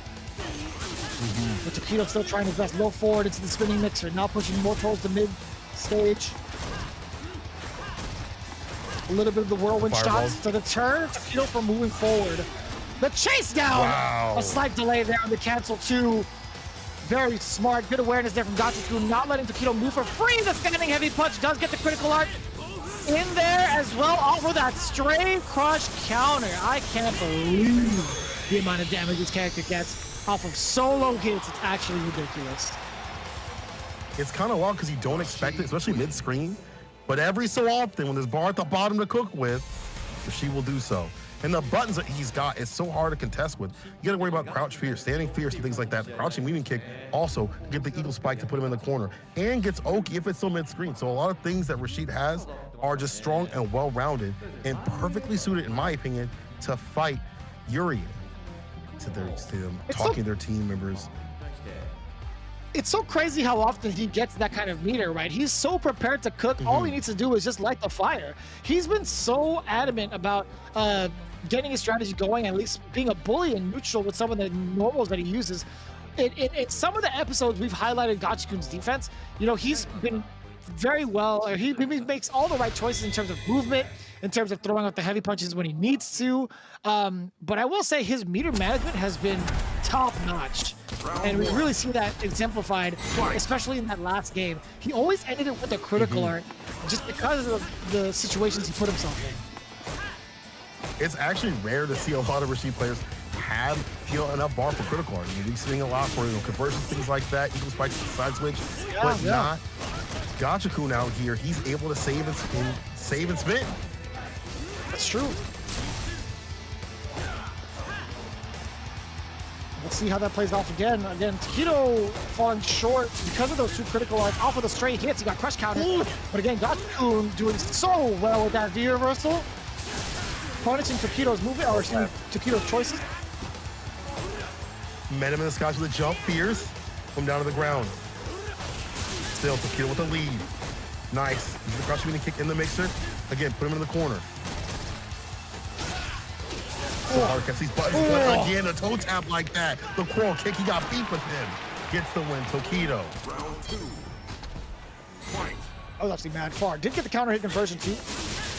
He tried to steal his turn again. Crouching jabs. Didn't opt to. He opted not to go for any sort of conversion after that. He tried to get a back throw, maybe for the situation, but Gachikun was well aware of it. And that walk down pressure. Every so often, crouch fears or standing fears, or the forward medium punch too. Also sneaking that in. Sometimes just completing that sequence, or just spinning out the fireball. Nice neutral jump right there to catch him unaware. The dash. Back to mid-screen. He's gonna back throw now. Tokido does have a pretty decent, sizable life lead. Does get the throw bait and the stun. This should be more than enough. He does have the meter as well. Ugh. Wow. Nice. Tokido. I do like that. A huge turnaround, right? Already getting 2 rounds straight, tying up the games. Had meter for himself as well. So even if that tackle didn't kill, he was buffering critical art just in case no matter what. So that was a huge tide turner for the team. Tokido making the right adjustments, and in record time, I feel like. Coming from that match against Daigo, he was making those adjustments slowly. In this one, he got 2 rounds straight. And some of that was just how he is playing against Gachikun's button press and things like that. The economy is being spent. Crouch fierce, cool. I'll just neutral jump preemptively, or I'll do toe tap at max range and things like that. And he's doing this after he feels like Gachikun, or before he feels like Gachikun's going to press. It's rare that now Tokido is taking the offense too much. He's waiting for Gachikun to make these mistakes, and then he's getting the big boy damage that Urin can pump out. So I like this play again, fighting the person. If the matchup don't always work here, fight the person. See how it plays out here in game number 3. Tokido, yeah, he's been throwing out a lot of those medium punches a good amount of the time to test whether or not Gachikun has what it takes to whiff punish it. Look at that, just occupying that space. He's willing to throw out that medium punch more often than not. I'm more confident with it. Cover that crouching medium kick though. Oh my god, he got the counter hit conversion. Did you see that? Crouching light kick counter hit from Tokido. He was still able to convert that. That was pretty slick. I think he was so ready with it, so confident with it. Almost got the charge at the ready. Oh, the JB, the burglar with the dive kick coming through. V-trigger edition too. Tokido's been really good about getting outside these corner positions. Does get the throw. Even after the EX chariot tackle, Gachikun is hanging back just a little bit. The trigger is winding down for Rashid. It's a matter of how he's going to go in. It is trigger 2, EX chariot tackle. There's the activation. He's just trying to wind down the rest of the trigger. I do like that from Gachikun. However, there's just a little bit on the table. A critical art actually can kill. Gachikun is in a kill position. Tokido also has that second mirror, and I told you, you are not allowed to make any sort of mistakes because a single hit will take you down. And Gachikun with Rashid has plenty of those scenarios down pat. He was waiting back like that. You saw him ready with that V skill. He said, if you throw out this fireball, you're going to get got. And the dive kick coming through to deal with the stand fierce every so often too. Now you see him just putting more and more options on the table against the Urian play. Some of them risky, but with reward. Tokido. Actually kind of wild. Tokido hit himself with the R. Kelly, right? His mind was telling him no, but his body, it was telling him yeah. He went for it anyway, no matter what. I still can't believe he went for it. Oh, the slight fadeaway and play. Nice jumping heavy kick right there too as well to keep him locked down. Coming in the skies, no surprise though. Tokido caught him on 4-1, gets the full conversion of the corner. Stops him with a beast skill. Oh, he still gets the dash in, countering situation, and the stun. This actually might be close to being done. We got reset. Kick reset. Oh! And that's so fortunate for Gachikun. He gets the side switch and the throw bait off of that back throw too. All off of that back throw sequence, I should say. It's the other side! The one time, St. Paula, how often have we seen that setup where Gachikun would take to the skies in the corner and do an instant eagle spike, thinking that it was going to be a cross-up. The cross-up actually did come this time, and Tokido wasn't ready for it. Crazy. The ability to play. I legit thought it was going to be an instant jump. That's what I'm saying, man. Like, how often have we seen him find success with an instant jump eagle spike? Having the opponent think there wasn't going to be having the opponent think there was going to be a cross-up coming instead. That is so slick. It's cheap.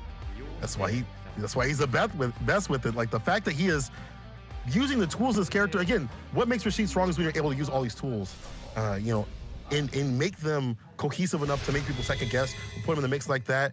And the fact that he's so optimal with it is just so deadly. It's the second time we saw a CA finish again. He's about to get that win. He is getting closer and closer to that game point finish situation.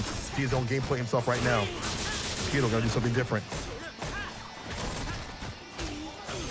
See how different it actually can be when Gachikun's been laying it down the same way every time, right? Oh, he didn't commit. It was light. And already into that trigger state. Looking for a throw bait. No reaction from Taquito. I like that. Yeah, using the mirror, a little bit of a threat, gets himself out of the corner temporarily. It's only a matter of time until Rashid puts you back in there. Enhanced whirlwind shot. Again, we already have him in there. Ooh, that feels could have been Taquito's demise. Could have been over. But then again, in that prime position to back up for the B skill. Delete the fire off the table. Interrupts the Aegis, new this season. And the medium kick comes through in the clutch. Set point Gachikun. It's still back for his team. We gotta get some more games going. We gotta get some more games going. Gachikun is saying the same thing. He wants to tie it up and get it to the next round. Watch out for the throw. The stun. It should be more than enough. Gachikun is gonna tie it up. 100% he is. Critical art incoming. That is a perfect for the side of Gachikun. I gotta say, wait a minute! He's not dead. Don't let it end like this. He's not dead. Don't let it end like this. I legit thought he was dead. Bro, we all thought he was dead. Magic Pixel. I thought he was dead. I thought he was dead too. I ain't gonna lie. I ain't gonna front with you. When H off the deck though. Still alive. One touch on Gachikun. No, I said he's eating the light touch to seal it. Stops the E-Sherry tackle from happening. And stops that point bleeding that was coming from his team. Finally put some more for his team. Good stuff to Gachikun right there. That could have been bad though. I ain't gonna lie. How many times have we seen a comeback come from a Urian player with H on the deck? I was freaking out a little bit. I was close to losing it. I was grabbing my desk. I was getting ready to flip it. I kid you not. But luckily for Gachikun, the crisis has been averted, all thanks to one thing and one thing only. Crouching light kick, man, that thing is mad far. It's a little ignorant at times. Can you believe off of hit or block, he used to get 3 of those crouching. It's actually kind of insane. But I digress. That's going to be tying it up for the squad, the Good 8 squad specifically. 2-2. We are guaranteed that next set.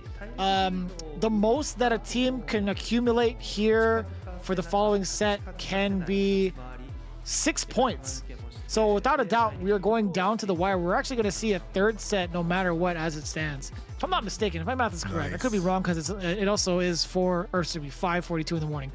But we are going to get the side switch.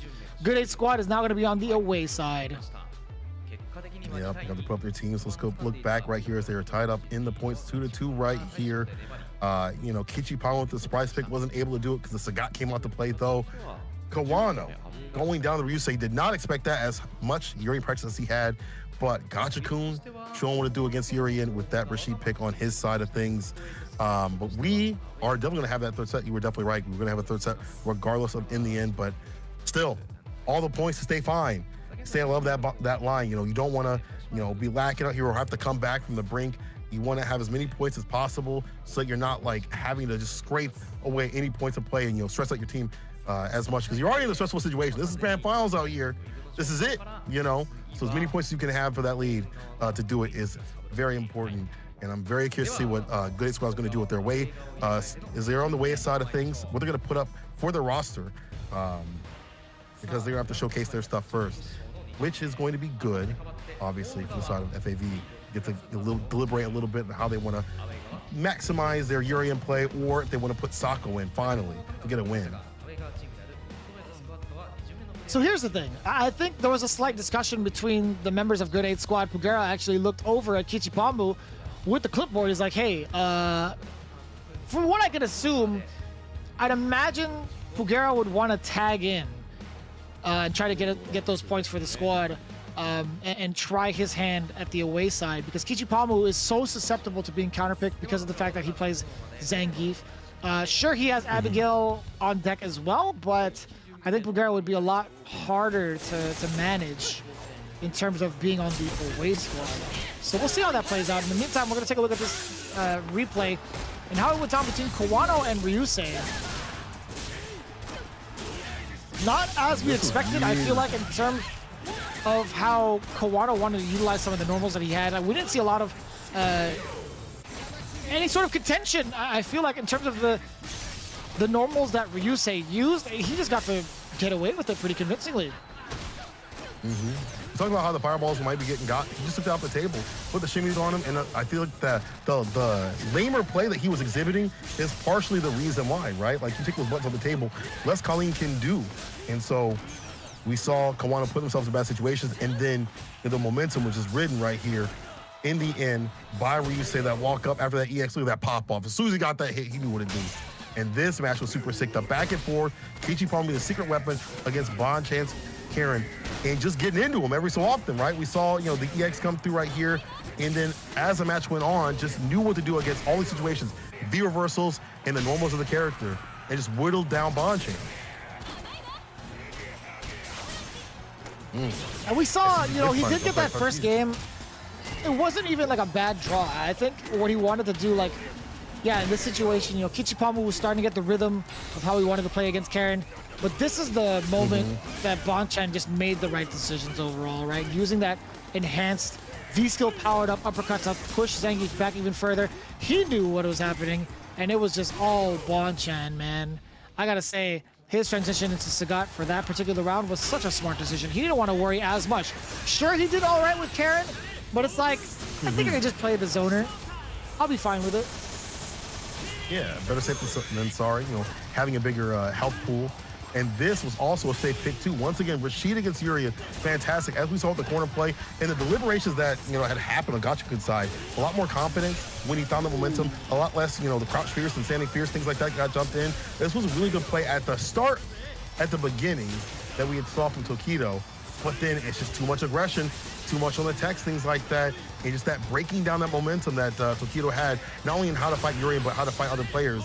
Because Gachikun is just so strong, as you point out, with the meter that he had. Also, where he would stand too, waiting for the fireballs, getting the nice easy V-skill punish and things like that. Just again, knowing how to utilize his character. He's a strong character, but you gotta know how to use the tools in the right sort of way to play. Right. I think you're absolutely right. Now we have ourselves at a predicament. I want to know what Good 8 Squad is going to do now being in the away spot. What their order is going to be. They might be a little bit susceptible because in episode 13, actually, now I take that all back. Good 8 Squad, when they were in the away position, it was Kawano, Pugera, and Gachikun. Kawano is the one on the bench this time? Kichipamu going first. What? Pugera getting himself off the bench, and now Gachikun is still going to be on the anchor.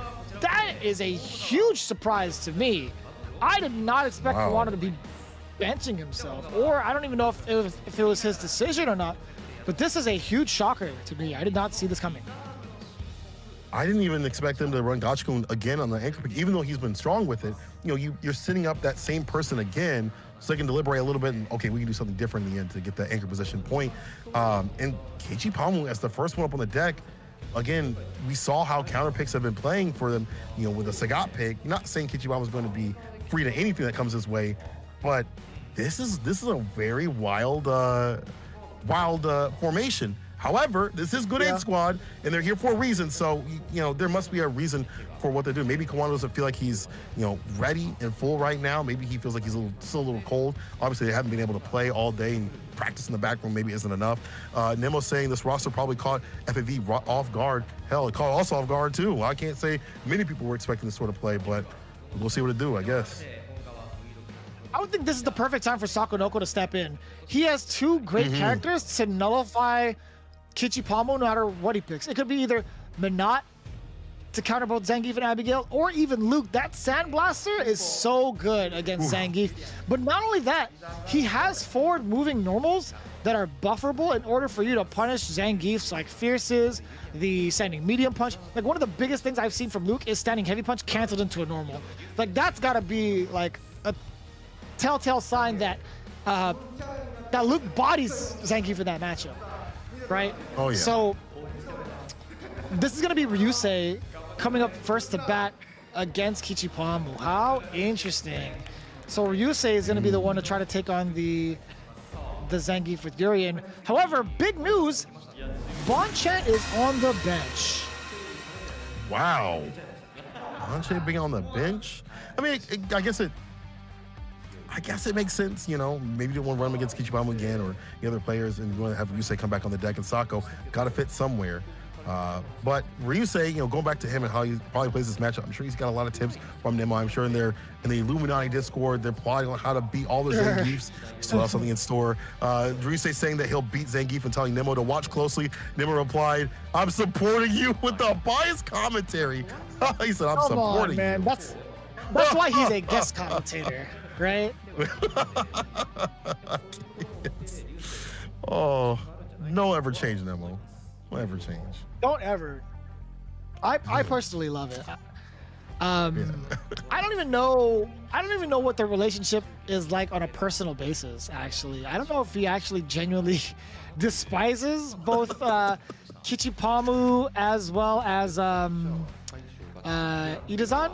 But I will say, you know, Kichipamu was a former teammate of Nemo's, which is kind of funny because I think he picked him, but I can't remember how that came to be.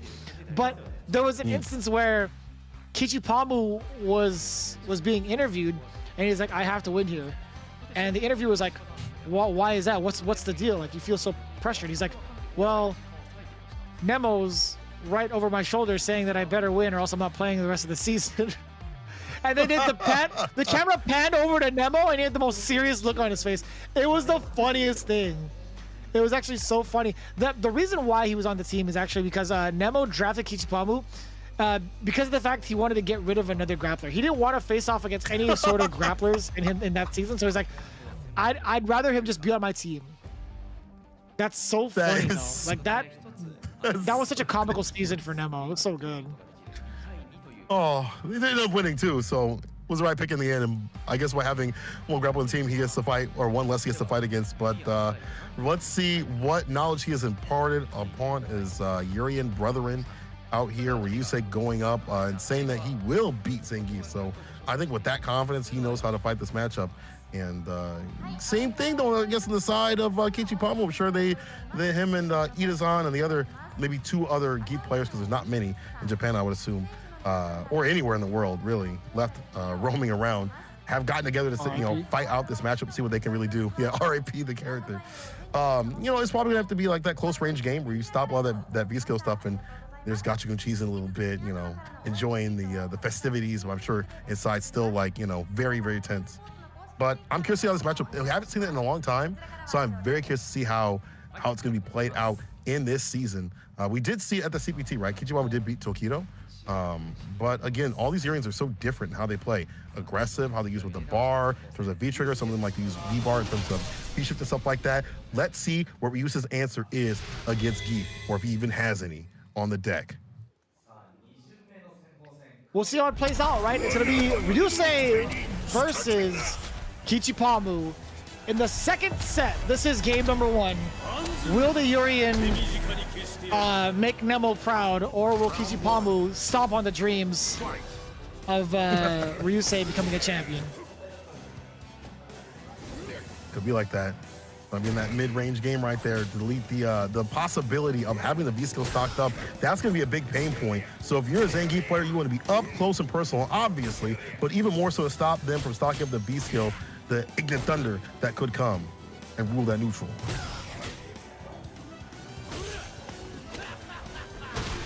Let's get the back throw. This is going to be ever so important because Zangief is just that much closer to the corner because of where Ryusei got that throw off. And the counter poking, yeah, it's enough to deter Ryusei to back off, but he had something else in mind. He got that V-skill 2 charged up. So difficult. Don't have the speed with the dashes. the EX to get the dash in, plus frame situation with the EX.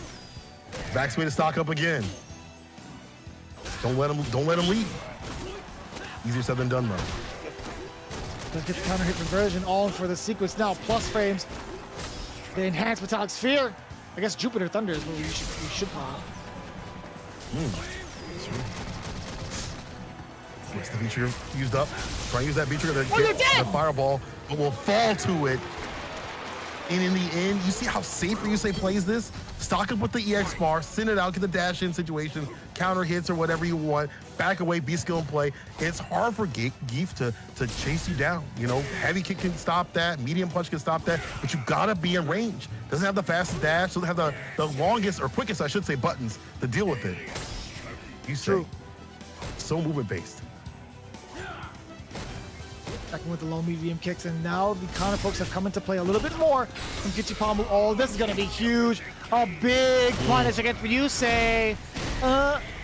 Saturday Night Slam Masters. Into the corner. Oh, the dash in though from Ryusei. Get aggressive with it. Crouch fierce, catches the V-shift. Now caught in the corner, V reversal. Get some distance, but he's still in. And that meter is buffed out with a V-trigger, but it may not matter though. One touch after this. And that was a light SPD, so he doesn't get Oki. It gives Ryusei another chance at life while having all the trigger and meter locked in. This is gonna be huge. If Ryusei gets a solid hit while dwindling his life, or dwindling Zengi's life right now, he still has a shot to take it all the way back. Could happen just like that. Aegis on the deck. V reversal. Yeah, gets the Aegis away. Only one in play. That walk down was even more dangerous now. Yeah, little bait right there to get the position. Gets across, no dash up though. Oh no! He didn't get the conversion. That was a crush counter fierce. Oh my god. Ryusei could actually chip him out. No, Kichipamu, not like this. He's still ready to jump roundhouse. Oh my god. You see him pop off a little bit. The smirk on his face. On that jumping situation. How did that happen? Ryusei wasn't expecting it. I really don't know. That was Ryusei's game to win.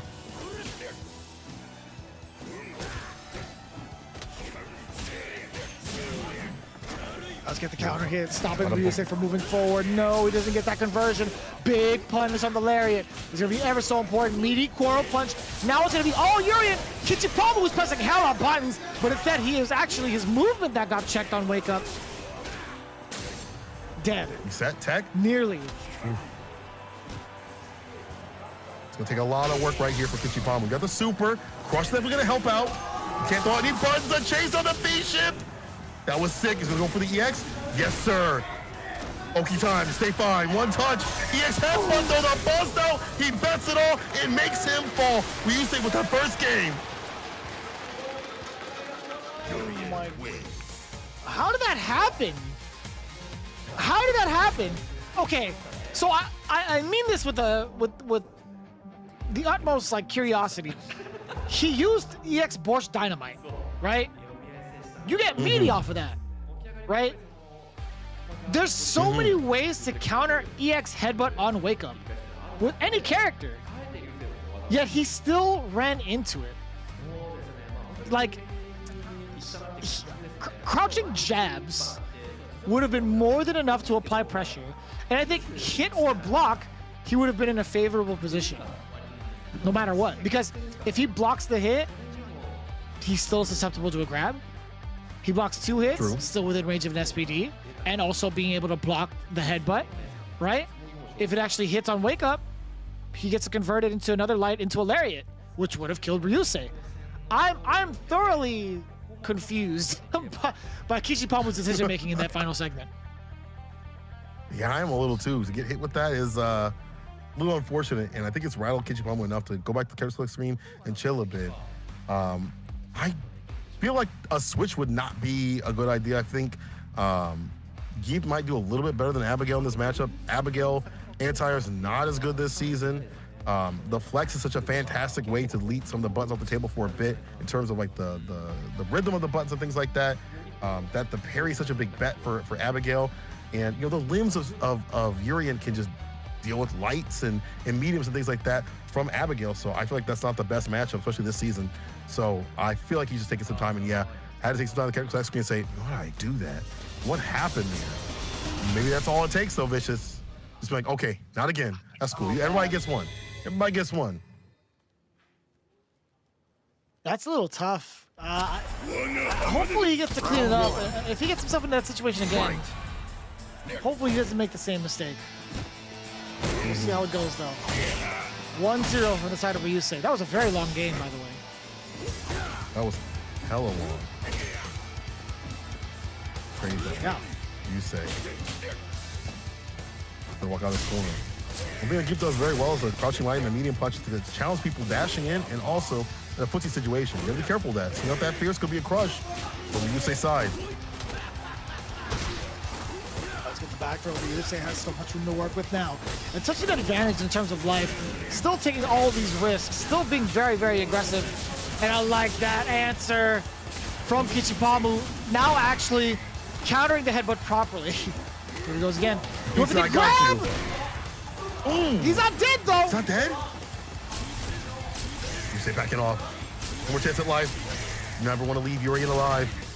You said that he's got a lot of health to play with. Off the backboard, the throw. Oh, no. Reset situation.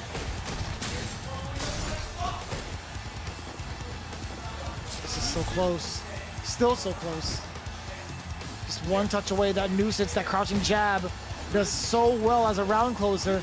Just a matter of chasing down Ryusei to bring him to his inevitable death. He does so successfully. Nice and calm from Kichipamu. The crouching jab finds the mark. A little bit of a gasp, or a sigh coming from the side of Ryusei. He's able to stock up with the V skill. Round start with it. I think that's one thing that he take off the table that previous round, and he knows he can put it back. But he's got EX bar. Plus frame, lets him get going.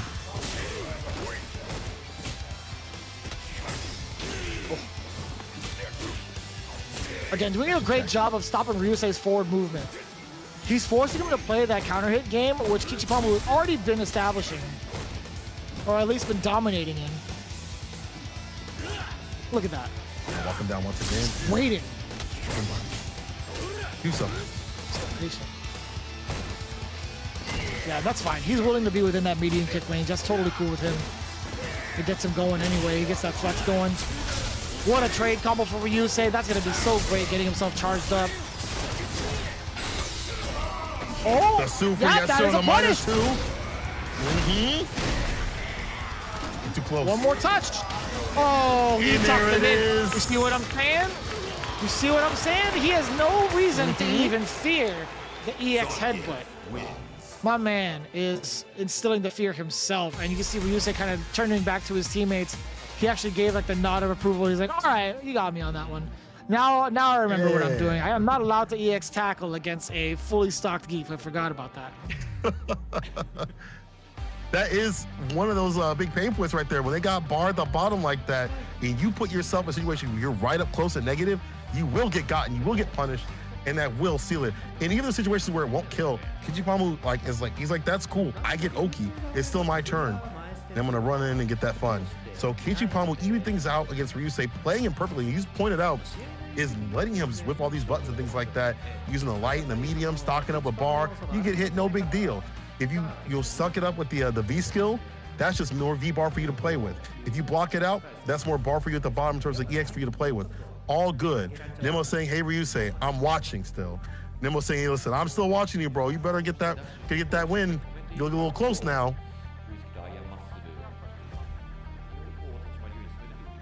I feel like that's a little bit intimidating, if anything. I don't even know if that's supposed to be like a words of confidence or trying to be reassuring or not. Fact of the matter is, he still has one more game to play against the grappler, the massive pad grappler, as we so aptly named him. Kichipamu making the right adjustments. I think overall his counterpoke game is superior to Ryusei. It's just a matter of stopping the movement. I think that's one of the biggest things we need to look out for here. Whether or not Kichipamu can just stop Ryusei from getting tricky with those dashes and the movement. Ugh. Absolutely. Fierce to the face past the fireball. I like that because you're using that one hit of armor just to get that little bit of damage on the deck and trying to stop them from running that fireball game right there. It's such a pain point. At long range, can't stop it, but that range right there off the Fierce, difficult to deal with. And used to get back to the corner where it's less room to play with.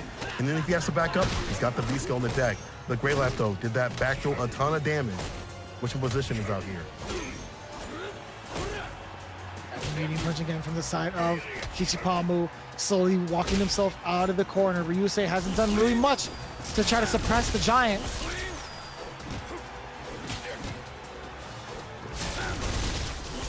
Trigger. Talks up with the V-skill, yep. But that distance hard for Geef to challenge. Again, doesn't have the speed. Patience. All right, opts out to go for a Kichipamu. second V-skill. He just tries to go in. Oh, but you can't stop him. Kichipamu with the patience, stopping that movement. Again, doing such a fantastic job of controlling Ryusei and just walking him down. Crouching jab is going to be the main tool again, causing all of this anguish towards Ryusei. This is going to be huge. No reset, gets the knockdown instead. Ooh, the wake up super vicious. Come to my loving arms. I don't know if Ryusei got caught towards the end of that dash or not. I feel like he was still within animation, but maybe I'm wrong. Either way, that is a hefty amount of money to cash to spend for that round. Kichipamu about to take him down. Set point for him. He walks him down. I feel like the compass right here is real good on the side of Kichipamu, just poking away every so often with the Fierce. Even if he's not doing a ton of damage, it's just whittling away. And Ryusei getting antsy. There's the crush, the pickup with the Lariat at the end. Meaty situation with the headbutt. About to be the stun and done. The wake up super. Oh boy. Kichi!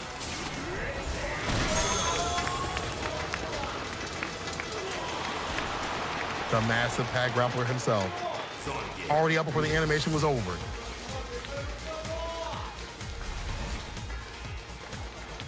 Amazing, amazing play from Kichipamu.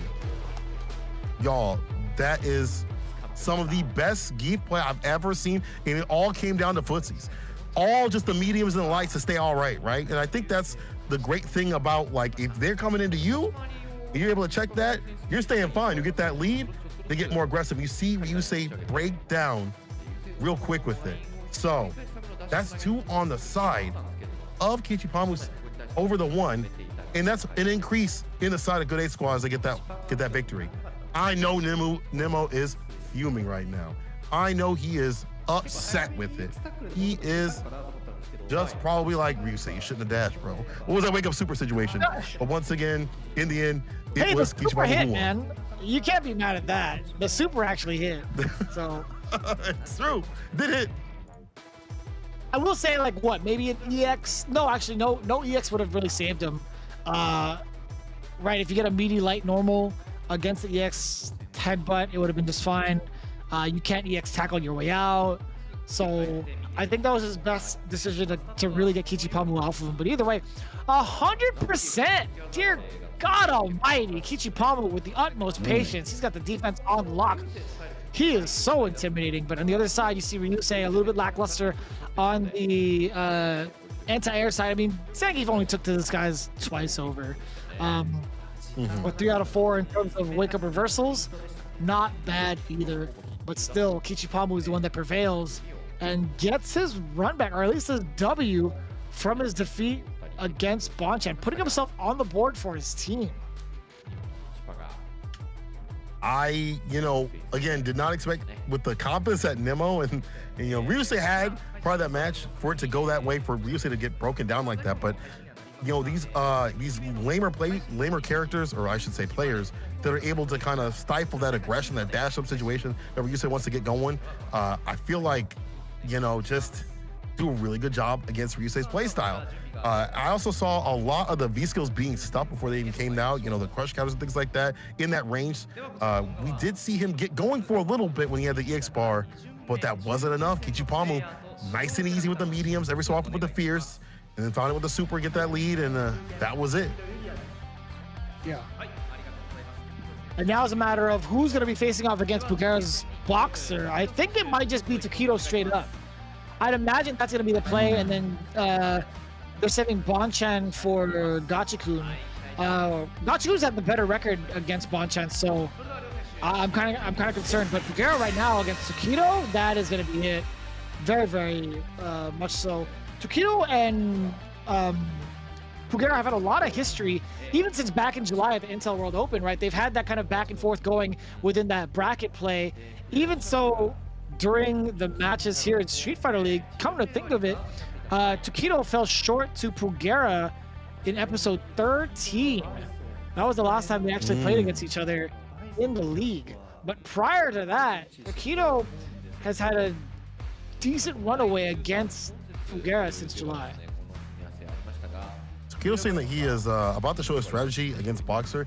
You know, he plays Boxer on the side. I've seen a lot of the CFN, things like that. We've also seen it in the league too. Here, he knows how to play Boxer at a very high level. He's, you know, messed around with that character enough to, I would say, if he wants it to be a secondary, right? So I think he definitely understands how to fight this character, not only, you know, from the inside out of, you know, what Boxer does in terms of weakness, but also how Urien fights Boxer too as well, how Urien deals with this character. And, you know, I think it's going to be one of them slugfest sort of matches that Urien may slightly be able to take. This season may be a little bit different because, you know, V-Skill 2 helps out, but in someone like Pugera will either use V-Skill 1 or he'll use the tap to get through the fireballs.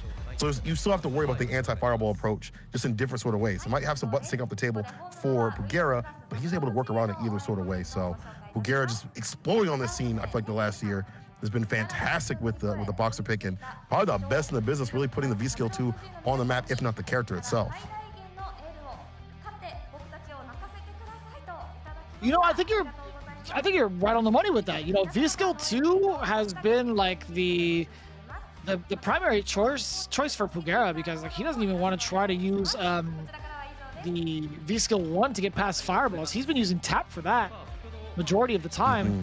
But in terms of putting the character on the map, I think he's done a fantastic job with his transition. I think you're absolutely right. I think he's been one of the more dominant boxers in the world, right? Following right behind him are some of the players in the American scene, even like some of the players in like South America also rocking some of that Boxer. I've seen like a handful of boxers from around the world, but I think right now Pugera is the one leading the pack. Oh, for sure. Like he influenced so many people to go to Boxer. We saw Oswald Ace also in the CPT. You know, take it with Boxer. He used to be a Laura player. And he switched to Boxer, and he found his gloves on that character. And again, Pugera leading the pack like that. Let's see how he does against Tokido's strategy. Let's see what Tokido has in store for him. And if Tokido says he has something for him, that means we're gonna see something sick with it.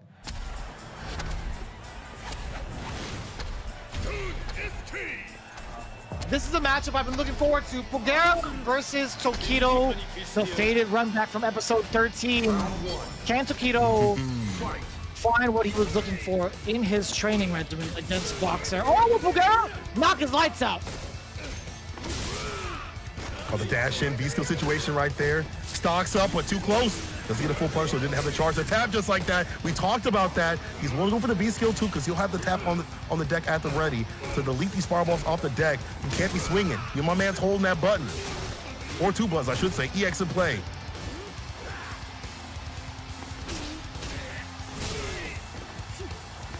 Very much so true. Didn't let anything rip after that counter hit, crouching strong 2 times over, but up to that one does get the dash from low.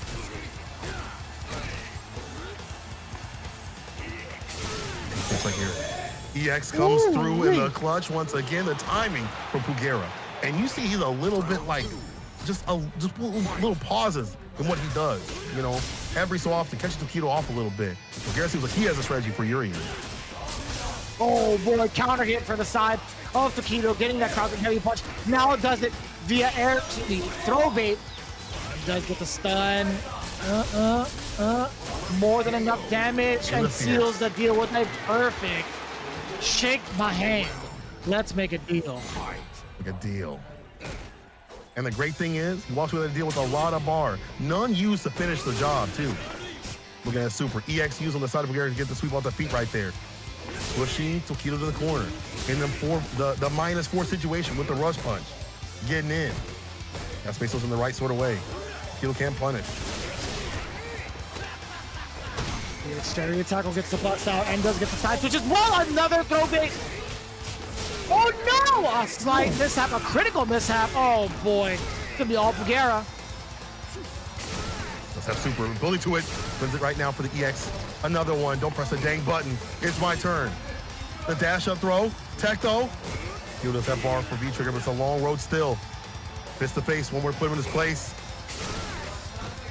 EX again. It was Shannon Sharp. He was like, it's my turn. You told me it was my turn. It's my turn. I still can't believe it. Pugera, man, he got that single opening and spent so much bar to just keep that momentum. Pugera taking, or doing what it takes to keep all of his offense going. That was really impressive, actually. And it's just that EX bar, as you're pointing out, to be so hard to read. Like, cool, you're looking for, you know, the dash punching back up, so maybe try to find a whiff punch, things like that. But Pugera every so often puts that EX on there and then presses buttons, obviously, because it's still his turn. And it's like you're getting pushed more to the corner, even if you're blocking.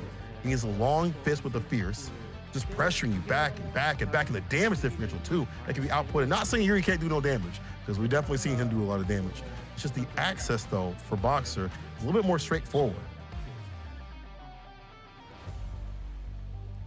And we'll see how it plays out. Right now, Pugera doing a fantastic job of suppressing the threat of Tokido for his team, a Good 8 squad. As it stands right now, what is it, 3-2 in favor of Good 8 squad? I think so. If I'm not mistaken. Yeah, I do believe so. Either way, we're going to see how it plays out now in the second game. Again, this is only the middle match. We still have the anchors to go through. That's true. Swap off the medium. Gets a cherry tackle on the throw too as well. Or medium with the fireball. Taking that approach. Caught the dashing with the throw. Tokido still fighting back like that. A lot more aggressive, a lot more buttons. He's using that medium. And we talked about how strong he is utilizing that button. In the dashing situation. Oh my God. I can fight back like that. He dashed into him, trying to enforce that stun or catch Pugera off guard, but instead the back throw is what came through. Activation route off of the, oh boy, it's off the tap. But of course, the EX tackle finds the mark. Eventually it does, right? Inevitable. To snap that health out of existence. And Tokido using some of the same similar strategy that Pugera is using. Every so often, put out that EX bar along with the dashes and the mediums, kind of stuff things and then also make them just feel uncomfortable and unusual. Either way, it's all aggressive play from both players. Facing him down, Tokido is just unafraid. He's going straight in for some of these dashes, knowing full well that Pugera wants to back off. Now finds himself in a precarious position in that corner, but uses the EX dash point to create some space a little bit. Tokido looking to counter poke. Pugera just doing a slightly better job at the moment. EX slow, hits the toes. Get back to mid-screen. Pugera forced to get more, I feel like more aggressive with it. Can't stay back, get the V-skill like that. That's been a big pain point. You know, he's got to get in. Tokido will switch on the EX bar. The tap throw in the upper puts him down to the ground. Pugera on set point. That was sick. God. He held that for so long. That did hella damage. You were saving that since yesterday. Said, let me just hold this real quick. Come back with it. Oh, he's been holding that thing for a month.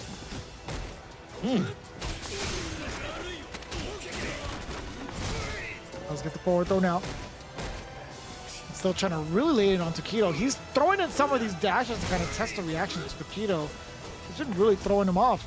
Hasn't been able to stop it. Hasn't been able to counter poke against him. He does have the life lead, but either way. Oh, we saw the dash slightly there from Pugera get stopped. Finding opening with the tap. V-skill not loaded up. Unfortunately, got interrupted. Crush. Bar built up though. Now the V-skill. A lot of damage could be done in extension in terms of plus frames. V-reversal though. Tokido. Now caught in the corner. V-reversal again. I love that. I love the V-reversal. He doesn't get the counter hit conversion, but he has so many plus frames to work with. Pugera takes it down 2-0. all because of how many scenarios he was plus. He had the advantage. He threw out so many of those EX dash punches. Instead of using it for some of these big damage situations, he uses it in moments where he couldn't find the hit. If he keeps putting himself in that very favorable position, he's bound to not only chip away some of that damage, but he's bound to force an error from Tokido. And I love that from Pugera, really forcing the Tokido to succumb to his will. That was really, really smart. Great usage of meter overall.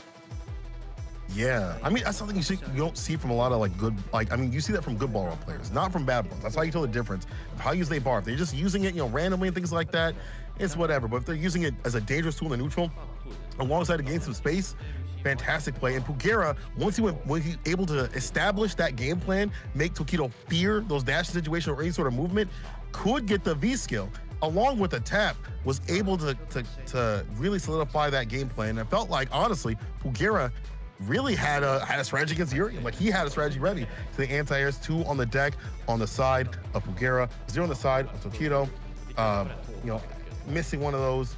But again, Pugera, fantastic job to go back to the way he was able to play. Like, sometimes your strategy gets taken off the table because they delete your tools, but finding a way to get back to that strategy at play, the one that was working, is a mark of a top player and a mark of just having real strategy set down. Pugera takes down Tokido and move on. 4-2, Good 8 Squad leading. It's ever so important, right? Going right into it. If the anchor match goes in favor of Gachi-kun, we could see ourselves at 6-2 going into the third set, to the point where Good 8 Squad would only need to win one game. But it also sets for a pretty interesting comeback. It's going to be Gachi-kun as the anchor, and it depends on who they're going to set. No way. Sakonoko is going to be in it. Really? I feel like he is. Is he going to use Luke or not? It looks like we're getting the Luke. We're getting the future of Street Fighter in this next set right here. Sako, and he's one of the most dangerous with it. I'm going to be real with you. A lot of Luke players out there, they be pressing what they got to press. But Sako, he's so optimal. And someone like him, optimal with it, is going to be dealing a ton of damage. Sako versus Gachi-kun, Rashid versus Luke. Yo, let's go. This is going to be sick. I can't wait for it. Sako also can't wait for it either. He was saying that he's been training Luke for a while now, and he's glad that he even just gets to use it, right? We didn't get to see him play against Mildon Beast. He benched himself 2 times over. He had the utmost faith, but man, he was definitely feeling all that anxiety and pressure. But now he finally gets to play, and what a time to really utilize him. He could be the great, the biggest differential for the team. He could actually get himself these 2 points, tie it up, and then bring us to the third set. I'm actually very, very curious. We might even see a whole 4 sets. We could still see a bunch of ties.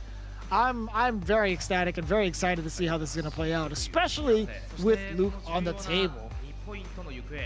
What a card to pull out, because, as you said, they're waiting until the Good 8 Squad match to whip that out. We talked about how you have to, have something ready for the next, people that you fight in this tournament. Like, you beat these people, but now you have the grand finals up. What do you have? Luke is one of these hidden weapons here for Sako, or Sako themselves is a hidden weapon, and pulling out the Luke, and I'm sure they fought a lot of Lukes. There's a ton of Luke players online right now. We've seen that in the CPT. We've seen that from people just testing out the character. If they don't stick with them, there's a lot that's how it is with a lot of new characters. But Sako has been putting in a ton of work. If you watch his streams, it's just hours and hours of not only just the Monop play, but a lot of Luke play. He's very interested in this character, and again, as you point out, Mr. Optimal out here knows how to really get the most out of a character. So you're definitely gonna be seeing a lot of most optimality with this character, and with that optimalness comes a lot of damage. Like, Luke dumps it out. He is well rewarded with his charges. We'll see how it plays out, right? Luke is somebody that I've been looking forward to, especially in the hands of Sakonoko, and what it's going to be like on the stage of the grand finals of Street Fighter League. And now we get to finally see that situation. We get to see all of those questions answered, especially against somebody who is a Capcom Cup champion. Gachi-kun with that Rashid, the tried and true Rashid. I've been running this match for a while.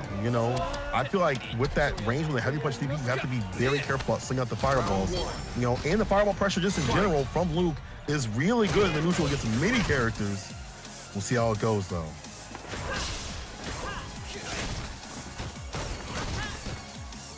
Here we go again. We talked about that. That Luke play. Ooh. Does get the full counter hit off of the jab. It's stuck in this corner. Luke still does a pretty good job out of the corner. He still has some normals. He has 3-frame normals. He does have forward moving normals. Just raw rising uppercut. Oh, just lets it rip. Just lets it rip. Back in the corner you go, though. The challenge. Remember, he's got some of the best he's set in the business in terms of the lights. They stay all right. Oh, one touch and they you're can actually knock his going lights to out. be hitting him for so much damage. Yo, check the red. Even with activation, the scaling still a lot. The throw, too. Oh, my EXDP. God. If he hit him with that back medium punch again, he did back medium punch as a meaty. Normally, that back medium punch is +2. He could have still put him in a +2 situation again with another back medium punch from that close because of how meaty it was the first time. But still, Gachiku surviving. Oh, the charged up flash knuckle, the heavy version. Try to get outside the corner as much as possible. Yeah. He's real good. -2. Without the V skill. With the fully charged. Oh my God.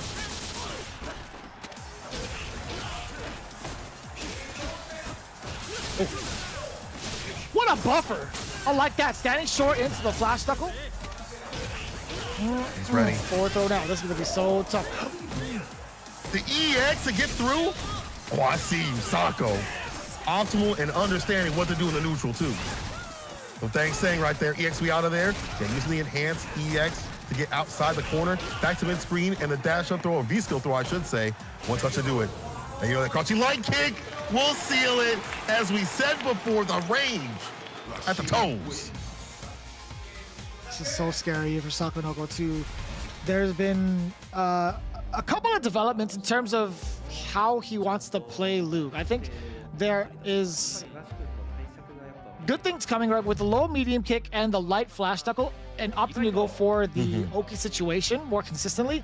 I think, you know, Luke has more than enough normals to kind of keep you guessing a lot and getting some of these big counter hit moments. The problem is, I don't know how susceptible to counter hits Gatsukun really is, or frame traps for that matter, because he is one of the most defensive players we've seen. On top of an impressive array of offense with that Gatsukun, don't get us wrong, he is a powerhouse on offense. His defense is bar none some of the best we've seen in the business. So I don't know how susceptible he's going to be to Luke frame traps. I don't think he's going to get opened up like that. We've seen him real solid with it. And the heavy kick at that distance, real good to delete the firewall before it comes off the table. He's reading Sako saying, okay, you want to throw projectiles? I got the heavy kick crush for you. Get some bar built up like that. The forward momentum with the forward medium punch too. Just making sure that before these buttons come out, he's going to clip them. V-ship into break, don't wait. I see you. Uh-oh.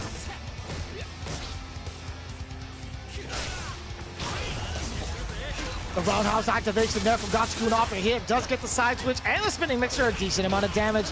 A little bit of a tick throw coming in. And the fake out from the Eagle Spike on the same side. It was enhanced. A kick into the activation. Caught the dash on the medium. Oh, he actually got hit. EX with a mink. The thermal barrack barrage only getting it after that Sand Blaster. Sakonoko getting a gang of damage off of that. So beneficial. It's so good about him for knowing that's going to find the finish too. Again, Mr. Optimal. I think it's going, it's hard to stop. It's the punish though from Gachiku and the corner push too. Letting him breathe. I like that confirm. Does get the Oki after the flash knuckle. Trying to get the sweet big punish there from Gachiku. You see the trigger on deck. How will Sakonoko actually go into it? Is he going to go into the target combo, or is he going to just go off of a hit? Can't wait too long. I feel like now you got to spin on the medium kick just to activate to do it and get going to release some of the pressure off of the crouch. Fierce comes through with the crush, and the mixer picks him up, puts him down. See the amount of stress Sakonoko is going through with this character. Not even Luke, but I mean like facing off against Gachiku. It is just so difficult. Does get the back throw also. Just swinging away with the fierce. Hey, hey, hey! Animation's so cool. I love Luke's animations. Yeah, no, I agree. I think they did a really good job.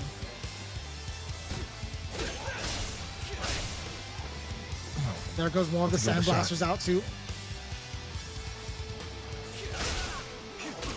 And that's something we haven't really seen utilized. Yeah, the stand medium punch gets to confirm into the target combo, catching Gachiku moving forward, and have a slight counter hit off of the low or light.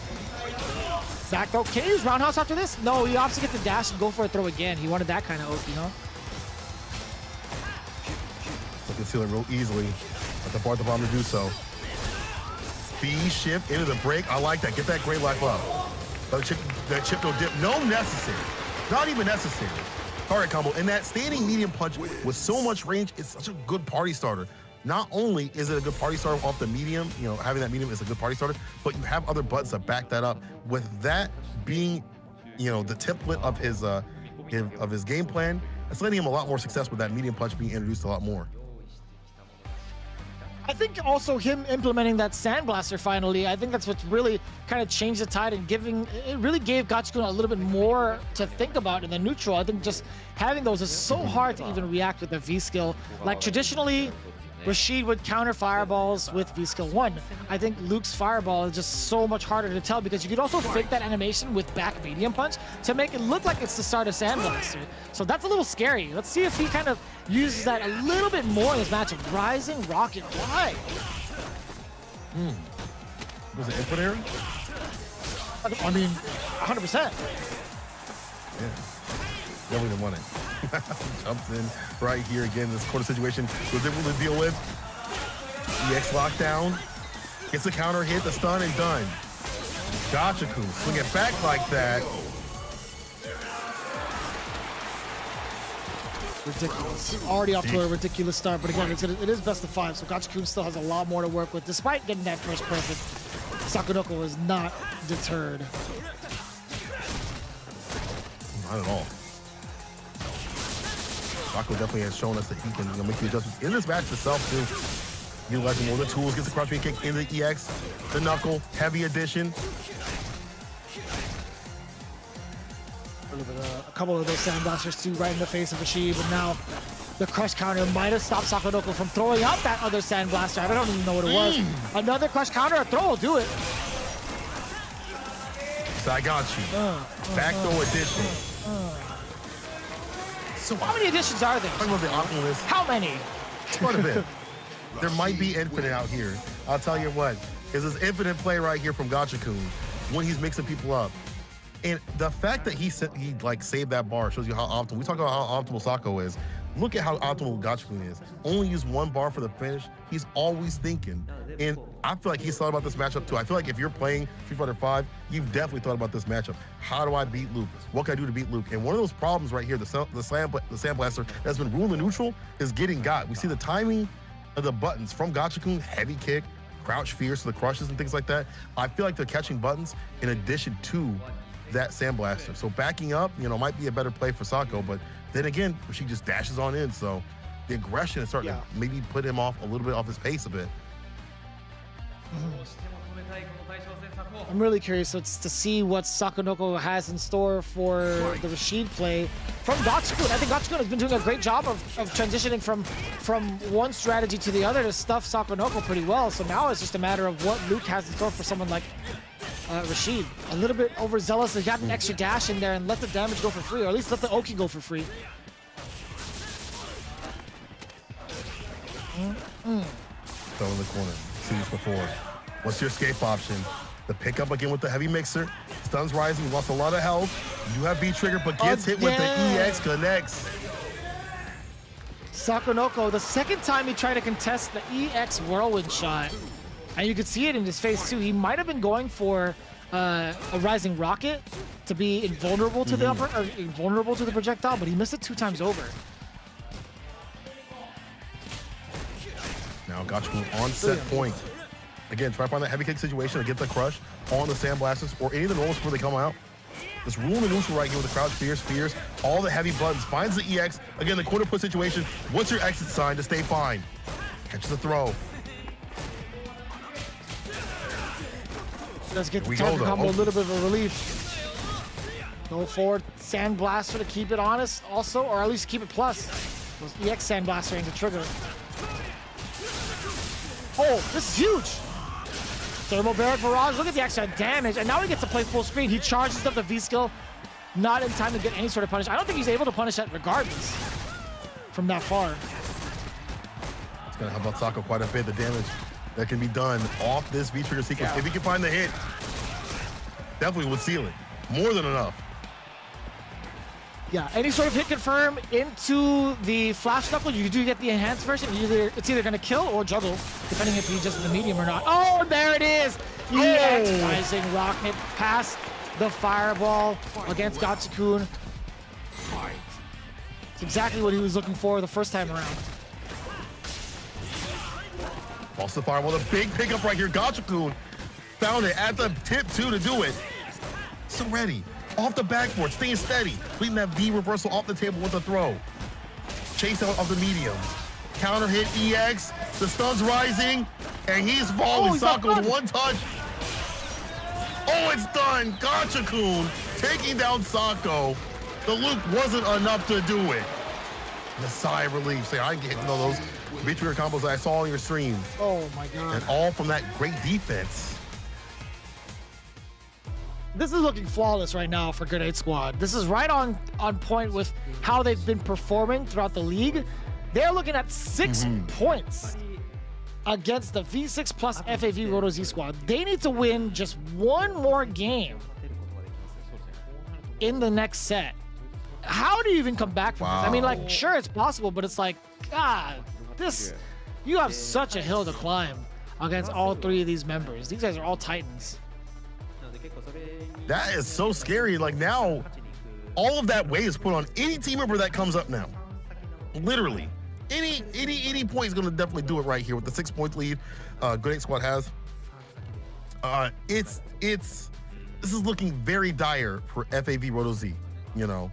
And Grenade Squad has shown us why they're so strong throughout the season. They show us why they're strong out here, having, you know, the ability to be ready for Luke.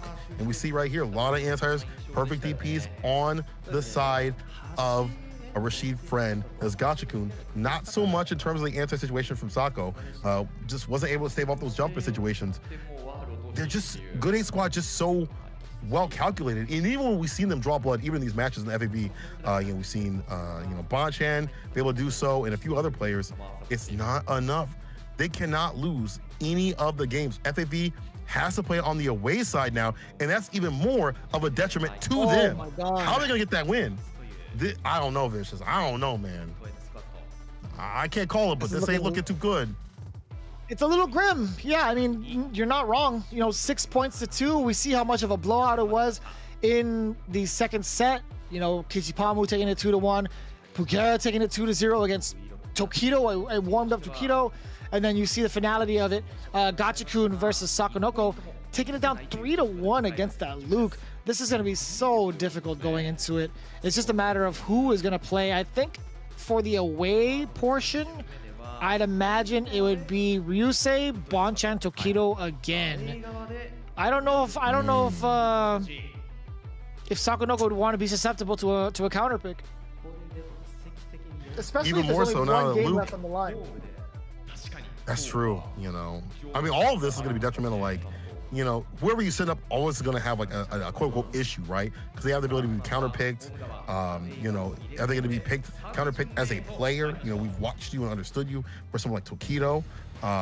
We've seen them get blown up continuously in these matches here.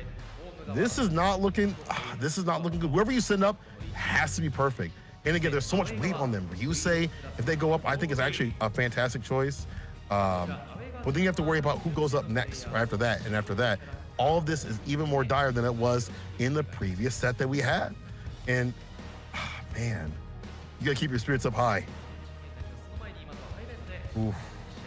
This is going to be so tough. I'm really curious. But again, it's very much so possible to see it happen. I mean, as we take a look at how it played out, you know, I wouldn't be surprised if, well, okay, I'm lying. I would be surprised if V6 plus FAV Roto Z managed to take it all the way back. But in the current highlights right now, Grenade Squad has just been playing so dominant. has actually been ridiculous. Even in the matches where, like even this match we saw right here, how Kichipamu played so dominant and broke down Ryusei, just walking in, lights and mediums, and then super to get that big lead right there on a Maya situation. Like, why would you do that, he says, with his play. Even making Ryusei break down with a super situation right there.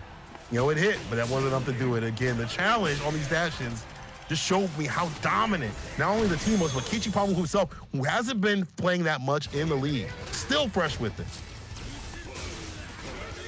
Oh my God, and of course we saw one of those taps.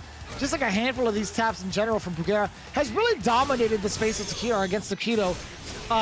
But I wouldn't be surprised if they ever matched up again. I think Takedo might have the proper adjustments. It's been kind of like that so far. In the best of 3 situation, Pugera has had most of the success early. But in the run back, I would love to see Takedo line up, or at least Pugera line up against Takedo yet again. But we'll see how it plays out. Again, we saw how much of an impact that tap is. Sorry, go ahead. I was gonna say, like, it could definitely be different. You're definitely right in terms of like the adjustments that could happen, but they gotta happen soon. And especially if Sako has to go up too, because this Luke Pig did not do it. He was so close in some of these instances, but again, the defense that you've been pointing out time and time again, over and over for Gachikun, has found him the win. He stays out of trouble. That EXDP was a start, I feel like, of just these decisions of being the risk averse in a way. And sometimes some of this with Sako's play, able to find the finish. That was a great combo right there, but things like this, the sweep right there being punished and not canceled into V-trigger, and just Gachu just being ready for it and shifting right over to offense was fantastic. Yeah, you can see how dominant it was for Gachikun even further out, right? That throw, we were talking about it. We were saying, don't get thrown, but it was inevitable. We talked about it so many times. That was the 3rd game going under the belt of Gachikun, and then, of course, just ran away with it offensively. There wasn't really much that Sakonoko had in mind. He missed 2 times over trying to get past the tornado shot with that rising rocket. This is one of the instances where he actually tried to do it again. I think, if I'm not mistaken. Yeah, he does find the mark that time. But other than that, like, he's been giving away a lot of extra damage for free. Yeah. Attacks. Just like that. Gotcha. Ceiling for their team, only 1 point is necessary. Only 1 win on their side to get it in. Same side, FAV Roto Z got a long hill. They need a lot more in store. Every match right now matters for them, obviously, because it could be their end. Like, and who they send up is going to matter so much. There's so much pressure, so much weight to become the champions of Street Fighter League Japan out here. There's so much on the line. So every person coming up, FAV Roto Z is going to put up Bonchan first, Ryusei second, and Tokido third. I like this group. What about you? It's still so tough because Bonchan, okay, so Bonchan and Tokido are both susceptible to Pugera because of the fact that Pugera has taken them both down in episode 6 and 13. And Pugera is looking at his teammates like, yo, you guys should just definitely put me up there now. We only need 1 game. So I'm kind of nervous about this. Again, being on the away side, you're still susceptible to any sort of counter pick. I think I think Bonchan facing off against Pugera might happen. I think they're looking for the kill now, as they should, but I think it'll be in that way. I would also say put Gachikun up. If you really wanted to take care of business, just put Gachikun up right now. And I think Gachikun is also thinking that same thing. Think he's gonna go up? He might, dude. He absolutely might. Look at that face. He's confident. He's ready. The way he's been playing today, definitely think he'd be a very fantastic choice. And I think you're right.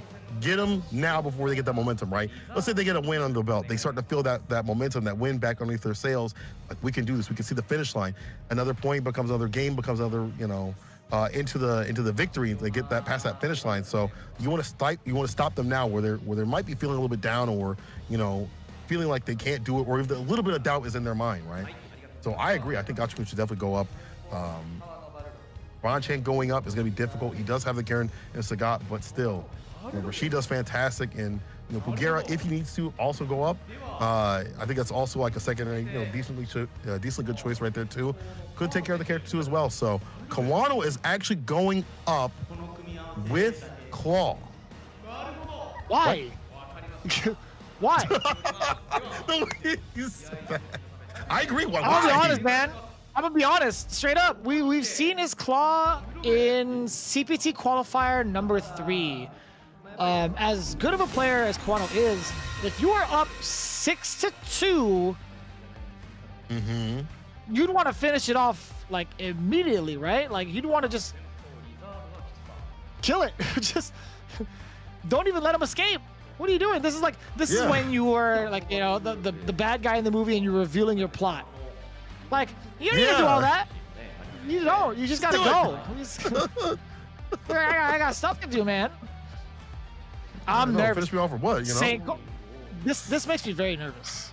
If Bonchen gets this W, this is gonna be a huge momentum swing. Yusei as Urien also, he is coming in from a loss against Kichipamu. I don't think he's gonna be doing that or making any sort of mistakes again like that.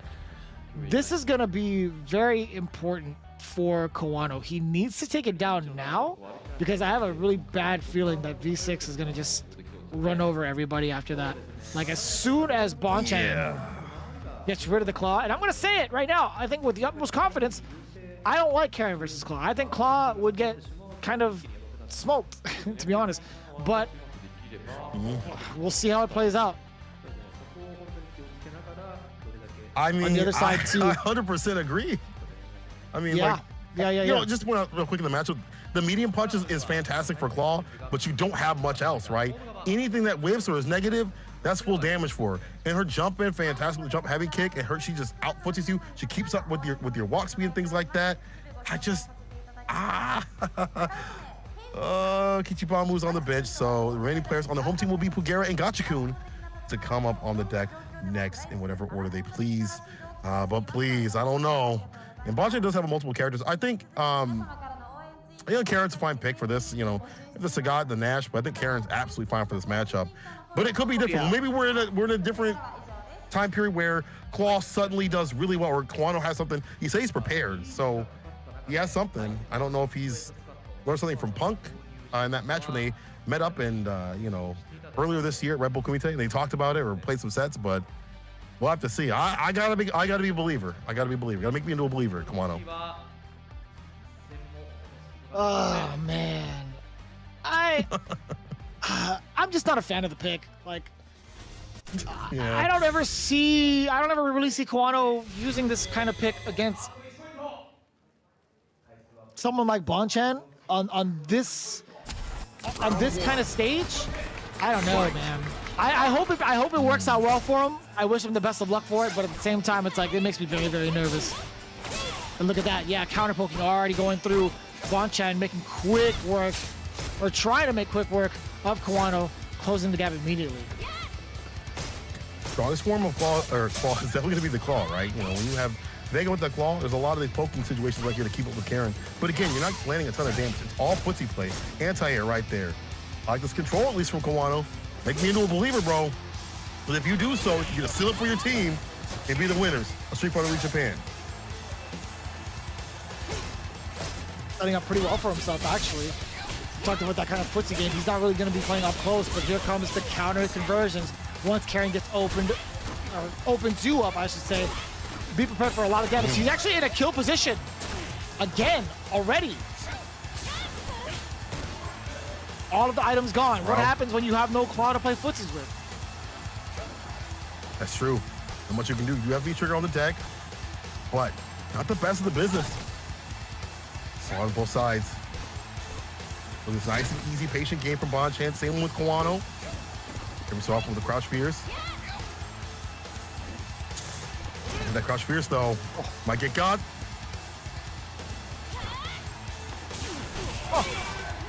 He tried to go for something super cheeky. Man, there was an opportunity for an anti-air with the Rose. Maybe from that distance it'll be a little shaky.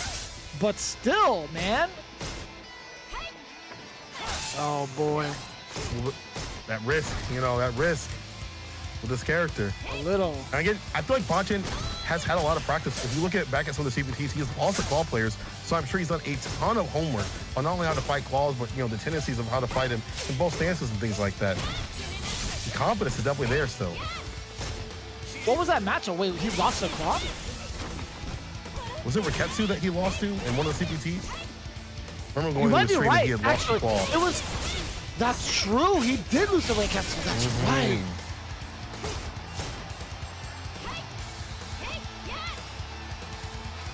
So never again. not Either me. way, you do. That is a valid point. Yeah, I mean, like that's something he's already got on his mind, how to counter someone like Vega. That makes it even worse for Kawano. Guess if Kawano knew that. See what Bonchan has ready for him. Significantly, but the claw's off. We saw how difficult it is. He's getting You can't really get anything going, right? It's just so difficult. But now Karen gets the full activation. Guren Ken to kind of bring down that life. That throw bait. Oh, yeah. I like that, but it's so expensive. That was so good from Kawano. Utilizes that V reversal, getting out of the Guden Ken situation. Yeah, Karen is not allowed to Guden Ken for free so long as Vega has V gauge. Smart stuff there. Okay, Eagle some claw a little bit. Kawano. Let's see this masterclass again. You gotta do this to win, to get your team as the victors, the champions. The buffer off the medium though. EX Mini Jinku puts him in the corner. Ooh, the finesse and blast. That throw. Does it roll, makes him fall. Yo, Bonchan, the Rasenha, and the damage on the deck to do it. Never again. That's just too. It's just too much. It's way too much right now for Kawano. In my with all due respect, I will say, Bonchan has been well versed in this matchup already. Because of the fact that he fell short in the CPT, that is something that's not going to go unpunished. I think that's going to be something he's immediately lapped up, and I'm just very surprised. Again, that Kawano just going for this pick as Claw, man. He did pretty well in getting that punish with the V gauge into critical art. That was very fancy. That was very good matchup knowledge, specifically against the V trigger. But how long will that last? How long will that last going into the next match? Alrighty, Bonchan has proven himself past that strategy. Kawano needs to go for a character select, and now. Yeah, I think this has got to be the switch again. You have to do it now. I feel like if you let FAV get this win, that's the second win in their sails to keep that continuation on, right? You know, that's it right there, where they get that momentum and they become a threat once again. They get that, oh, I can do this. Oh, I can win. We can. That's another point on the board. Let's get more and more. I mean, these are champion level players right here. They probably already have that in their mind, but that doubt gets smaller and smaller. Just a little bit with it. And Kawano thinking about it, honestly, it's time to switch. You got to go back to character select screen, my friend. Don't do it. Don't go back to Claw. I would love to kind of hear the conversation. I would love to be the fly on the wall to figure out what the decision making is from Kawano, having so much confidence in this Claw against someone like Bonchan, in regards to what he's possibly seen on CFN, what he's seen from maybe that Reiketsu match. But it's interesting. Kawano has had a couple of remarks. Right, Kawano apparently wasn't really feeling confident. I feel like with that Colleen he played against Ryusei, it was 0-2, and kind of got shook. He didn't even play in the second matchup, so this could be like the changeup he needs. But at the same time, Bonchan has not really shown that or actually, Kawano hasn't really shown that he's ready for the Karen Bonchan. Yeah. Definitely already getting jumped in on, and that's the pain point of the character. Anti-air is not so good. You have to use the walk speed. That's something you have to learn year after year with the character. It takes a long time to get that space EXTP at his place right there. Deny some of that pressure. Bonchan willing to go for it. What a whip punish, too. The feet right back at him. Yeah, he's ready.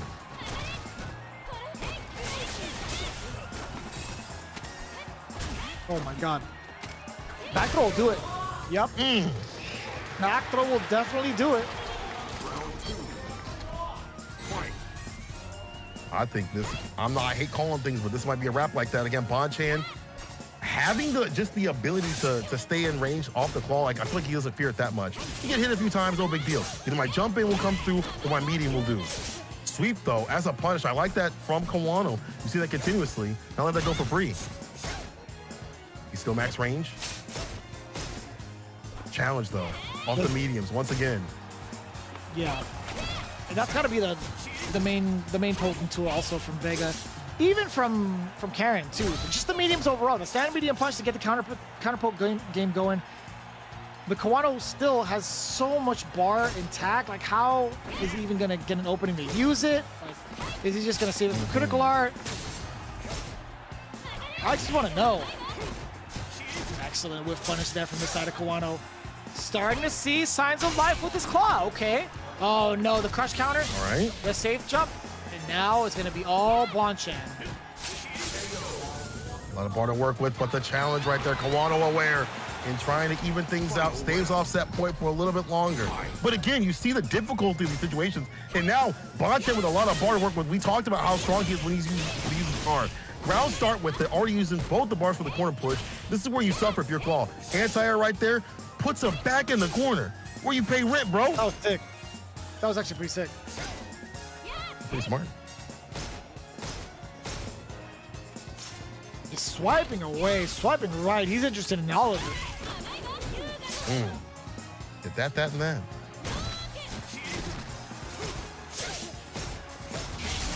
For the mediums. Activation. Spins it. That means no defense on the deck if he gets put in the corner. Even not like the V reversal is the best in the business, but still. He just did it raw? Are you kidding me? No. No. Oh, back throw. It didn't even kill though. That's the craziest thing is the fact that it didn't kill Karen. She's also within kill range. One confirm from either. Oh, okay. He spends the bar early. He goes for an EX Sapo, and that's nice there from Kawano.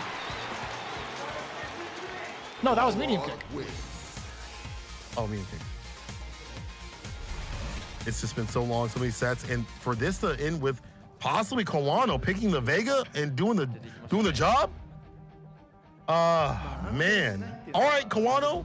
I'm sorry to see your Vega come together. Ever so often, I like the sweeps off the feet against the sweeps from Karen. I was hating, but I'm a little bit less on it. But we still got one more round of to run that impression.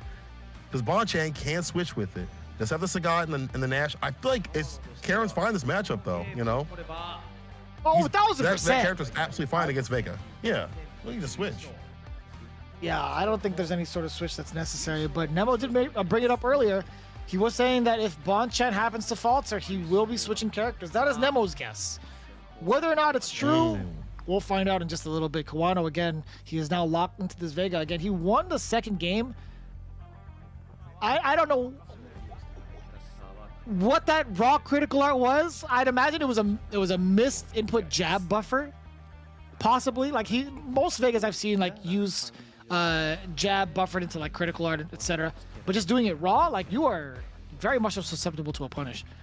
But this is indeed tournament point now for Kawano. He just needs one more game to get it, to get the championship and be called the champions of Street Fighter League Pro Japan. Can he do it though with Claw? That'd be pretty impressive if he did. And that would definitely shut me up in my bias. Yeah, you ain't lying, but here comes the king himself, Bonchan, letting it rock on a character that some people have dropped, some people have said is too weak to run. But Bonchan, this is his character. This is his spirit animal. The Year of the Tiger coming through. Game point for both. But V6 plus FAB Roto Z needs this more than the other squad. I mean, they need this to stop the approach, but they need this to stay in the game. DP right there, the anti-air on the deck. I like that using the D-skill 1 to get himself past the fireball, but still Bonchan well aware of it. A slight throw bait, and even more damage, spending the bar. EX Tiger uppercut.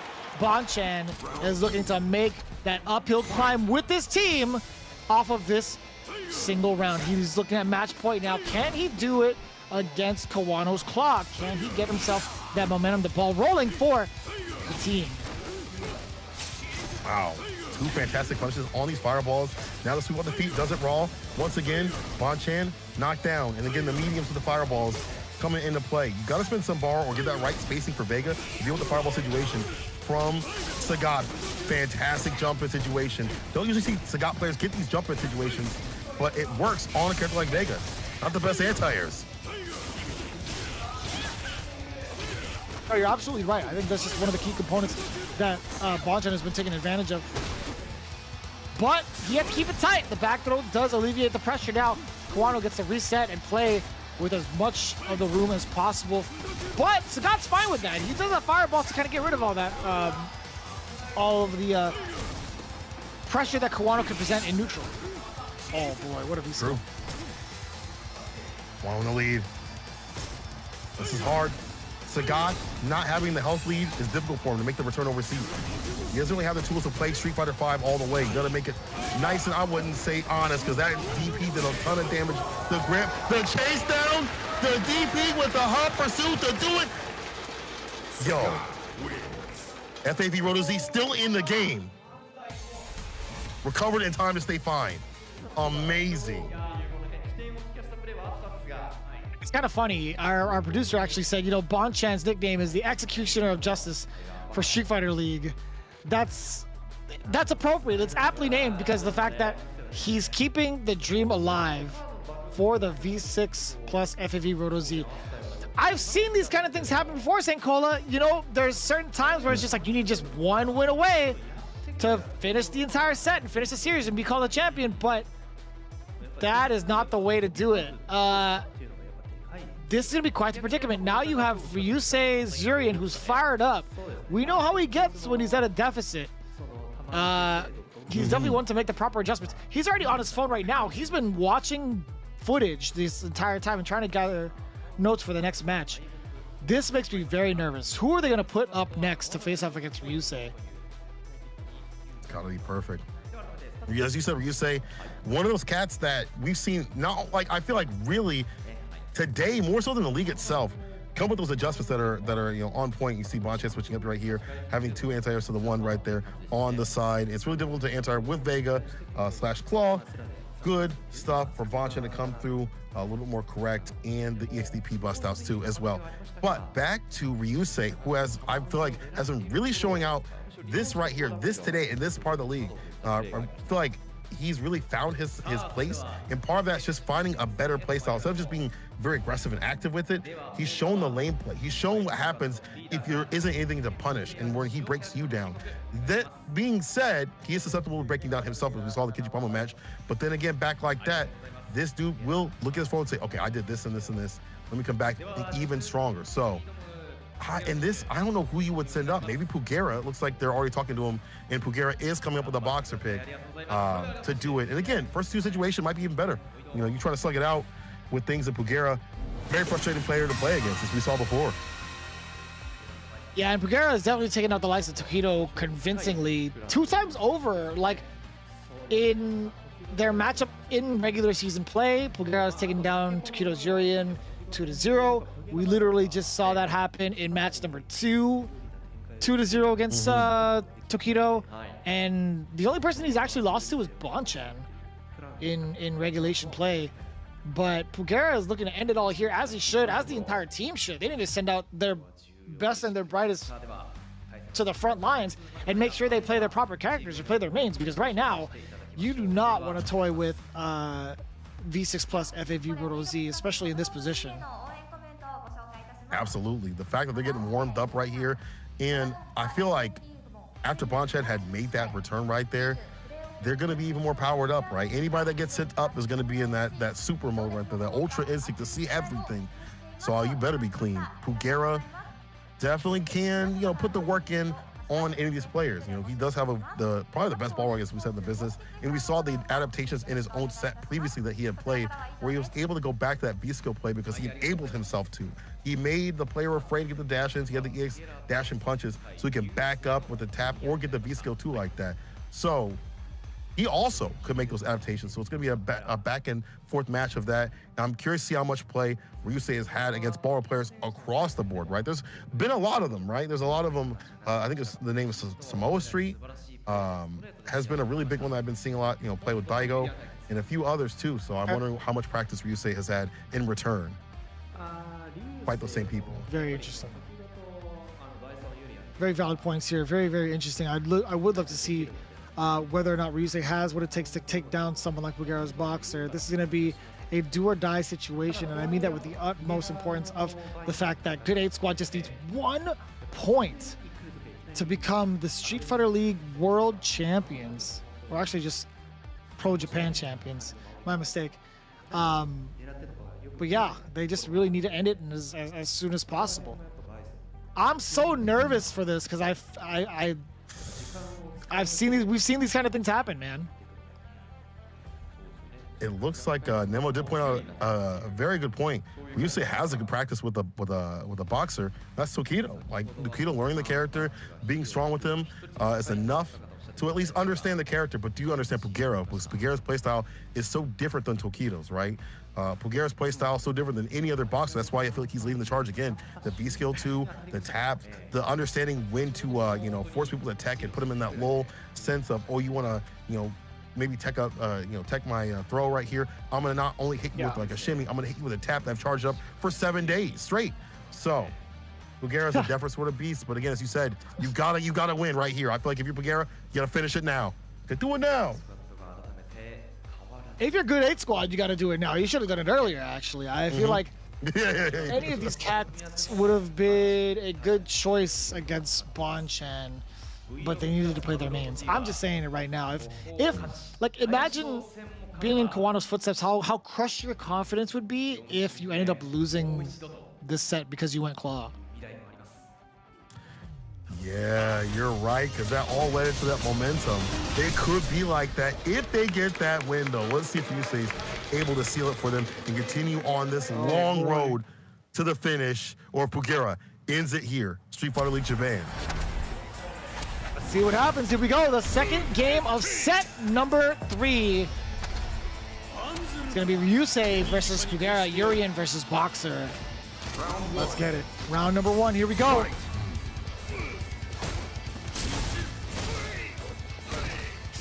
Max range, I like that. Stay away. No -4 situation. Don't get punished. Might have a buffer behind him. The light, no committal though.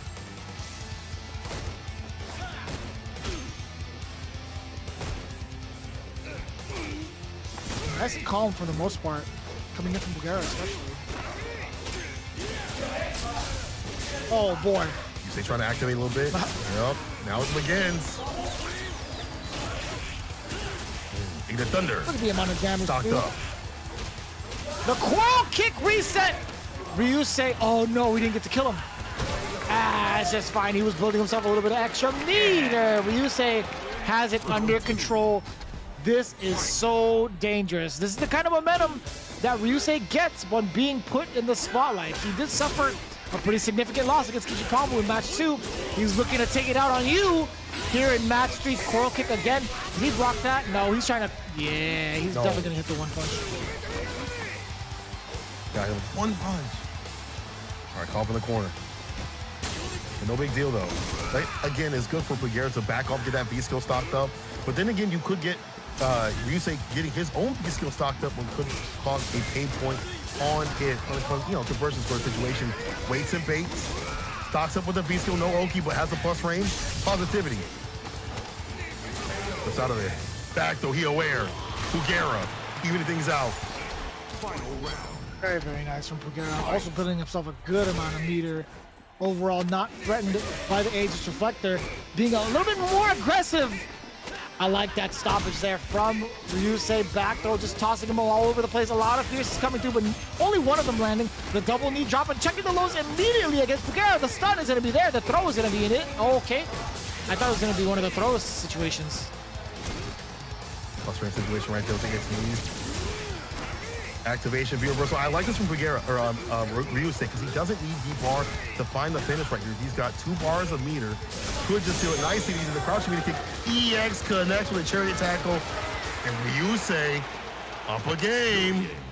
We talked about this. The momentum. There needs to be a counter for how many times EX chariot tackle lands for Urien players. That should just be a special counter in and of itself. But yeah, no, I mean, this is the very predicament that I wanted to avoid for Good 8 Squad, right? You're giving that momentum away for Ryusei, and he's definitely the kind of cat to swing for the fences every single time he's up on deck. Like, what do you can't, there's no way you could give him any sort of chances here. What? I'm telling you, we're getting closer and closer to that moment where we can be like, you know, I told you so. And I hope it doesn't come true. Look back on that. I really hope it doesn't come true, to be honest. It'd be such a weird, like, whatever's above, please don't let it be like that. I'm saying. You know, you don't want to get that momentum though. But here we go. Ryusei, always a fantastic round start, and his corner carry gets a counter hit with it too. Oh no, not like this, Ankola. He's deader than dead. Nah. The drop. Oh, he let him drop. You know, he up, just though. walked up to him. Oh my god. He spent the meter. Nice. Okay. Pugera actually was getting the comeback going. Ryusei, that would have been so scary if he had dropped that or actually just let it go. Ooh-wee. Ryusei now on set point again, trying to earn some more points for the team to stay in and try to get that win. And it's looking more and more likely as Ryusei not really, I feel like he's gotten better about, you know, not swinging out the buttons when need be. I feel like his neutral has gotten a way better as the league has progressed, and today too as well. Combining the aggressive play style with some lane play, neutral jump coming through. Once in the dome. Double down with the crouch fierce. Ashes some elbows and the EX connects once again. He committed to the target combo.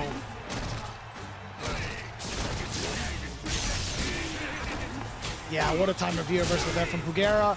A good amount of damage, but he's not out of it yet. There it is, the light conversion into the screw upper. Finding signs of life, Pugera fighting right back in there for game 2. Interrupting the fierce, gets the crush, stocks up with the V-skill instead of going for the Oki. I like that again. You get to put more pressure on him, and you have the tap just in case the fireball come through. And we haven't seen Ryusei do that too much too. He saw what happened before. He saw the tap that happened when it was stored. He was like, eh, I'm good. But if you go close range, harder to deal with, let it loose like that.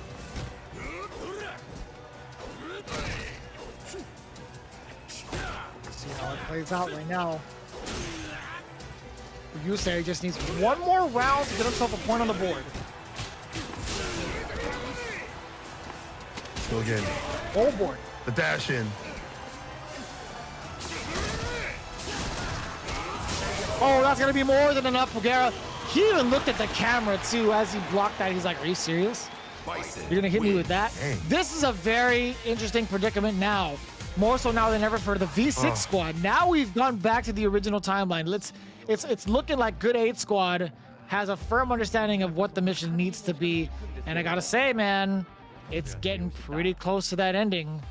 One more game for Good 8 squad to be dubbed the champions of Street Fighter League Pro Japan. Can they do it? Or will the V6 squad take the rug from underneath them and make a massive, massive comeback into set 4? We shall see. That'd be one of the biggest, I don't want to say upsets, but biggest turnarounds in Street Fighter V history. I'm going to be real with you. The fact that they'd come back from the brink, but all I feel like Good 8 squad has to do is less risk, right? That's been the name of the game, less risk. We see Ryusei breaking down in these critical moments still. Like, it's still not something that he has solidified in terms of his you know, his defense and his emotions and things like that. It's still not there, right? He's still working on it. He's gotten better as these matches have gone on, but you can see him winding down a bit and making these big bets. If you're Pugera, all you gotta do is hold back like that, apply them plus frames with the V-skill, and frustrate, as ROG usually does, to get your victory, right? Obviously, it's easier said than done in some of the situations, but that's the name of the game. I feel like that's how you're gonna take down Ryusei. Ryusei, however, stop taking these big bets. Stay solid with it. I like that confidence that he had with the forward momentum, the forward medium punch too as well, as he's walking forward, the stutter step, and stop a lot of the dash punches. That is his way to victory too. Oh boy, I'm getting even more nervous just thinking about it. I think Ryusei might do it. With the way he played, like he was a little bit overzealous in that second game, but his eyes are open. The eyes of desperation are no more. He's evolved, right? The eyes of clarity. He knows what to do now. He's no longer gonna be the desperate young man that we just saw throwing out those EX headbutts willy-nilly. I think we might have ourselves a very interesting outcome very, very soon. We'll see how it plays out. Can Pugera close it out for Good 8 Squad to become the heroes and champions of Japan for Street Fighter League, or will Ryusei have something else to say about it? Here we go. Ryusei, are these the eyes of hope? These are eyes of sorrow. Let's see. Again, back up that distance. And it's so hard because he backs up just enough for you to think he's going to go for the dash punch, he's going to go for the V-skill stock up. Isn't able to stock up right there. He's hit with the fireball, though. You see with that walk-in pressure. Once again.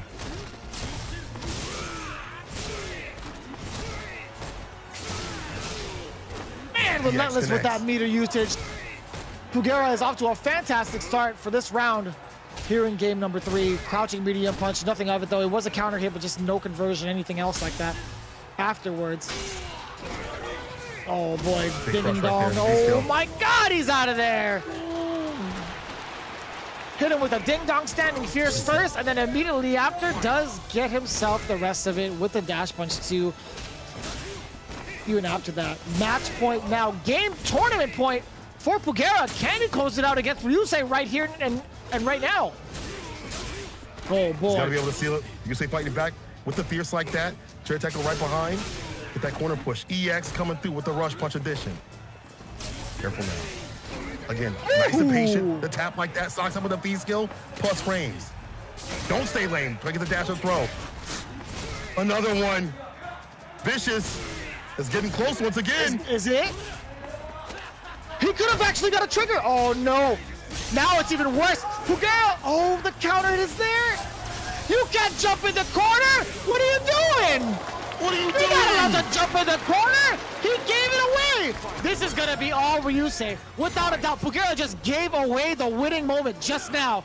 Without a doubt in my mind, Ryusei is feeling himself. Yo, my heart. It's so unfortunate. You got to reel this right back. Just like that. Again, Pugera, go back to that sound that you had before with the V-skill stocking up and things like that. Nice and easy with the safeness. Don't get got. Big jump in right there. EX addition. The corner carry off the fireball.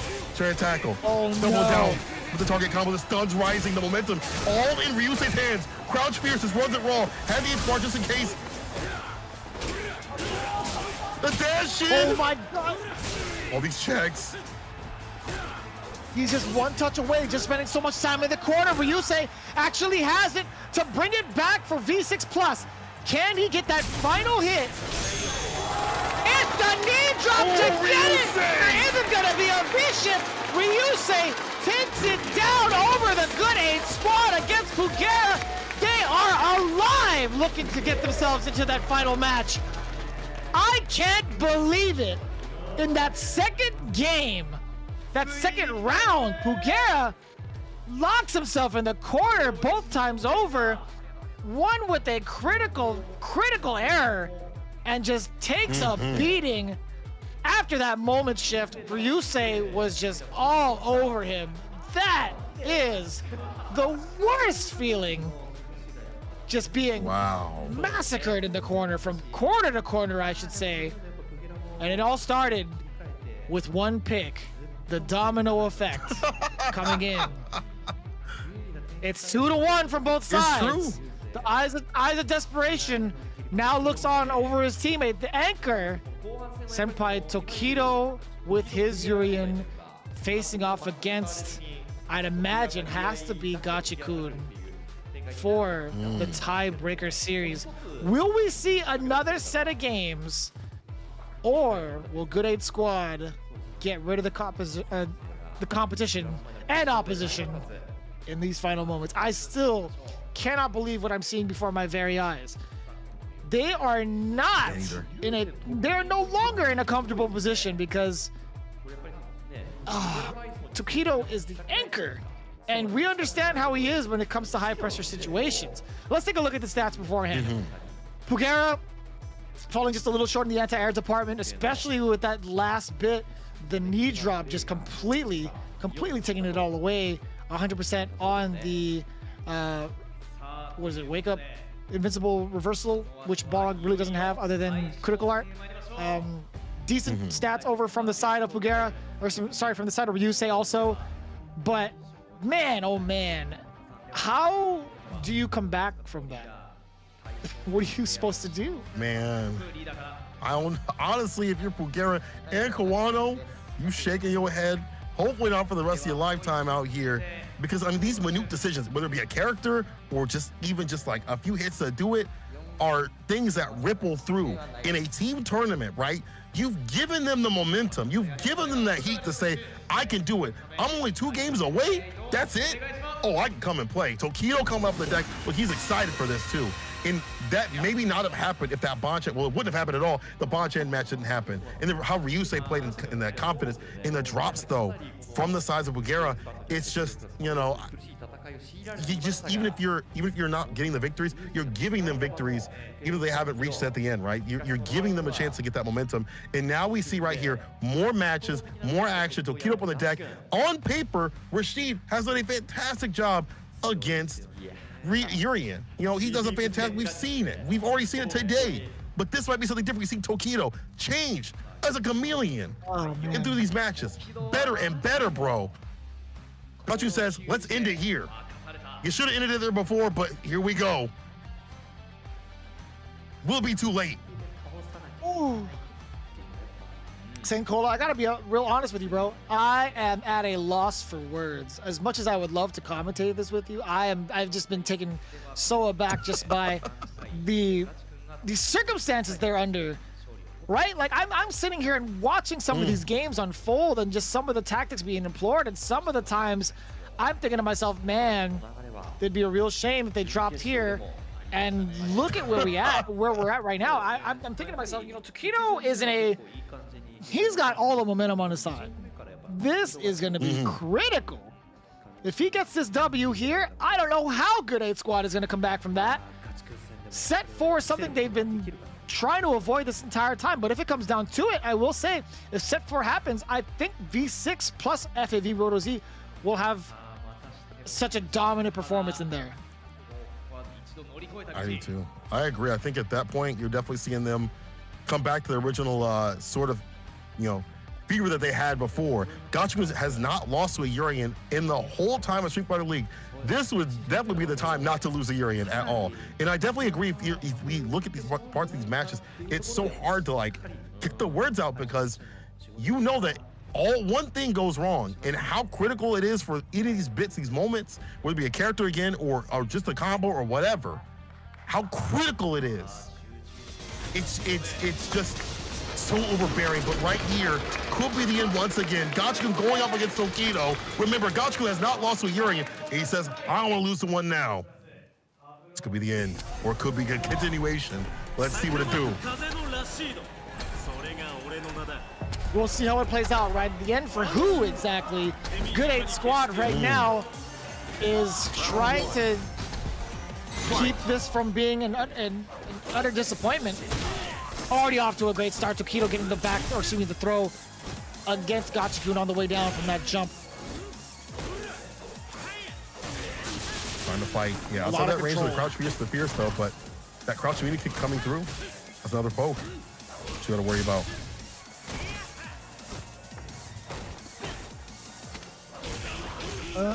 Does get the forward throw. Now Gachiku is trying to get himself started. The coil punch is there. It is a counter hit. Also a low medium kick. Does get the link. And the throw bait. That's all she wrote. Tokido off to a great start. Following suit from Ryusei's performance. Round 1 in game 1 going to Tokido. Pretty convincingly, I might add.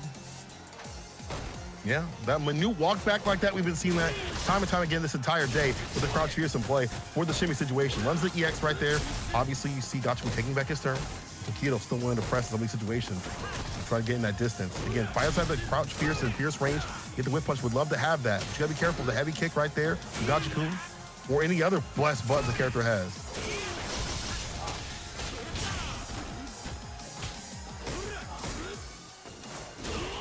Oh. The neutral jump to stop the crouching heavy punch. That's one of the adaptations I wanted to see because of the fact that Rashid has a lot of recovery on it, throws himself so far forward. That is some of the biggest decisions that Tokido could have made in terms of adjustment. Oh, no activation on the roundhouse. That could have been punishable.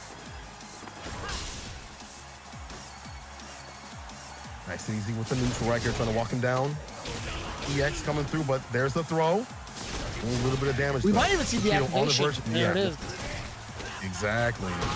Oh, the back throw. I like that exchange too between Gachikun and Tokido. Gachikun opted not to go for the V trigger off of the roundhouse.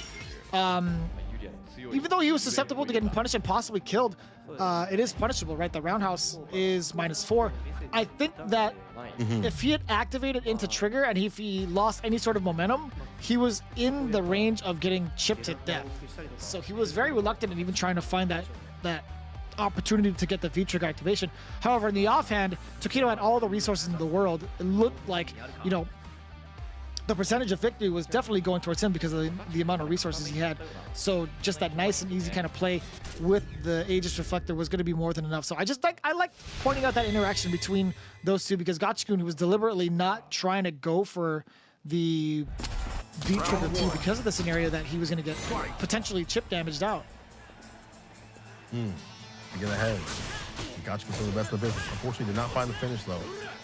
Tokido up 1, doing a fantastic job of what we saw differently from him. Crouch Fierce comes through to link the Fierce off the table. I like some of this more forward movement from Gachikun. I feel like he's been pretty stationary. That's why he got jumped in on before. Now walking in with the Crouch Fierce and Fierce situation. Yeah, swinging out. Big jump in though from Tokido, gets the side switch. He's out of there.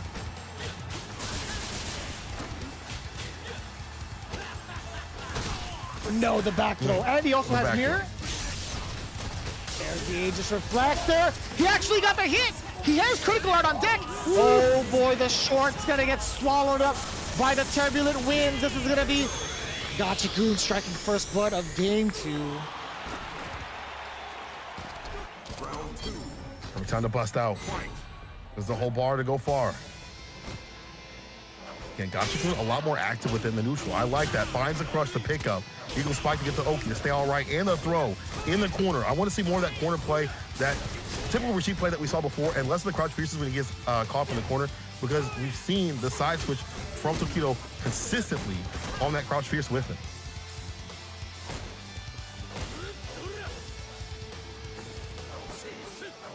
Oh, just narrowly escaping the throw from what he gone through in the first game. EX headbutt finds the mark. How often do we get to see that? Linking the low medium kick again on the opponent's wake up. That is huge. One throw will do it. EX spinning mixer. Perfect time to do so. Oh, that's a punish! What are you jumping for? How many times have we seen that today, Vicious? Too many times. Too many times over. Oh my God, what are you trying to jump for? What are you jumping up for? He'll try to go up 2 games. And we'll rather go down. EX coming through again for that corner push situation. I mean, we want to see more, and it's happening here. Stuns rising. The throw pressure over and over again. The wait and bait. It's been coming though. Not a bad trade. He'll take that. Still caught up in the corner. Oh my God, and the stun. He lives to fight another day. That is all tied up 1-1. He actually had to do him like that because of the amount of L's they took earlier. Gachikun is looking to finish it out right now. He needs to. He does not even want to let it go into the 4th set. That was a very impressive set of movements there from the Rashid, getting all sorts of throw baits against Tokido. Instance is coming into as well of pressing the buttons he needs not to, or she shouldn't be pressing. Better play right here from Gachikun. We see a lot better play in terms of the corner positioning, things like that. Less of the crouch fierce and less letting Tokido escape. And that's one big thing as Rashid. You've got to keep him trapped in the corner. If your corner game is ridiculous, as you know, Gachikun's is, you can be fine in the finish, but then you see people adjusting that, jumping fiercely like that with a range. If your buttons are being spent wrong, you're going to be punished. At the same time, Gachikun takes us off the table for a little bit, punched only a few times the last couple of rounds, was able to stay solid, and now we're 1-1. Round 1. Fight. Oh boy. So closer and Ooh, I'm getting actually pretty nervous, man, just watching this all unfold. Still tied up 1-1. The neutral jump in anticipation of the crouching heavy punch, Gachikun was 100% ready for it, and now pushing Takedo into the corner. The forward throw, exactly where Gachikun needs to place him. But still, the threat of the mirror is slowly coming to fruition. Here it is, the trigger is there. Will we see a side switch? The tech ever so important. V-shift out of there. Excellent defense from Rashid, some of the best in the business. But can he hold on? He does have a slight life advantage. Takedo just needs one throw actually to get a side switch, but also the mirror is still intact. True. A lot of great buttons though. Keep him outside in the corner push applied with on block. That's the thing about, you know, Rashid again, on block to push that corner, whether you like it or not. EX for the plus frames, don't press the damn button still. Lost the fireball a little bit. In the lead still is Gachikun. He's got a lot of bar again with trigger. Activate off a heavy kick. Crush would love to have it. Find the finish. It's dangerous. Terrifyingly dangerous. It could still go either way. Nope, not anymore. Getting the activation, or the confirm, I should say, from that crouching heavy punch into the trigger. Again, this still is best of 5, so we still have plenty more games to play between these two in this set, I should say. Gachikun does strike first blood. On the way in, gets the throw after that jump in. What a buffer! That is actually super godlike for him to maintain that charge. Crush counter and the side switch as well. Caught in the corner of the buffer once again off the medium. The charges have been working out for him a lot more than medium play. Just stopping Gachikun before he even comes in. Before the crouch fierce appears become a problem in that close range game. He stops him as soon on dashing. But there's a crouch fierce at max range to leak the medium punch. The back and forth on the button play is super sick. And Gachikun got to get with it with the V-shift chase down into the super to send himself on game tournament point against Takedo. Wow. Gachikun looking in pristine form to possibly take it down over Takedo. Takedo kind of hunched over just a little bit more so towards the camera. Really needs the time to take a breather on this one, and who could blame him, man? This is it's so intense right now. I've literally just been at the edge of my seat throughout the performance of both of these individuals here. I wouldn't be surprised if one took it over the other. It's just been absolute dominant performance from week in, week out from someone like Gachikun from the Good 8 squad. Takedo also putting in the work even in the preseason, right? When we talk about the points they've accumulated, Takedo actually took down the preseason and got those 2 extra points against John Takeuchi. He has been leading the team to victory, despite not being like the leader. He has been leading the team to victory even before the season started. So we'll see if this is gonna be another one of those cases. As it stands right now, Gachikun is 2-1, has the advantage, a full game against Takedo. Here we go, game number 4. That crouch fierce once again gets a roll up throw situation. Crush though, caught him coming in, close the door in front of his face. Meaty crouch meaty kick, gets the 3-piece, the EXDP bust out though. Gachikun had to get some distance. And off the meaty kick, the activation, gonna get the corner carry too. Another throw. Good block there from Takedo, top of the Eagle Spike. Oh, EX spinning mixer. Excellent decision making there from Gachikun. What a risk to take, but still not out of the woods yet. Oh no, the mirror. Another throw. There's just so much of a threat from the mirror. Takedo stealing it all back from Gachikun. Staying off set point. How long? Gachikun had a pretty good idea until that feature comes into play and he gets a little bit just, I guess maybe too careful in some of these situations, but you kind of have to be. You get hit, it's going to be a wrap like that. So jump, deny with the crouch medium punch applied. I like that anti-air, a little bit different with it. Ooh. Comes up the crush fierce with the EX behind it. Back at it with the EXDP though. A big buffer there from Takedo. Tying it up 2 rounds straight. You couldn't ask for a better finale. We're down to the final game for the set. If Takedo manages to take it, we're going into set 4. However, if Gachikun does, it's all over. This is looking dire, by the way, for Good 8 squad. And this is looking amazing for the V6 Plus FAV Roto Z team. Can this comeback happen? being down at a 6-2 deficit. It's wild. Not only down in the deficit, but right now, where Tokido was at, he was down in games. About to tie things out. Like, again, this just shows you, like, you get that momentum, it's possible. It's possible. It can be done. Tokido trying to stay in it, trying to win it. He's got to do it now, or it's Gachikun's point, and they take it. I'm so tense. I don't think I've ever been so tense in my commentary career. I'm gonna be real. I'm gonna be real. This is to the wire. Heart can't take it. I'm finding it so hard to breathe right now. Holy, here we go. Potentially the final game of this season of Street Fighter League Pro Japan. We're here experiencing the grand finals between Good 8 Squad and D6 Plus FAV Roto Z. Rashid already doing a great job. Gachikun just locking him down in the corner as he should, but you cannot count out the murder face, the pro genius gamer. Genius pro gamer, excuse me. Finding ways to deal with matchups and also players. We've seen it over time and time again. Street Fighter League, CPT, and things like that finds a buffer in the knockdown. I like this. More walking aggressive play every so often with the mediums, knowing that they could get crushed by the heavier buttons of Rashid.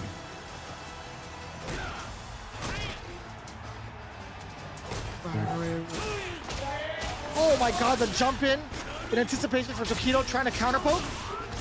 Moving himself out of the way from the throw with the roundhouse. So smart. Genius gamer. The V reversal chase down. As a call from the corner. Second mirror in play. Trying to find something with the shimmy. Off the backboard. Doesn't get it. This makes it time to stay fine. The wake up buttons in the mixer and the throw. Go for the chip, no dip. Oh my god. Or close to it at least. He knew it was coming! He knew it was coming! He did the jump back, punishing the Eagle Spike. Tokido is looking to take it, at least bring it back to set number 4. Can he do so in this round, or will Gachikun have an answer or a response for him? The critical art is on deck for both teams, for both sides. Any sort of hit could lead to massive damage if they spend the bar. That is an ever important side switch here from Gachikun. The first bar already being spent. Another one from the side of Tokido this time. Doesn't find the mark with the EX Tornado, or excuse me, EX Tackle. Walking in once again with the mediums. Didn't get the full conversion, so Tokido not answering back like that. Crouch fierce. And you pointing out some of these jump ins have also been real money. I like the jump in medium kick too from Tokido. Has a little bit more range. Maybe not the best conversion or damage on the deck that you get from it. But I like that he's implementing that every so often. And he does have V-trigger. We know that's the equalizer. This is so dangerous though. One confirm off of the mirror can get a side switch and possibly at least, you know, another high damage combo. We'll see. Can Gachikun get rid of the threat now? 33 seconds on the clock.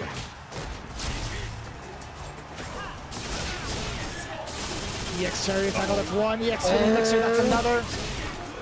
EX Tackle again from the side of Tokido. 20 seconds, he could make this work. He opens them up with the low. Oh my god! I don't know if he could have punished him. Checks down. 10 seconds, he gets hit! No conversion! He didn't have the charge enough! 5 seconds left on the clock. Can Tokido take it here now? Will Gachikun run him out? He does so successfully with a second on the timer. It's down to the final game. Final round potentially for Good 8 Squad. Or will Tokido take it down for set number 4? Let's see what's the story, yo. The way that Gachikun is playing that risk conversion, I love to see it. And Rashid, you don't typically, know this, but for a lot of people don't know this, I should say. But he can play that lane game. He's got the tools to, back away, the crouching like routine as a finisher, the standing medium punch, fantastic buttons. You come in, you're gonna get hit with those big boy buttons. Crouch fierce and standing fierce, as you see right there. Back throw. Forward throw, looking like a prime position for Tokido to actually take it down. Dangerous territory. Oh my god, it's so close. It is way too close for comfort right now. Yeah, I can't deal with this. Run up on the side of Tokido. Dash in tech though. Dash in denied. Damage applied. A little bit off the medium. EX again trying to get the 1-1 situation. Put him in the corner, and this is good. this is where things get real dangerous once again against every situation. The bust out, chooses to go for it. Oh, the throw! So that's it He again. has critical art! In the 4 minute! You caught him with the claw punch! They're going into set 4, and all Dachi-kun could do is look up into the sky. A slight smirk on his face, but best believe the emotions are the complete opposite.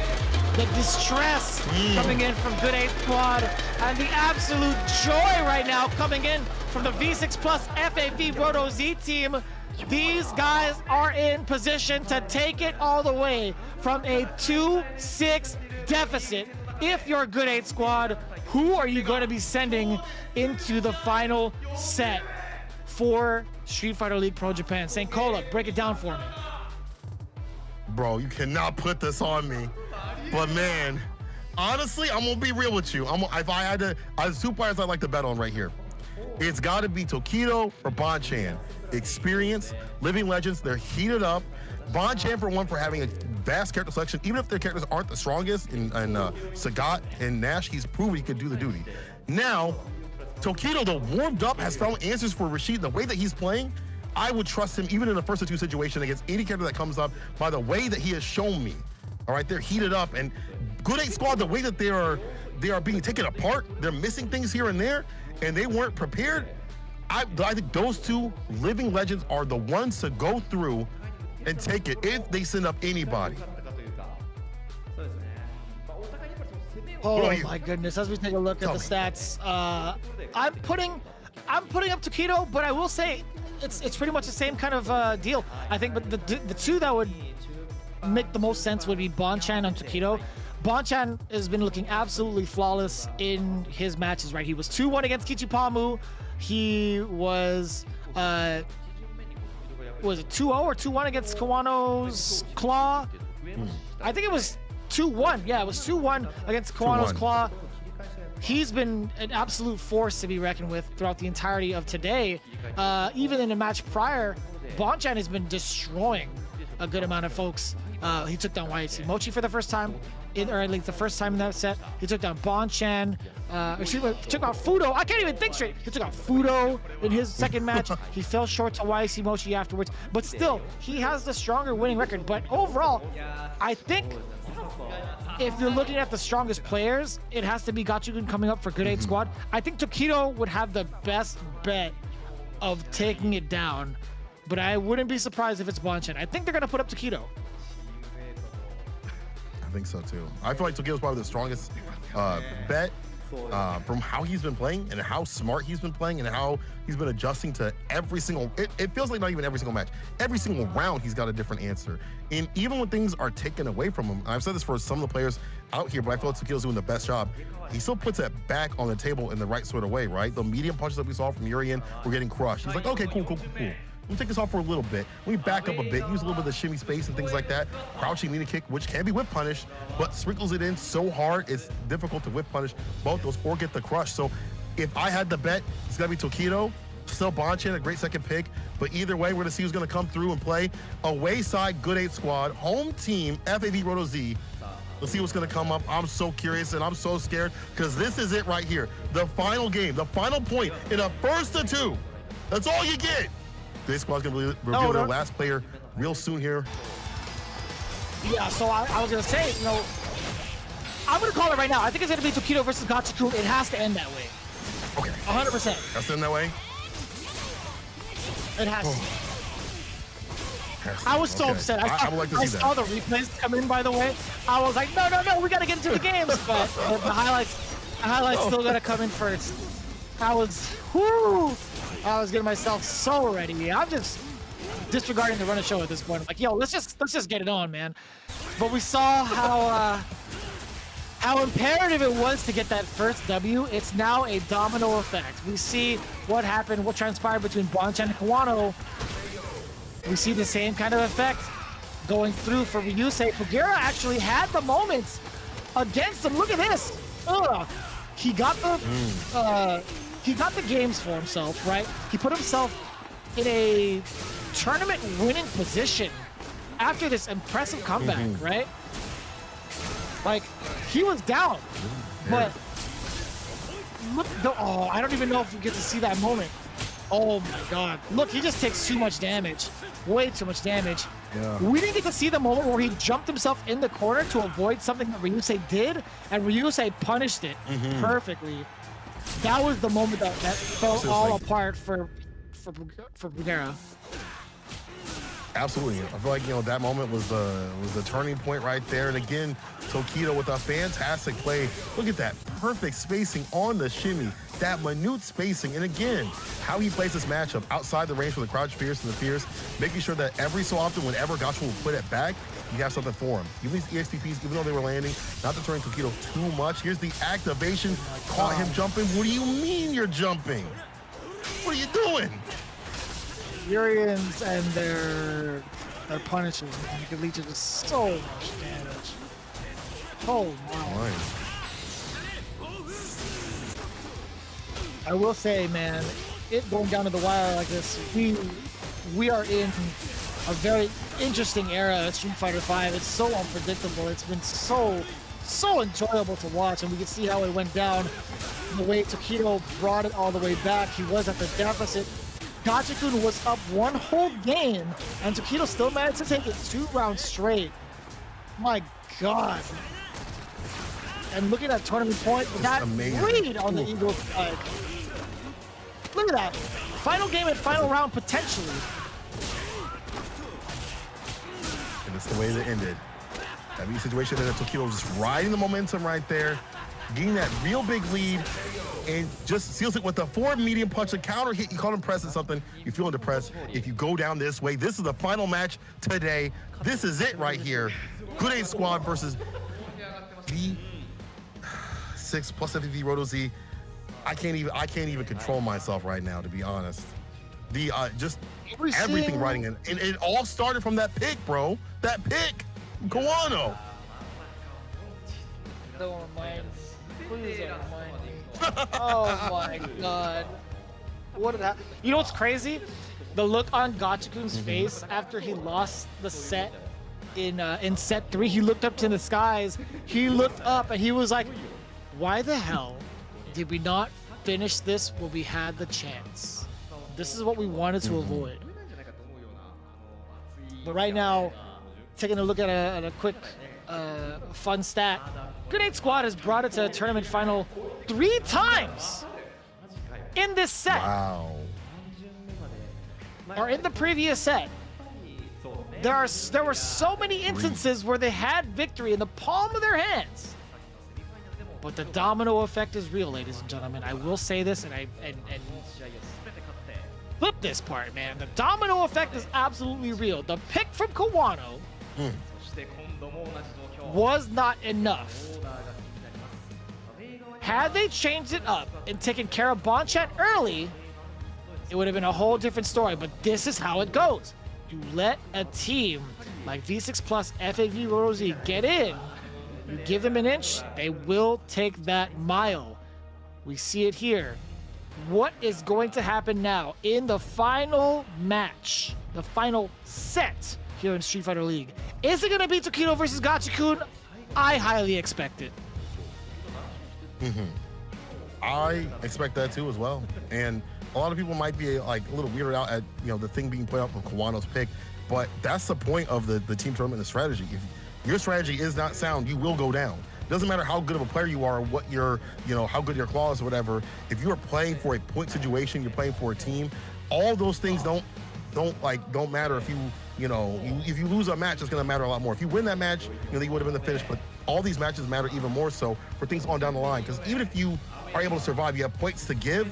You don't want the other team to have that energy back like that.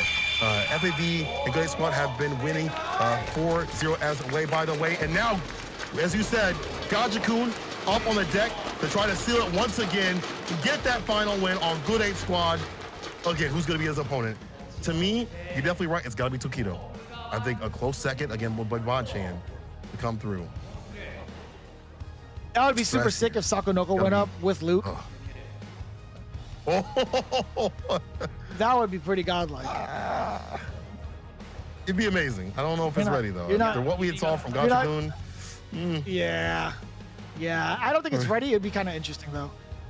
Captain versus captain. That'd be pretty hype. It would be fantastic game. Oh man, Tokido has to go up. Yeah, it's gotta be Tokido.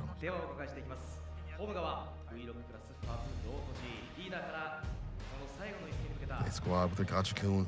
Who are they gonna send up? Is it gonna be Sako? He has the microphone in his hand. He's just making the decisions. Yeah. Let's go! Oh man, Tokido being easily the #1 choice. Wait a minute. No, he's definitely giving his final moments or his final speech. Okay. His comments before he goes up. It is indeed Tokido. There's no one else they would rather send up than Tokido. If you're looking at the current record, right, Gachikun has been the one to really put a damper on Tokido's strategy. In match number 1, Gachikun took it down 3-1. In the totality of the season, Gachikun has taken down Tokido pretty convincingly. So, oh my God, the zoom in on the camera too. I need to know what Tokido has said. He says, Tokido said he's been in such situations and lost to Sako. In the end, he's gonna take the revenge on Gachikun. I wonder what he means by that in the terms of the loss to Sako in the end. Does that mean like he had no choice but to go up? Either way, Gachikun, I don't know if you guys saw the camera pan out, but that smirk was pretty big. But yeah, okay, so it was from last year. It was my mistake. Tokido was put in this exact situation, but failed to succeed against Sakonoko. Now that Sakonoko is on his team, it's like, all right, the spirit of champions is within me now. I have to continue the legacy and take down Gachikun, but this is gonna be one tall order for both players. Ladies and gentlemen, we have prefaced this tournament, we have prefaced this grand finals by telling you that this is going to be history in the making.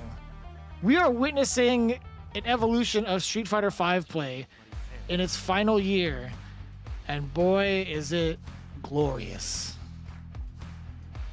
It is absolutely beautiful. The way things have come together, and the way things have come together throughout this entire season, throughout Street Fighter League Japan. We've seen new players, new faces, new meta changes, things like that. Things to shift tier lists on Twitter, look at the Twitter fingers going and things like that. Discussions flowing. We've seen these players fight it out, and here we are, grand final, Street Fighter League Japan, Tokido, Gachikun, wouldn't have it any other way. Let's get it. I got chills. I got chills, Vicious. I ain't lying to you right now. I got chills. Same here, man. I am absolutely breathless. I have been since we started this grand finale. The Mac Daddy of grand finales. Here we go. The final game set for Tokido versus Gachikun. Urien versus that Rashid. We can already see trying to move forward. Tokido 100% ready for it. The back throw now against Gachikun again. This is a best of 3 situation for the final set. Big dude who's up right there and caught the timing for the crouching medium punch. Back throw though, puts him in the corner. EX, we out of there. Ain't trying to deal with all that goofy Rashid play. Backs away from the heavy kick. I like that idea. Didn't get the drop in though. Here's the activation. Reset, side switch with it. So sick. So quick with it. Oh no! Now he has to place the onslaught of the Aegis. He's sitting back. The EX spinning mixer at the appropriate time. Gachikun reels back in his own seat and is like, yeah, that was great. That was perfect. Tokido looking unfazed though. Just with a smirk, he was like, I'm gonna do it. Oh yeah, without a doubt.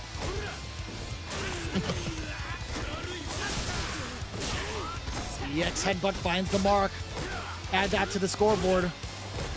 Tokido looking as poised as ever. He didn't have the murder face on earlier. There was a little bit of a smile he was cracking. EX headbutt again. Oh boy, the crush counter? Crush. Ugh. When you it's done. It's already done. Tokido tying things up. I bet this goes out of the wire. Final game, final round. I would love to see it. Tokido Round start with it. Already get the EX chair attack on the deck. So close and important tech now. Machine could have gotten so much mileage if he landed that throw. Either way, does get it confirmed off of the crouching jab. A full counter to confirm with that.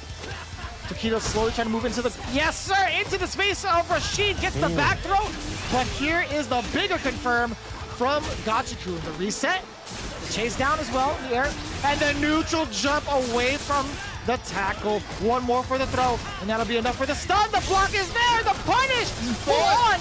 Oh my God. EXTV, bust out the back throw. Gachikun with the first game. What a scramble situation, but Gachikun says, nah, I'd like it over easy. But that was not breezy. That was definitely a difficult fight right there. I love the ideas to catch Gachikun in the corner, even though he does these, aerial jump medium into a dive kick. We see Tokido is ready, trying to meet him in the skies, take the trade, not get hit with it. Also block the dive kick once again, too, not falling for the mix. But still, Gachikun in the end taking the first one. Only one more might remain. This is looking so dire.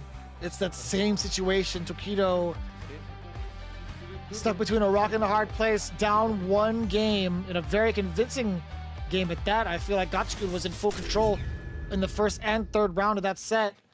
We're going right back into it. Urien obviously is going to be the choice, but still, what does Tokido need to do? What worked out for him the first time against Gachikun now that they fully downloaded each other by playing so many games thus far?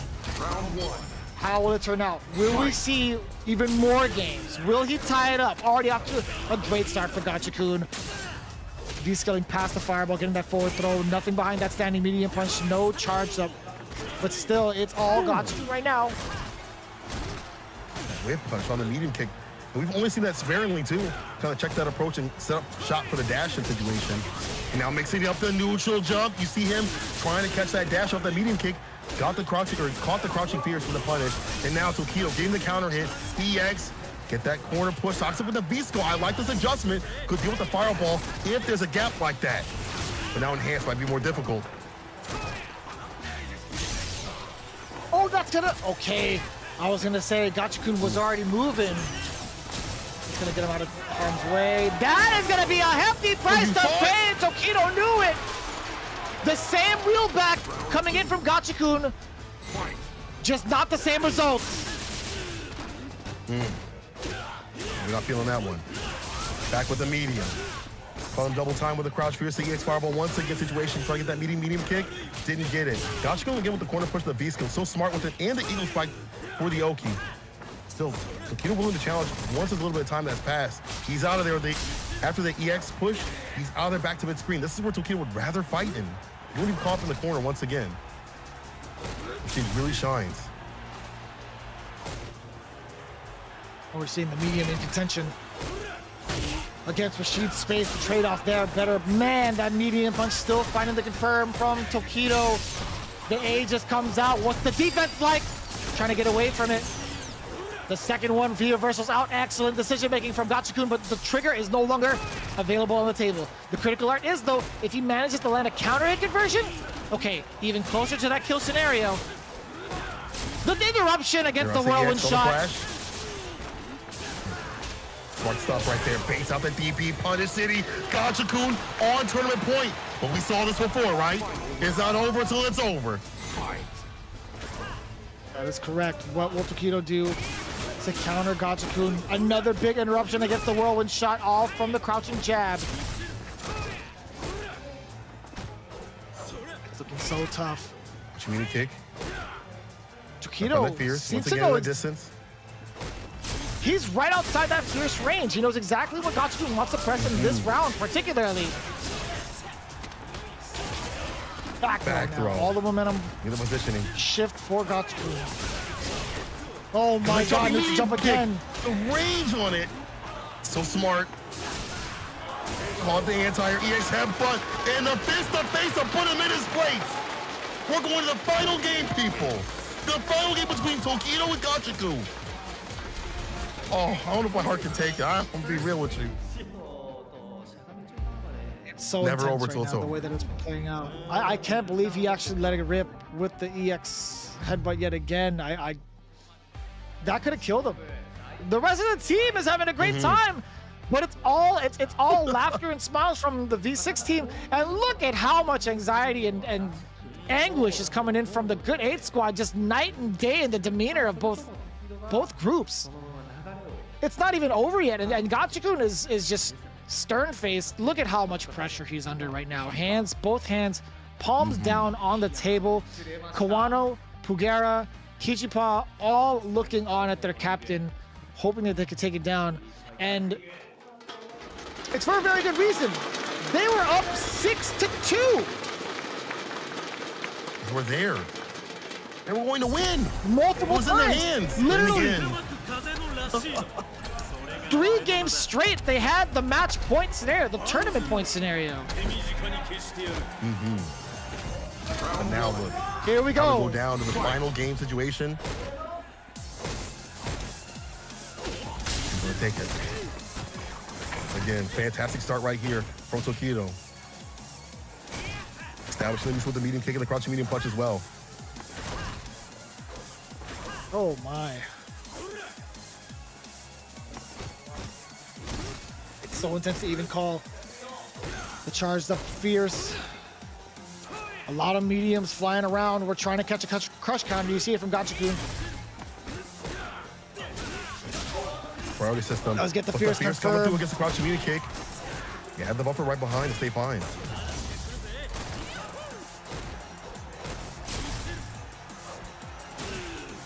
Oh. The X tackle doesn't find the mark. Gachikun is slowly trying to make this comeback happen. He's been at this deficit for quite some time, and Tokido playing it a little bit less on the gas and more in your face, actually. Forward throw. He's looking at tournament point. He smells blood. Immediately going for that swig of water. He is refreshed. Still firing on all cylinders. Does Gachikun have the response, the appropriate response at that? No, not yet. The counter hit. Spending that bar early. Forward throw now. He can't afford another one. That would have been dangerous. The knee drop. The stun could be there. If he gets the stun, he wins. Almost one touch to seal it. Beast gets the push back to the corner. Jumps away, stay in play. A lot of bar at the bottom to be cooked with if you're Gachikun. Jumping situation to get the corner carry. Mixer, you see, he'll go back a little bit, but he can still seal it. The damage differential for this character is ridiculous. One more sequence should seal it. There's just one more sequence. What's the EX? -2. Watch out for the headbutt. Forward throw now. Watch out for the tackle. Watch out for the mirror. There's gonna be it! He got into it! Tokido takes it down! He takes it down! Tokido defeats Gachikun! V6 plus FAV Roto Z are your champions coming back from a 2-6 deficit! They are your Street Fighter League Japan champions! I cannot believe that they made it back from the brink, but we called it. We said, what would happen if Kawano picked this claw? What was going to be the momentum, the shift? It had happened there. As they came back from the break, round after round, game after game, they got the win in the end. Back with it, and taking down the top team that was so dominant throughout the entire season. We saw Good 8 squad damn near undefeatable. Even out here, it was looking like it was at the brink, but they didn't give up. Heavy Rosie still with the victory, and honestly, ultimately the adjustments for Tokido once again, over and over again, and he didn't make those adjustments, not only in just the games itself, but in the match like that, in the middle of the match, continuously. What a wild amount of sets. I can't even describe how fantastic the Street Fighter V play was at the this is the highest level y'all are gonna get. This is the best y'all are gonna see for a long time. This has been ridiculous. That's just the way the cookie crumbles, man. One winner, one loser in competition. That is actually a pretty heartbreaking sight from the side of Gachikun, but at the same time, a huge celebration for V6 Plus FAV Roto Z, coming back at that deficit, just completely turning the tide against the team that was on a hot streak all season. It was been multiple months long of going through Street Fighter League, and Good 8 Squad has just been absolutely dominating decimating the competition without a single doubt. They have been undefeated. The only like tough loss they had was against Mildon Beast, and they had a draw overall. So they had the craziest record in the season. And you can see the amount of emotions from both sides. It's starting to come out more so for Ryusei. We saw it a little bit earlier ago from Gachi-kun. We didn't get to see it from the rest of the teams or the rest of the members from the Good 8 squad.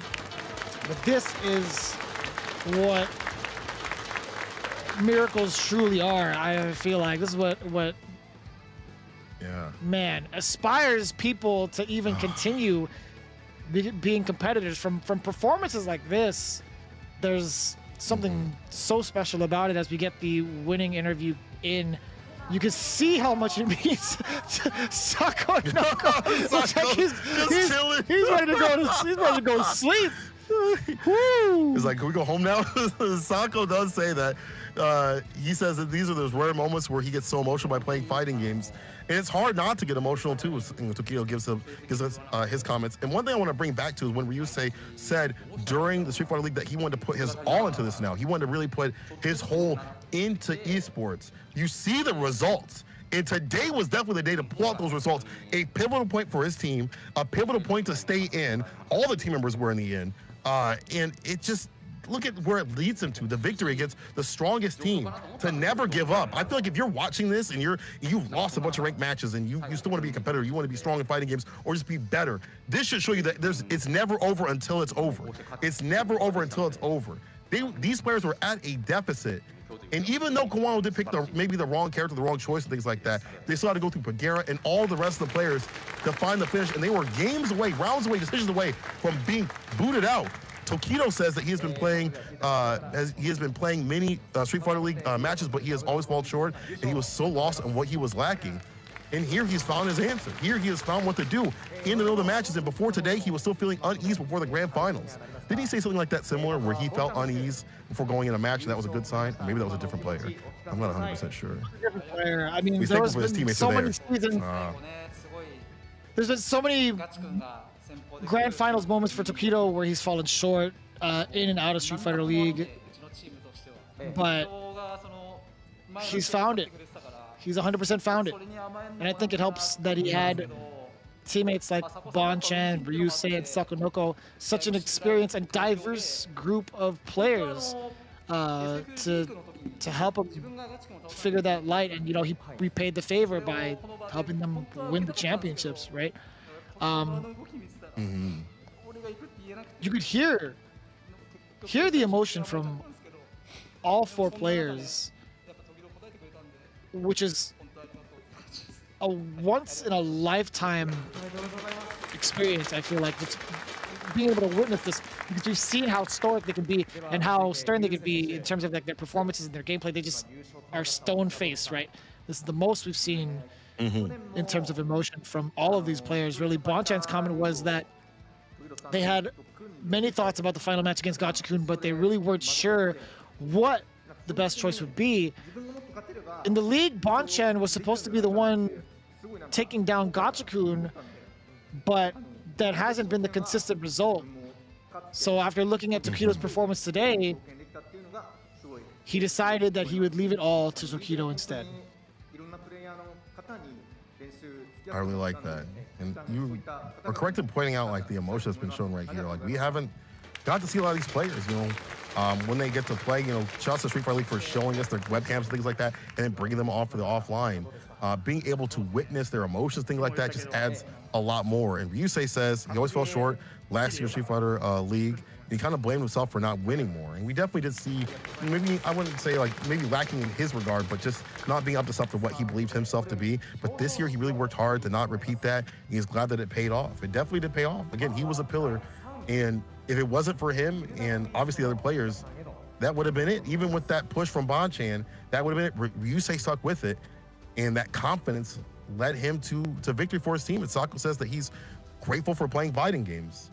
I think, honestly, events like this make me grateful for fighting games too. Watching and participating with it really gives you, that sense of feeling of like why we love this so much.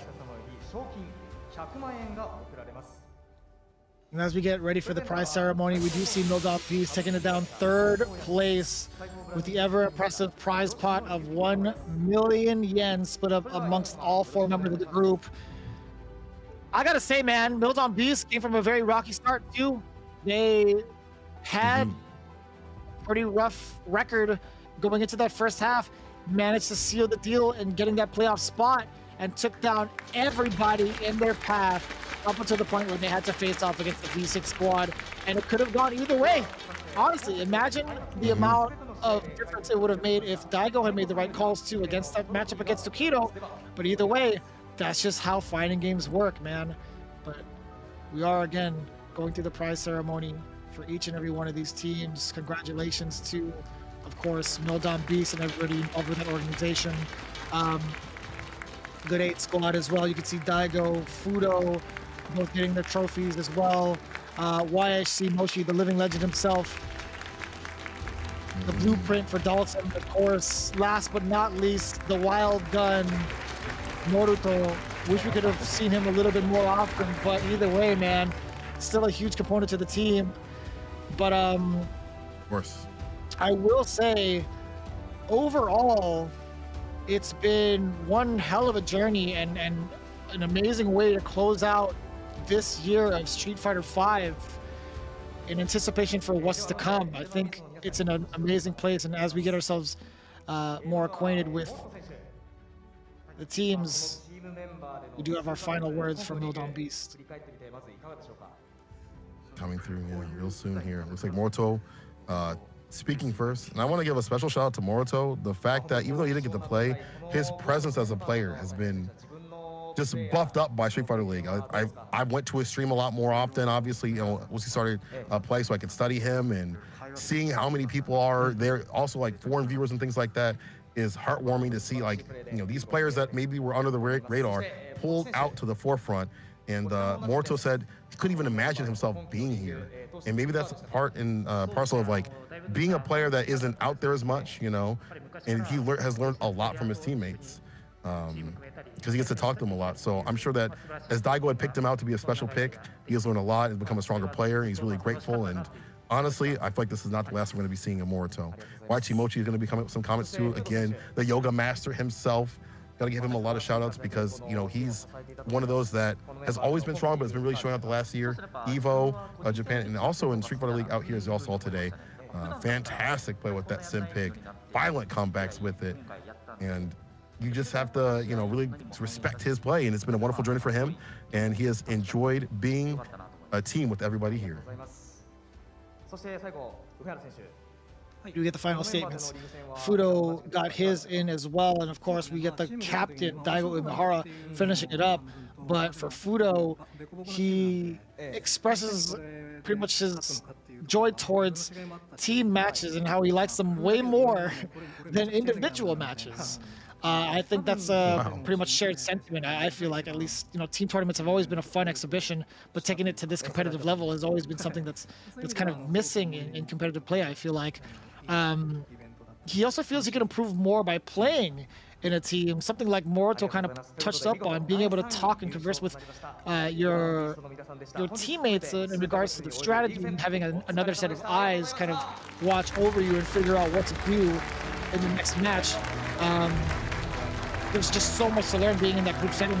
Daigo pretty much rounds it out, and I love hearing Daigo just speak in general because he's very soft-spoken. He's very straight to the point. But he says he thought the team matches were pretty fun, and he wasn't sure how to make use of the team system well at start, but he kind of figured it out along the way, and he's happy to reach 3rd place with his team. And up next, of course, with the prize ceremony going on, Good 8 squad is going to be coming up, and I'd imagine there's going to be a bunch to talk about with how it all went down. I would love to hear how it goes down. But still, either way, 2 million yen going towards a Good 8 squad split amongst the 4 of them. Not bad at all. Again, I can't wait to see what Good Squad's going to say. I want to hear how they stayed so strong, what they thought of their progress and things like that. You know, how they were able to keep in that top spot with some of the, if not the best in Japan, really. You know, 2 million prize yen split up between the 4 is nothing to scoff at. And again, we should give them the ceremony. And this team just showed me the portion of the team-based play where the players matter, and so do the character choices in terms of the genre of the characters, right? A grappler, a counter character, a bruiser, and things like that. And then you have the variety back and forth, the all-rounder, right? All these things make it hard for them to find defeat, and how these specialists have found their power, not only in Street Fighter League, but outside. Pugera had done a fantastic job at Intel World Open, right? We saw that fantastic in other elements of tournaments and things like that too. Gachikun, just a CPT champion right there. You can't fault him for anything on that. And then we saw Kawano being an EVO Online champion too as well. Kichipamu coming back from the shadows that we maybe haven't seen a lot of geek players really showcasing what that character can do in many of these situations. So as a unit, they were fantastic, and I love the character the choices and decisions. Wasn't really focused on, I'm gonna have with the top tiers, I'm gonna have the characters that really fit me. So Kichipamu, the massive pad grappler, coming up first. We didn't get to see much of him play. I would love to see more of him, but he definitely put in some work today. With that Geef. We didn't see any of the Abigail, but loved seeing how his Geef was working out in this new season too, and just how he adjusted too. Even though he lost some of his matchups, how strong he was in chasing people down. So he's really sad that they fell short, which is to be expected. They were so close to it, and he was such an integral component to keeping things solid at the beginning of these matches they were fighting with FAV. So we're gonna get a little bit more on that. And he has learned he's learned a lot. He's gonna make use of that good experience, I feel like he's used some of that, or some of the experience, he's used it already in the CPT, being top 8. So can't wait to see him at more tournaments. Yeah, they do have a full season to get ready for going into it, right? Pugera, you could see the disdain and from everybody, man. It's tough. It's tough to even get an interview out. Pugera has always been the more poetic one when it comes to getting his words and thoughts together. We kind of joked about that throughout the entirety of the league. Very straightforward and very poised too. But for the most part, this is, I'd imagine, there's just a ton of emotion coming in from all the players, especially with how close they were at becoming champions here at Street Fighter League. But getting into Pugera's comment, he's grateful that he got chosen to be on the team, and that the team is just full of so many young players.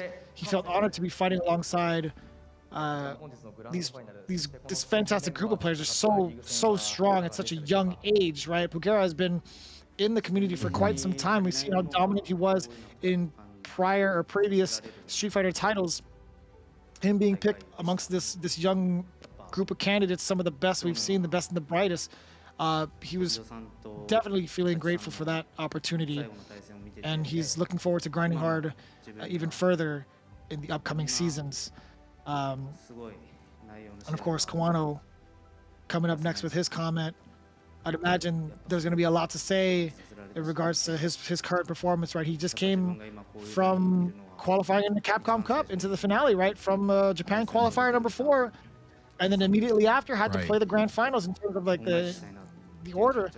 I'd imagine his confidence has been real shaky. He's found the solution against Tokido the first time, he lost his confidence against Tokido in Kimonomichi. He brought it back in from Japan qualifier number 4, only to fall just a little bit short here. But what was Kawano's comment? Looks like he's saying that he felt that he is still far from being good after watching the matches between Gachikun and Tokido.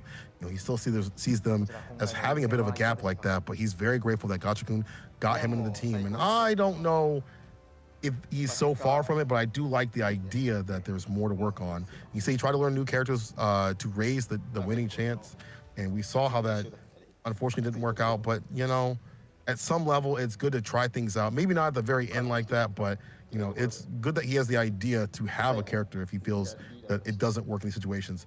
Maybe not the best time, but he apologizes for not performing well. But overall, you got to give it to him. He was very strong this entire season with the calling pick. The strongest in the business to do it.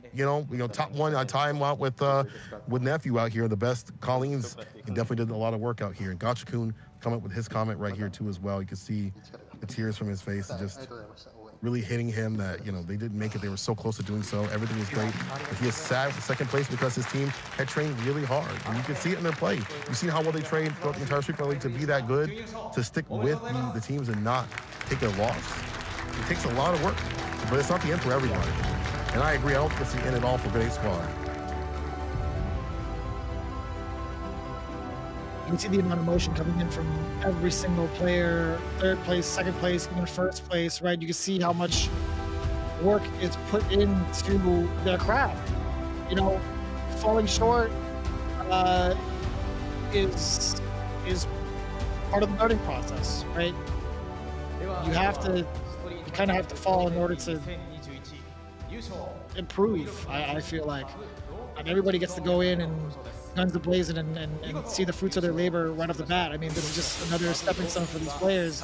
But as it stands right now, the V6 squad, V6 Plus, FAV Roto Z are indeed the champions for this year's Street Fighter League Pro Japan. And their prize, 5 million yen. A ridiculous amount, man. That is insane. And very much so well-deserved with this diverse group of players as we get the award ceremony going even further. I will say, man, as soon as the final moments were struck, seeing the emotions from both sides, you could see how much it means to everybody, right? Even from us here, like, holding back emotions and trying to get through like the commentary, that was insane. I literally almost broke my mic arm screaming for the championship, but all jokes aside, again, this is something that we really show the passion of the fighting game community through these events, and I'm glad that we even have these opportunities for our players, for our communities, and for the fans at home, especially being able to witness true potential in the fighting game community within ourselves and our group, right? That's just, it's crazy that we've come so far and we're still continuing to evolve as individuals, as players. Overall, yeah, the captain, he has to grab the trophy. Sakonoko raising it up high. The strongest halberd for the V6 Plus FAV Roto Z team. Again, another round of applause. I'd be clapping as much as I can, but I'm already going to get evicted. Ladies and gentlemen, your champions for Street Fighter League Pro Japan 2021 is V6 Plus FAV Roto Z. I really want to touch back on what you had said about, you know, how we're able to have this event. You know, it's been great. You've been stuck inside for a long time for Capcom, Street Fighter League, and all these sponsors, all the viewers, the players to come through and give us this entertainment and have so that heat, that passion, that drive to compete when all things are seeming, you know, a little down and out has been amazing. And we've seen the push of the meta, right? I already can see the discussions on Twitter about what needs to be changed for this and that character. But all jokes aside, you know, we got to see the highest level of Street Fighter V action. I feel like, you know, not only with this, but also with the CPT. So these events, you know, without these events, like, there's obviously the locals and things like that. There's obviously, you know, tournaments and like stuff like that. But this also helps to push that competition and being able to see this in person, being able to see the faces that you don't typically able to see on an online tournament. It means so much for people to be able to witness the true passion. You know, you can see it in their play, but for a casual viewer to see how much it means to these players out here, see their emotions, see them offline is definitely something that should be cherished. We'll get Ryusei's comment. He says he knows that he is the weakest in the team, and for you to be the weakest in the winning team is a very, you know, you may not think it's you may think it's a bad thing, Ryusei, but that's a big thing right there. It's a big compliment because you're so strong. But he has said he has tried his best not to be a burden of his team and train more than usual. He's just grateful that the team won. You should definitely recognize the fact that he was a pillar. In fact, making sure that the team stayed solid and had that, you know, kept that win going, right? If it wasn't for him, that would have been it. That would have been a good 8 squad win. Bonchan running his comment, I'm sure. You know, a lot of feelings from him. What is he saying? What's Bonchan saying? Well, I wanted to kind of touch up on that with Ryusei as we get our comments going for Bonchan. Ryusei has had such a vast improvement season to season. I still remember talking to him for the first time over in Canada Cup of 2019. In comparison to the year that he had in 2018, he had like a breakout performance in 2018. He slowly started to come together and figure out how he wanted to perform overall. And now, you know, even though he says he felt like he was the weakest on the team, he was one of the most pivotal parts of some of these matches throughout the season, and especially in the grand finals. You talked about it just now. If he hadn't won, it would have been over. But going into Bonchan's comment as we get ready for Taquitos, Bonchan said that he felt that the league was very long, and he's lucky to have his hard work converted into these results. He'll take it positively and work even harder in the future. Sounds like an EVO champion to me right there. You know, Bonchan putting the work in, getting the wins right there with the Karen. Not only that, with the Sagat pick too. Love to see it. And we're about to see Tokido's comment as he says that he's been going through the matches in the semifinals and the finals a lot before today, but he didn't perform as he should in the early matches. We saw it took a little bit for him to warm up, and even then those were still some very close sets and games and things like that. So even though he said he didn't perform as he should, it was still very close at the beginning, right? We saw him kind of warm up and get the adjustments and things like that. He did lose at that 3-1 situation, but he's glad, and he noticed this, that he had pulled himself together in the end, and he's able to find these wins. We saw how he adjusted to Gachakun multiple times, in fact, right after they had played, you know, and to have that kind of heat and to keep you know, a different strategy every single time that you were met is very, very hard to do. It is not difficult. It's very difficult to not get downloaded and not have something, you know, different in store for them. And he's very glad that he can, you know, pull himself in these important matches, right?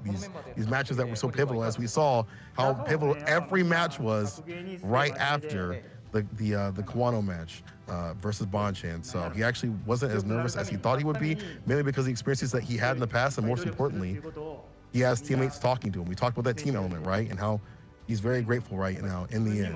We're going to Sako's comment soon. What's he saying? He's holding on to the golden Ryu statue of, or trophy, I should say, of Street Fighter League. I'd imagine he had a lot to say because, you know, he's been in this position before. He has taken it down, and he has been a champion in Street Fighter League prior seasons. But he does mention the kind of atmosphere he is in with his teammates briefly. He does say that everyone in the team is really serious about fighting games and towards their improvement. It gives them even more motivation to improve as well. As we've seen him grind pretty much day in, day out on his streams.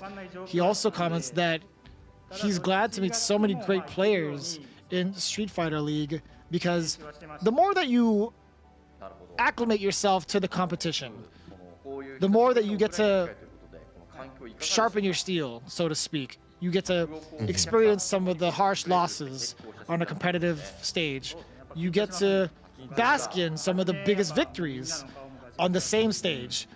You get to fully experience what it takes to be a pro player, as well as what needs to be done to grow as a pro player because of these competitive aspects. And I think, you know, Sakonoko, being a veteran in the scene for such a long time, for decades even, he has nothing but gratitude to be involved with this competitive spirit of the players here at Street Fighter League.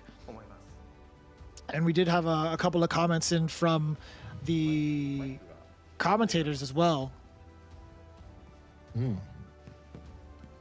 Hamako asking how the team trained differently for the online and offline tournament. Sako said, just make sure to train in different environments to get used to it, and definitely felt nervous to be playing in front of so many spectators, because it's definitely been a second since we've had audiences for a lot of these players. But in the end, he enjoyed it a lot because it's always so different. There's an energy of the crowd and the feeling of, you know, people watching and things like that. Whereas, you know, if you're online, you can play in your box, nobody knows. You know, you lose, you go to your kitchen, drink a glass of water. Not here. In the team aspect, adding more stress, it's definitely different. Nemo is asking who Morito is supposed to play against if they made it to the finals.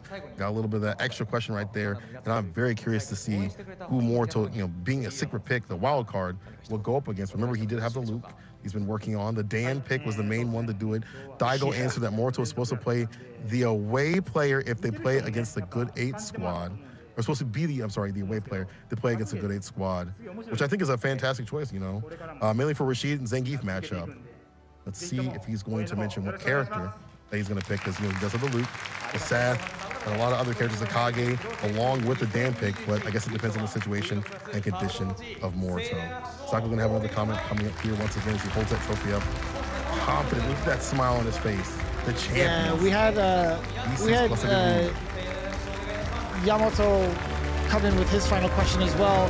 And before we even get that comment in, you know, Aru, Hamiko, Yamato, special guest Nemo, Ando-san, Takagi-san, they've all done a fantastic job of covering all the aspects of Street Fighter League. But as Yamato kind of gets his question in, the response from Sako was that there were so many awesome matches today, and that fighting games are so fun. Please continue to watch and or play fighting games is his final comment. We do have the just a little bit of extra info coming in for Street Fighter League in 2022. We will have another season coming our way for Street Fighter 5. That is excellent news, especially if you're a fan, because we need to make sure that we do it right, man. We got to show everybody how good this game is in this current atmosphere, in the current position that it's in. I think a lot of these characters have been fine-tuned, and Capcom has done a fantastic job of getting these balances in. It's been absolutely amazing. But yeah, this is where I want to ask you, St. Cola, your thoughts on Street Fighter League this season. This has been some of the best Street Fighter 5 action thus far that I've seen, not only just for this season, but all the way, you know, throughout this entire game's lifespan. And I'm super excited to see that it's coming back. Like, I am so hyped right now. I've been losing energy, obviously, because we've been commentating for hours, but I am ready, again, for some more Street Fighter 5 action, Street Fighter League style. Let's get it. I'm absolutely excited for it. Big shout outs to you, St. Cola, for throwing it down every single week, by the way, or majority of the season. Also, big shout outs to Cien for putting in that work. Special guest F-Word also coming in and hopping on and filling in the void when either of us couldn't go through. Shout outs to all my commentators and aspiring commentators that have been tuning in, all the fans at home that have been enjoying themselves with Street Fighter 5 and being a part of the fighting game community. We wouldn't have this without you guys. Everybody involved in the production, Kai hitting us up and being our guy that is giving us all the translations, all of the info, as well as everybody else from both Singapore and Japan. We appreciate you guys sincerely, deeply, and we do appreciate all of the hard work that has been put into this project. This is history in the making. Again, as we mentioned, with Street Fighter 5, we've done so much as a community, and we will continue to do so in 2022. The next event that you guys should all be tuning into and get your calendars ready for is the Capcom season finale happening in February, not too long from now. And again, it's going to be that week, that very, very long week, happening from the 13th through the 20th. It's going to be 5 whole days of Street Fighter 5 action. We got so much more. So again, we appreciate you all. Thank you guys for tuning in every single week. St. Cola, it's been an absolute pleasure being able to throw down and experience some of the best matches. As usual, thank you guys so much. Hit us up on social media. Be sure to follow along, check out the vlog, and tell your friends about it. We appreciate you. It has been an absolute honor for you to enjoy Street Fighter League Pro Japan.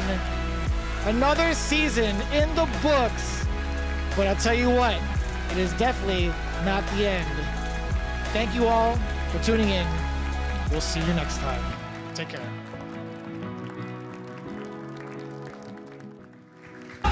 ミルナムビーストフ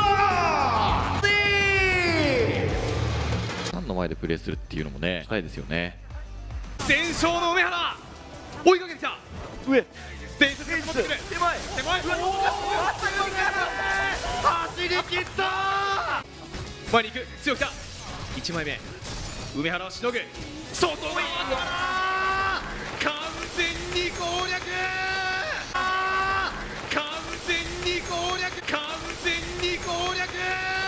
まあ、感じを見ているとやはり30になるんじゃないかなって思うぐらい、それでやっぱ画面あーいるか下1000人の背中砕くゲージはまずどうだハードルタイガーいるじゃん待ってたよ当てば OK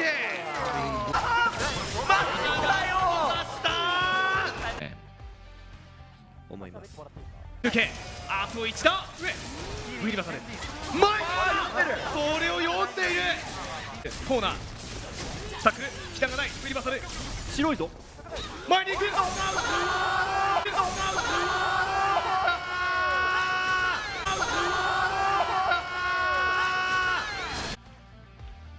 するとかなり投げれば終わり中盤まで残るがジャッケすぎるドットいないドットレイム千人の未来何を見るかシュート炎の前炎の前炎の前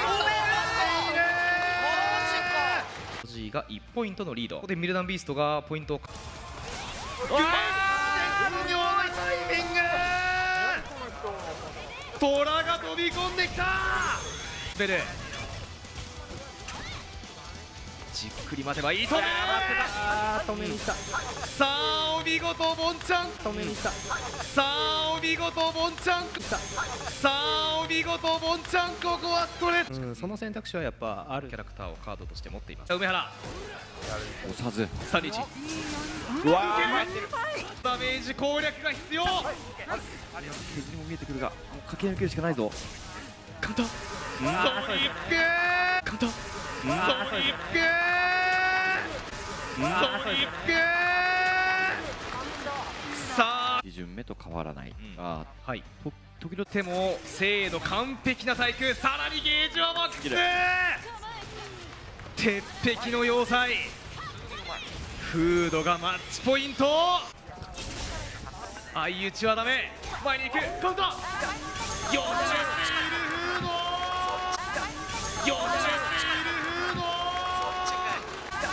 40スチールフードこうボンちゃんがさんの頑張りが報われます。攻めにくそうな感じにしてますよねさあボンちゃんはかなり苦しい体力はどっと前に近づくことすら許されないラウンドガス入れ替え危ない燃え盛る炎いやーここでガード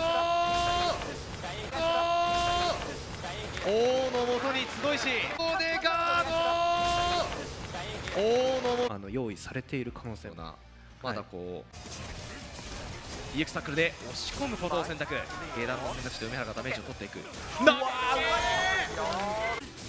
タックルワンゲージ CA の線はまだないどうだおーやばれ裏切りの一手梅原頑張れゲージはあれこれゲージはあれこれで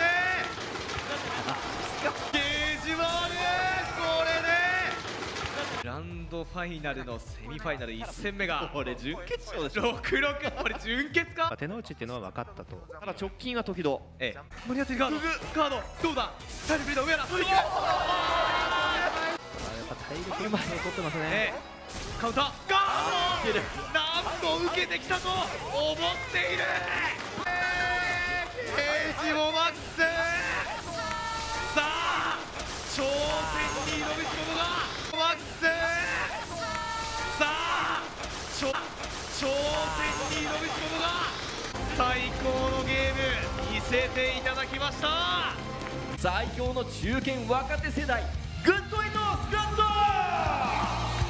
高さですよね本当に細かいゲージを無駄にさせた流星2枚目崩しているさあゲージを使って倒しきり上張り暴れるしゃがんで暴れて逆に入ってくる流星上ここは対角出ない押し切った上ここは対角出ない押し切った上ここは対角出ない押し切った吉パの残儀2人カリンという組み合わせははめこさん強気にいった大吉セットプレイウリバサルダウンしている狂気危ないとうわ隙をついたゲージはたまるぞお見事コンボ選択バッチリボンちゃんゲージがない吉パ追撃ラスト一発投げで決めるラスト一発投げで決めるラスト一発投げで決めるここぞと試合くぐり抜けてきましたからね。返せば 2-2 という触っていくか。足のキープ。カウンター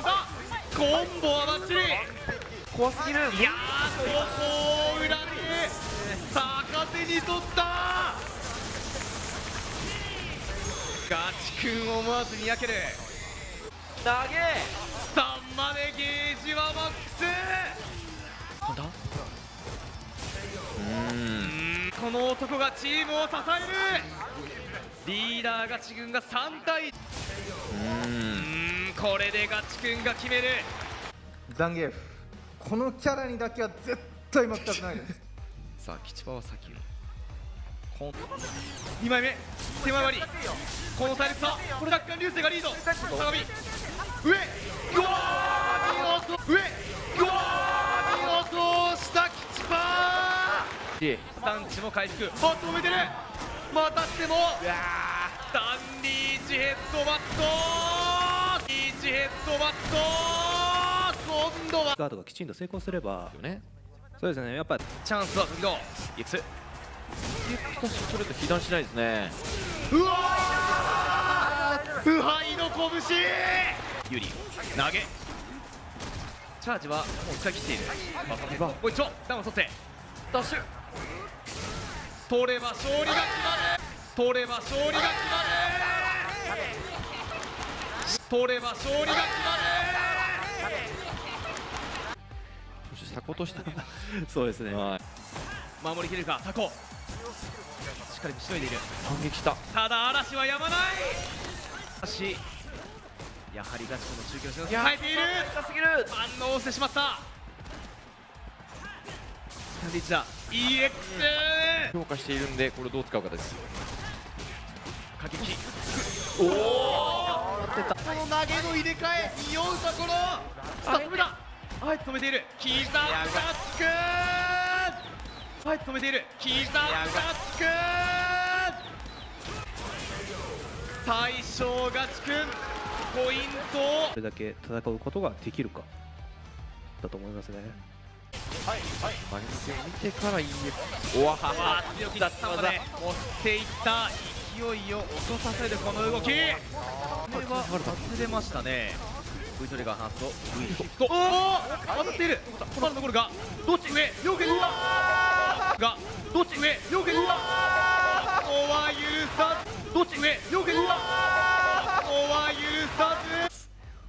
V ロ有利になっていくっていう。ここは攻め急がないプゲラ。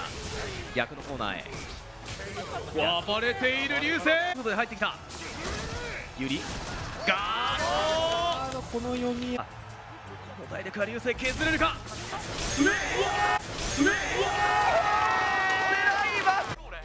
マジでしたんですけれども、2巡目から救いましたからね。さらに上シフトをかいくぐる。ゲージも溜まっている。さあ2つ目の星獲得はこれなんですが、通常系にしてたことにより間に合いましたね。さあ取ったあとことごとくこのマッチアップが機能するゲラ。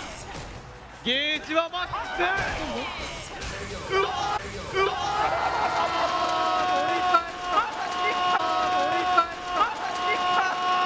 すげえ2連続の4巡目。ガチが先に2勝してるわけですからね。2試合スタンはまだ遠いか。攻撃キラーストレート。スタンレンジ体力もない。着地投げ決まり手止めた。いやすごいです。垂直でよ。対するガチ君のフルゲージ中継からいくが、しかしなんだまた来た。このコーナーだ。上落とした。裏で来た。ガチ君が丁寧に畳むか、それとも時々押し切るか。もつれました。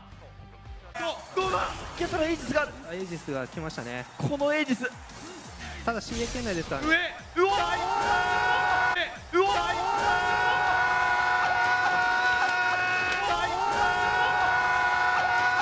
勝ったのは時戸っていう感じでしたね。